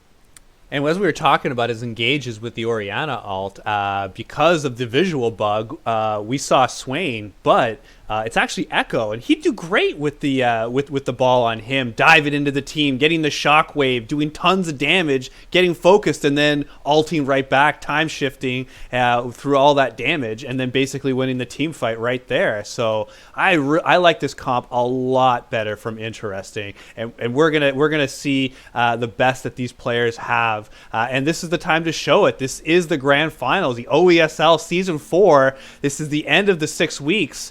We've been playing every week, and Interesting has gotten better and better as this tournament has gone on. And here we're going to see it against a very game opponent of Diesel Time, who, like you said, have very oppressive solo laners and a jungler. And we're seeing it highlighted here on both of the series, which we're thankfully been able to cast. Very entertaining and excellent play. It's been fantastic up towards this point here, but you really hit the nail on the head, Rav. It's backs up against the wall right now. There's no second chance. This is it. You have to have everything that you've got in the tank has to be thrown in towards this second game here on the night. Interesting. Have to see what plan they have here, if they're going to be able to bounce back. I want to go back to the prediction that you said very early on, Rav. You said that, Diesel Time was going to take that first game before the game had even started, but you said Interesting was going to bounce back in game 2 and then take the game number 3. Well, this is their time to live up to the story, try and see if they can force that game number 3, who they will carry through. We are going to have to wait, but either way, we're on Summoner's Rift, ladies and gentlemen. We are in the game. Let us know in the chat who you think is going to take this game number 2. Are we going to see a Season 4 champion, or is Interesting going to force us the game number 3? We'll have to wait and see. Either way, these champions are up. They're running into the Rift, and right off the bat, we got 5 members running top lane. Yeah, they're not going passive. They're not slinking away quietly into the night. They are going for the invade. Here on the top side is Diesel Time, and I'm following them because they've got bad intentions here. going up into the bush, and they are going to be invading this blue side, and they don't know no one's there, but they are putting interesting here to the test. But just like last game, getting a little bit of deep vision and heading back. Yeah, just waiting here. It looks like they were stacking just in case they did actually go for the invade in the bot side of the map. Just wrong side predicted. But like you said, getting that ward down is so incredibly crucial, because just knowing where this echo is going to start is just, it gives you all the information. And not only that, but it gives, of all people, the Tal the information of, oh, the echo is starting on this buff. This man is obviously, very experienced in the jungle. He's very high elo. He knows, how to play this role to its full potential here. And just having the idea of now knowing that he's starting on red, he has the opportunity to actually look and punish the bot lane potentially, with the help of the TF gold card, with the help of the brand, or he could just look to go right on towards the blue like he did in that first game in that semifinal. And just there, a little bit of caution giving over for Diesel time. We had the Fiora go to lane late and just babysit Graves at the red buff, just making sure that Marco wasn't going to invade early. And what that's going to do is going to be able to let Graves go directly to the blue camp and already make a steal. And there we see him coming up towards the top side with double boss Visions. Let's see how this works out. Yeah, they're going to see if they can find this kill potentially. It might just be a kill for Salty Fishman. Level 1, flashing forward, trying to see if he can finish him off. But first kill goes through Tal. He will grab it as always. He's always there for the first blood. And actually at the moment here, Rav, I think actually Stream doesn't see what we see at the moment. I think they're still seeing Champion Select. Just a heads up. Oh, sorry. But either way, for anyone that did just miss out on that, it was a kill there. Darn. A very early one for Tal, who always seems to manage to get some early gold in his pocket off the start of every game. Well, just for the viewers, he went red buff to the enemy blue buff and then ganked top, got the first blood. He picked it up. He still got the double buff, so there you caught up. Must have hit the wrong key. Well, when you're in game here, sometimes it happens. But action already deep into the red side jungle. Yeah, still very deep. Still doesn't look like this showing on stream at the moment, Rav. But either way, they tried to go for an invade here, not able to successfully find anything. But Tal is now here looking to actually grab himself. The Scuttle Crab could be contested. Marco is here. That's the parallel convergence going to be dropped down. This could be very big. It's going to have to be flashed now. Going to use the smoke screen as they look to go back in. No CC is going to land. Ajuma is also here, but will not be able to engage. So they're just going to back away, but they do get the flash off of Macau. 4 members very early there by the dragon pit, and without even a dragon there. They're just there to fight. They're like Fight Club, except without the deep backstory. It's just fighting. That's it. They're constantly fighting back and forth here, as Gaming, coming off of a very hot game number 1, did get the early gank here to help him with Salty Fishmane, but it's very clear that he's still able to dictate the pace of the game. Could find a solo kill here. He goes in with a slice and dice, and that's going to be a kill in his pocket. Able to abuse this Fiora. Does have TP to get back to lane, but this man now has started the snowball. Yeah, and look at that CS lead, 30-15. Very, very early, doubling up the CS, and has not been back to base yet to back. He's going to go back now with a kill. It's not first blood, but with 30 CS, should have that around that 1,000 mark to be able to purchase, and he's going to go ahead and get second level boots, but gank into the mid lane. Oh, Ajuma. Oh, he goes back in when he was out, and Cheeto actually finds the man that has been playing so incredibly well this entire day. And finally, that will be enough to shut him down. And that's a kill over towards Cheeto here, who has been struggling against this man in the mid lane. Well, that just seemed like a suicidal tendency there. Like, when you see something like that happen, talk to somebody. Don't just go in like that. But, wow. But here, Brand getting engaged on, Leona being able to pick that up. And that was so close. Flashed in, did get the shot off. And Deus almost going down, being able to get back. Also going cleanse is the TF on the bot lane. Trying to get a little bit of safety there, specifically against the Leona. You know that's the only reason why he's going that Summoner. Yeah, absolutely. Still trying to. Someone in the chat's recommending, Rav, that actually you tab in and out and see if that might fix the issue.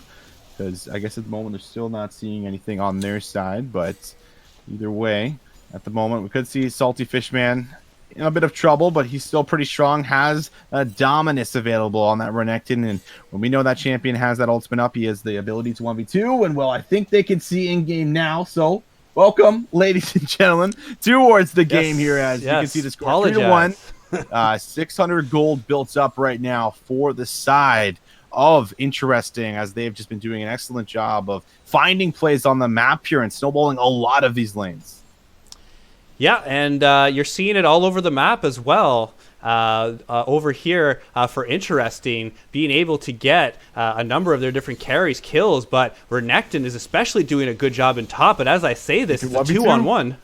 Yeah, he does have tabbies, so he's not taking a whole lot of damage, but we could see the parallel, or could see the ultimate, the collateral damage come through, but the healing from the Grand Challenge might be enough. Falling for the ultimate, it is not enough. Mikhail is there, almost pulling off the 1v2, but at the end of the day, it was not enough for this man, and a double kill is going to be sitting in the pocket here of Mikhail. Yeah, and that was oh so close to being a 2v1. Salty Fishman, the 2v1 top lane specialist throughout this season, normally with Nasus, but he almost was able to do that with Renekton. If Fiora were to go down early in that fight, as she was so close to doing, that was a completely different story there. You very well could have seen Renekton run back with his ninja tabbies, as you pointed out, having the speed and the armor, and that could have been turned. But getting the kill over towards Mikhail Tal at 2-0 at the moment, and also now going for the dragon, we're seeing Interesting, going to go on the opposite side of the map, having seen the jungler at the top side. They know that was free, and being able to pick up that mountain dragon is interesting. And once again, we're having the league of reconnects and disconnects. It's just a weird time in the game environment with so many league client bugs and players dropping in and out. Yeah, fortunately, able to get himself at least back in. Either way, we have seen a lot of the disconnects today. Juma looking to threaten the all-in on Cheeto. Still a very strong 1v1 champion, and have to respect it. Flash Zenith Blade. That's going to be followed up here by the Killer Instinct. They have deleted the brand. They can look for a double, trying to stack up that passive, but directed camera switches to the mid lane. Cheeto gets hit with the ultimate. Last breath is enough to finish him off. But while that happened, Marco dives in the bot lane, and they will grab themselves 2 kills in the bot lane, but 1 kill traded in the mid lane. Did you see that flash Zenith Blade from Leona? That was exactly what this bot lane was supposed to do. They both hit exactly what they were supposed to. Flash E from Leona, but then Kaiser was able to jump in onto the Brand, who was right next to his tower. He was super far away, but they covered all that distance. But we're getting another fight in top lane. Yeah, that's the 1v1. The Grand Challenge has been proc for the healing. Now that's just going to be a deleted. Marco can't even use that ultimate. But there's still the 1v1 gaming flashes. He messes up the flash. And now this opens up for a slice and dice to come through for Salty. He goes in. Can he land the stun? Looking for it. The heal comes out. But both of them walk away with a sliver of HP. No one will go down as of just yet. These 2 top laners, all they know is forward. They don't have a reverse in their vehicles here. It's just go, go, go, go, go, turbocharge. That's all they do. And here we're seeing the result is damage going left, right, and center, and Fiora being driven back, Wave being pushed towards the top lane here. So missing a lot of CS is Fiora. Does not have that TP up just yet. Renekton does have it. He'll most likely use it to get back to lane, but if he decides not to, he could look to use it somewhere in the map. Like mid lane here could be a good use of it onto that minion, but not enough team members around to be able to make that work. But we're having action here by the blue buff. Mikhail Tal is poking around there, looking to cause some grievances. Absolutely is. And in the river, we can see Darius actually might get ulted on, but a very nice solar flare is going to make sure that there's going to be no follow-up, but still trying to chase him down. This time the stun will land. That is going to be enough to find the kill. Dias will grab it, but Macaltal having to get himself away here in a sticky situation. This would be a massive kill, a shutdown if they can get on top of him. The parallel convergence will land on towards Ajuma, but he's looking to go in for the brawl, looking for Cheeto. Can he get the shockwave off? It is not in time, and Ajuma has went in for a kill here with the help of the jungler. Heat having to back away, but trading here is going to be a 1-for-1 here, actually a 2-for-0 in the river, as it is going to be a nice play from the side of Diesel Time to get themselves back in. And we're back to even, just as you said. Absolutely.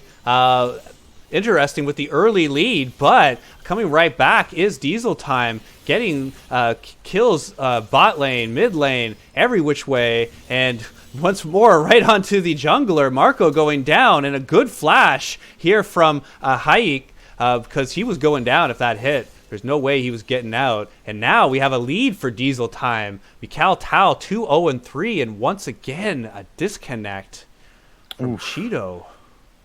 Yeah, struggling here as a lot of the members with some of the connection on the night. It's been just so back and forth with all of these disconnects. But either way, gives us a little bit of a second to kind of break down, everything that's happening here. And that is that it's getting a little bit chaotic, but it's starting to swing back in favor of the side of Diesel Time. We can see that it's about, looking at about 800 gold lead here, going in at about 11 and a half minutes. And, overall, when these games seem to get a little bit scrappy, when, they start to get a little bit unorganized, it always seems like they're the ones that are coming out with, the extra objective, the extra kill, and they almost play off of these very chaotic fightings, fighting in these games here, and they always benefit and come out ahead. So this is a situation that they have to be kind of careful about, kind of going into if you have the side of interest and you have some scaling that can get you towards the late game and carry you through these team fights. But, it's really getting towards that point. And as I say that, 1v1 yet again, Salty Fishmane is going to have to pop that Dominus here, as we're going to see Gaming use that grand challenge and heals himself right back up. Oh, that was a beautiful riposte. It's going to cost him his life, Rav. And now Fiora is going to be the one that finds a kill. That was a great play there from Fiora. She knew she didn't want to fight early on in all the minions with Renekton popping Dominus, but just waiting for Renekton to sneak back in, look for the stun, and she just presses it right at the right time and been able to turn it. This was a lead that Renekton did have. He did start with the advantage there, and then now it's swung back around. So where interesting were strong, now they are weak. This game has definitely turned on its head, and Dragon coming up, and all the momentum right now on Diesel Time. Jungler also on the bottom side. Macaltal going to clear out some wards. They're going to know he's down there, but question, can Interesting do anything about it?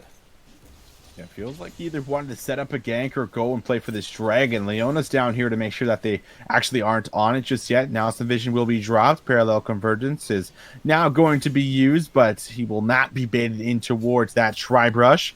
Yasuo moves up, trying to maybe move in with some vision of his own, as Macaltal will clear out that war. Dragon now has been started up, but they do not want to give this one over. They are certainly looking to fight this. The Destiny also available for Dias if he wants to set up the engage for his team. So much anticipation and patience, and now they're going to pull the trigger. Parallel convergence is going to land, but it's not going to actually stun him up. He wasn't in time. Dias has the procs from the Echo passive, but will not be followed up here. And now, with all that being said, the objective is still very much on the table. Yeah, and very key, Fiora does have TP, Renekton does not. Whether that comes into effect or not. Tried to go for the steal. Just fell short there, and now we got ourselves Infernal Blazes on the map here with one dragon apiece for both teams. And no longer with the lead, Renekton no longer able to bully, having to retreat whenever Fiora comes in, not wanting to go down any further with 3 deaths already. Cannot afford to give up any other, else that might mean turret plates That might mean Fiora being able to pick up more kills. It's just not something that he could afford at this time. Going to wait for his jungler to come up, but going at that, it might be Fiora who's going to have her jungler coming up. Graves is on the top side looking to move up top, but no minions to make a play under tower.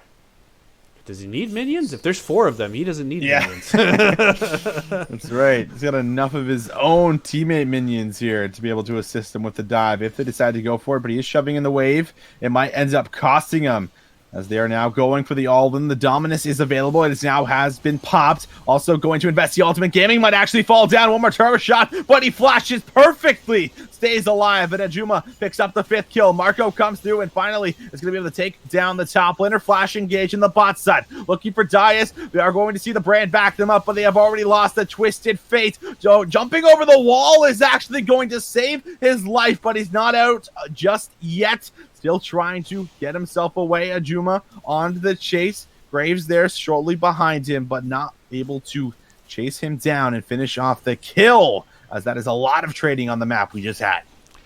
And we're seeing the bot lane. Oh, but meanwhile, Shockwave going out very close, being able to pick up the support there, not able to tank the damage. But as I was saying, the bot lane of Interesty here, the Kai'Sa and Leona are coming up aces here, keeping their team in the game. They've already got 3 kills onto Kai'Sa, working well towards that second item. And that's going to be, it looks like the win condition there. So not on the top side of the map, as we maybe perhaps had thought, but towards the bottom. And you just see them coordinate so well together with the going between the Kai'Sa abilities and the Leona, being able to pick up kills not only on Brand, but 2 on TF.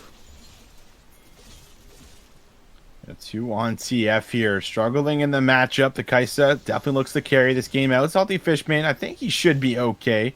Going to take a little bit of damage and lose about half of that health bar there, but nonetheless, he is a-okay. Riptailed is certainly up for the taking if they decide to go for it, but don't want to pull the trigger just yet. Still keeping his attention on the top side here is Macau Tao, just waiting, and now the all-in. Gaming is going to use that grand entrance, but the Leona, it's here, right place, right time. They still decide they want to go for it. Kai'Sa is on her way up, and they have to be very careful about this. Macau Tao just needs to get himself out. That's the Destiny, actually, as they want to go back in. This is going to be the gold card, not started up just yet, but the engage coming through. They need to find Macau Tao. He might be taken down. Ignite is on, but Heat has found the kill. Now makes it a double kill. Shockwave is going to find Brand. That's Cheeto able to grab himself one. He does barely survive, as the triple is going to be collected from Heat. And now that's a 4-for-0 in favor of Interesting. Defense wins championships, but offense gets the girls. And look at the Leona. Look at that solar flare landing double on the TF coming in. He landed the perfect stun on both the jungler and the AD carry of Diesel Time. And after that, it was all elementary. My dear Watson, is that they finished it up big time, being able to not only win that team fight and get themselves back into this game, but pick up that top tower as well. But whoa, Ajuma is just doing too much damage here. 6-1. Yeah, Cheeto actually looks like he did just DC there again, so we might be getting another pause, unfortunately. But either way, you know, that the last fight that just happened in the top side of the map there, you know, it was without Ajuma here, and he is the one sitting on 5 kills before that just happened, and then just picked up a very nice solo kill there on the mid laner, having to expend, you know, everything, both summoners and the ultimate, but happily able to grab and collect himself a little bit of extra gold, and that might just give them enough to actually secure this next dragon that's coming up for us here, Rav. It is now just Infernals from here on out. You know, both teams having themselves 1 dragon apiece. The first one, the Mountain, going over towards Interesting, and then Diesel Time, you know, grabbing the second one there, which was the Wind Dragon. But the Infernals, that's where the damage starts to kick in a bit, and if they collect up a few of these, then they might be able to run away with all this damage, and on top of that, already the amount of damage that Ajuma's putting out. And really, both teams are loving the Infernal Dragon, both very heavy damage focused. You could probably say Diesel Time a little bit more so because even their support is wanting damage, but definitely going to be hotly contested here. Next Dragon coming up in the next 30 seconds. And we're getting slowdowns and disconnects and everything happening here. Let's hope that we get the rest of the series good. Once again, Solar Flare going down onto the TF. And Derizzi has been taken out. Yeats now might be the target. He is the carry. The flash is available. They do not pull the trigger and do not press any further, but grabbing the Leona, this now could be the pick that gives them the avenue to go for the Dragon. But before that happens, Salty Fishmane wants to go in for an engage here. Macaltal turns on them and says, I dare you to try. He has the team there to back him up. They're funneling in towards a choke point here with the ultimate. They flash in. They're looking for the 80 carry. Marco has grabbed him and taken him down. And now this might be the Infernal Dragon over towards interesting for their pickup. Very key play there. Flashing for it, knows that he's able to be able to pick that up. He had the damage and see if stolen. Macaltal is actually taken away. Now the collateral damage is actually found. One, make that another one. Fiora collects that kill. Now they're on the run, trying to chase down Salty Fishmane. Yasuo on the chase. Can look to go further, but they do not need to. They trade TF's life for 2 kills. They get the shutdown on Kaisa. They kill the Echo, and they steal the Infernal Dragon. That's 2 dragons. Marco has contested all of these dragons, but Macaltal has been able to hit the smite correctly on 2 of them. You know, really, like, not only being able to do that, but pick up the 2 kills as well in the process. As interesting was able to take, but once again, more action, being able to get on is the Zenith Blade. Yeah, they are looking to run him down. He has already expended the flash, but TF now might be the sacrificial lamb. Zenith Blade going to land on towards him. Cheeto's just going to obliterate him. They have actually found a kill, at least onto Salty Fishmane, for going a little bit too far. So yet again, a 1-for-1 on the back end of that team fight after Dragon. Isn't this your favorite type of game to cast, where we start making a point and then another fight happens and then we have to and we have to stop and then we start saying something else and then another fight happens and oh my god, there's 2 fights. Oh, look like this.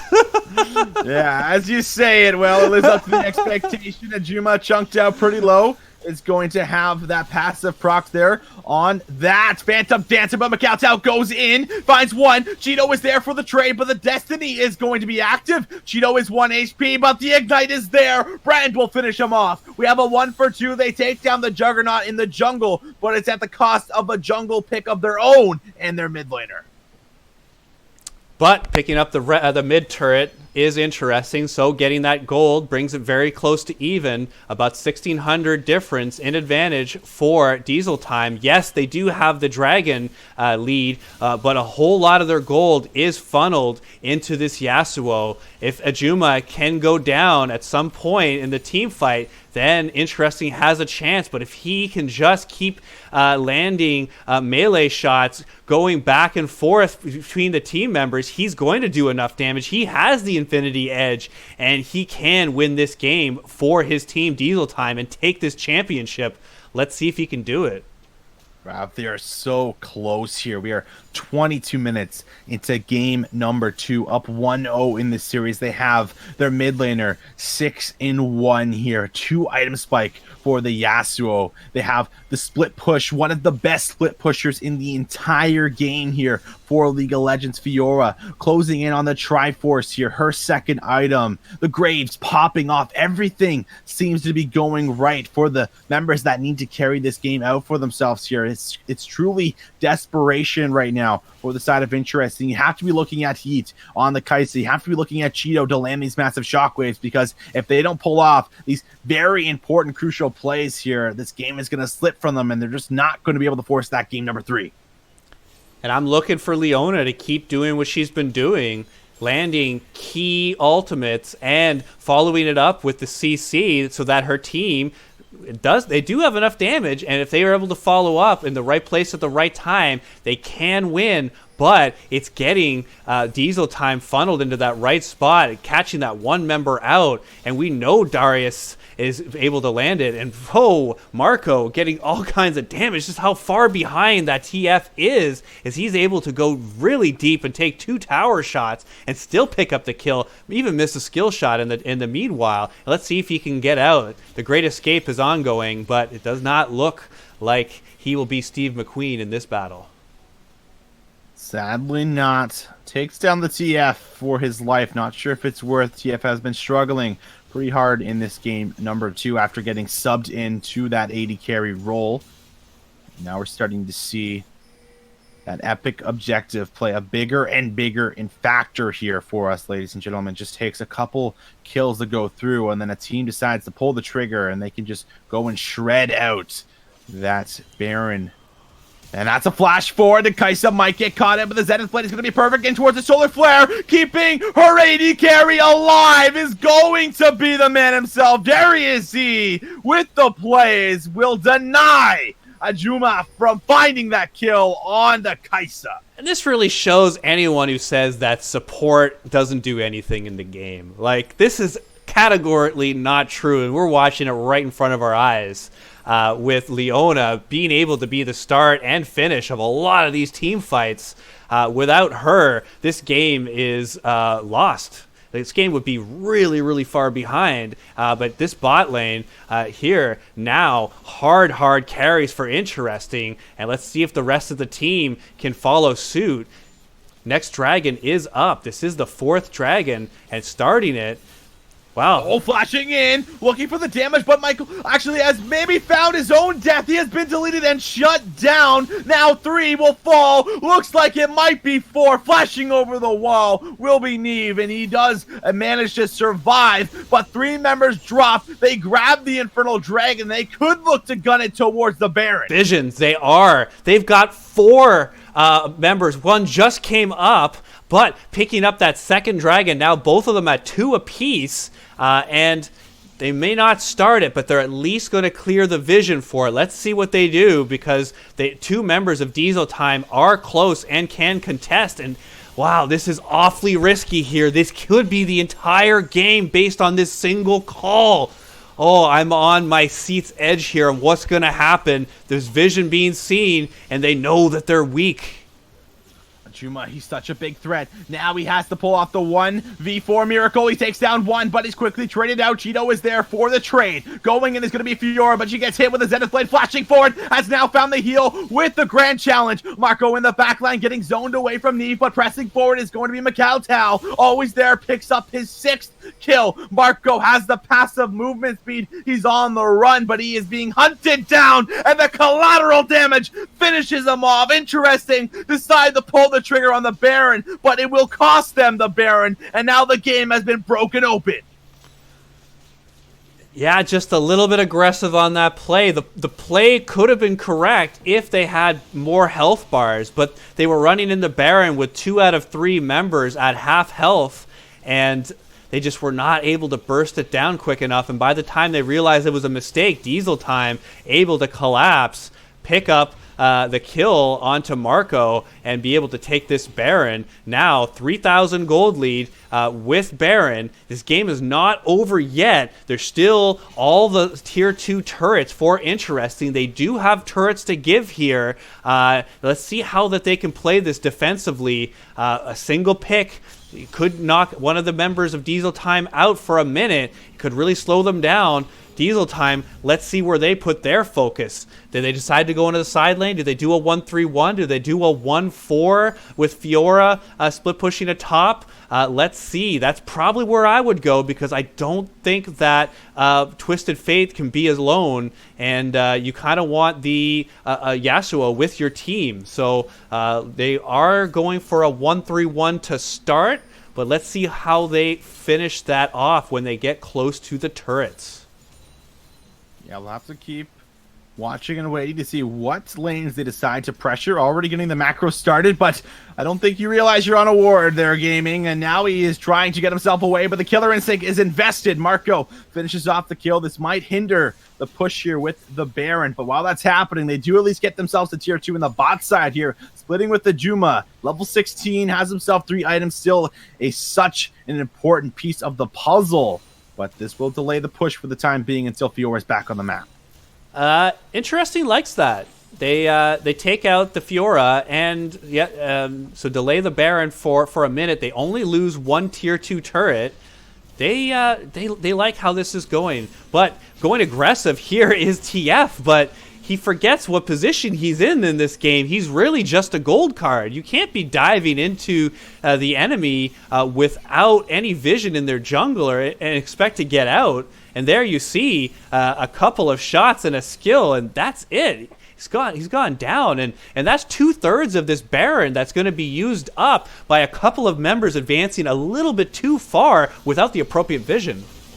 They go in again here. The damage is in. That's going to be the last breath looking for that kill. Neva's going to be able to grab himself one, make it a double, and Graves is there for the triple. It's going to be 2 members left. Marco and Cheeto here. They have the shockwave. They have the chrono break, but they are being collapsed on by all the members. Cheeto having to use that shockwave. It's not going to hit. Gaming now looks to chase down Marco. He pops the ultimate, but it's right into Graves, and McAltow is there. They have found the ace at 29 minutes. They have the Baron here around. They could look to certainly break open the base.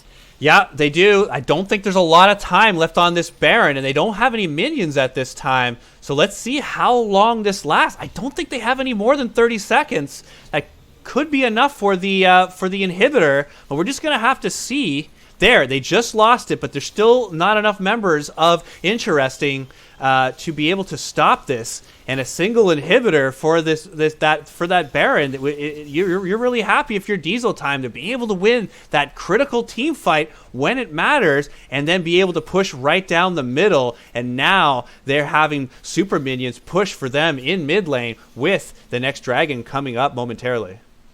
Right, the dragon is certainly the contention point on the map right now. They know that the mid inhibitor has already been broken open, but if they can secure themselves this dragon, it would be massive.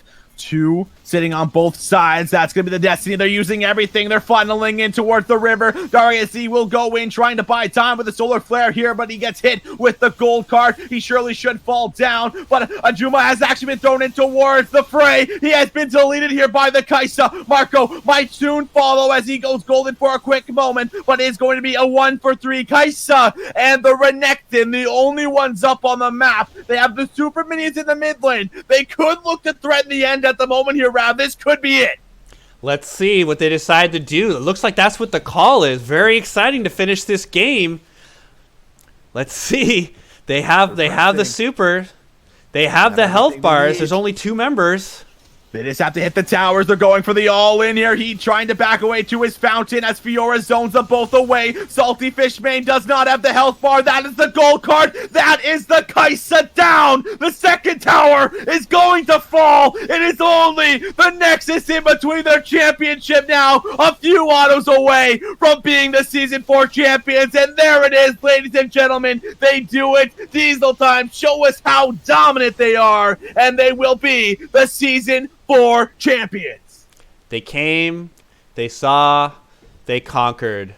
This team did not always look like this for the entire season. The first couple of weeks, they looked like a little bit of a disorganized group, but slowly building together, getting better and better as the weeks went on.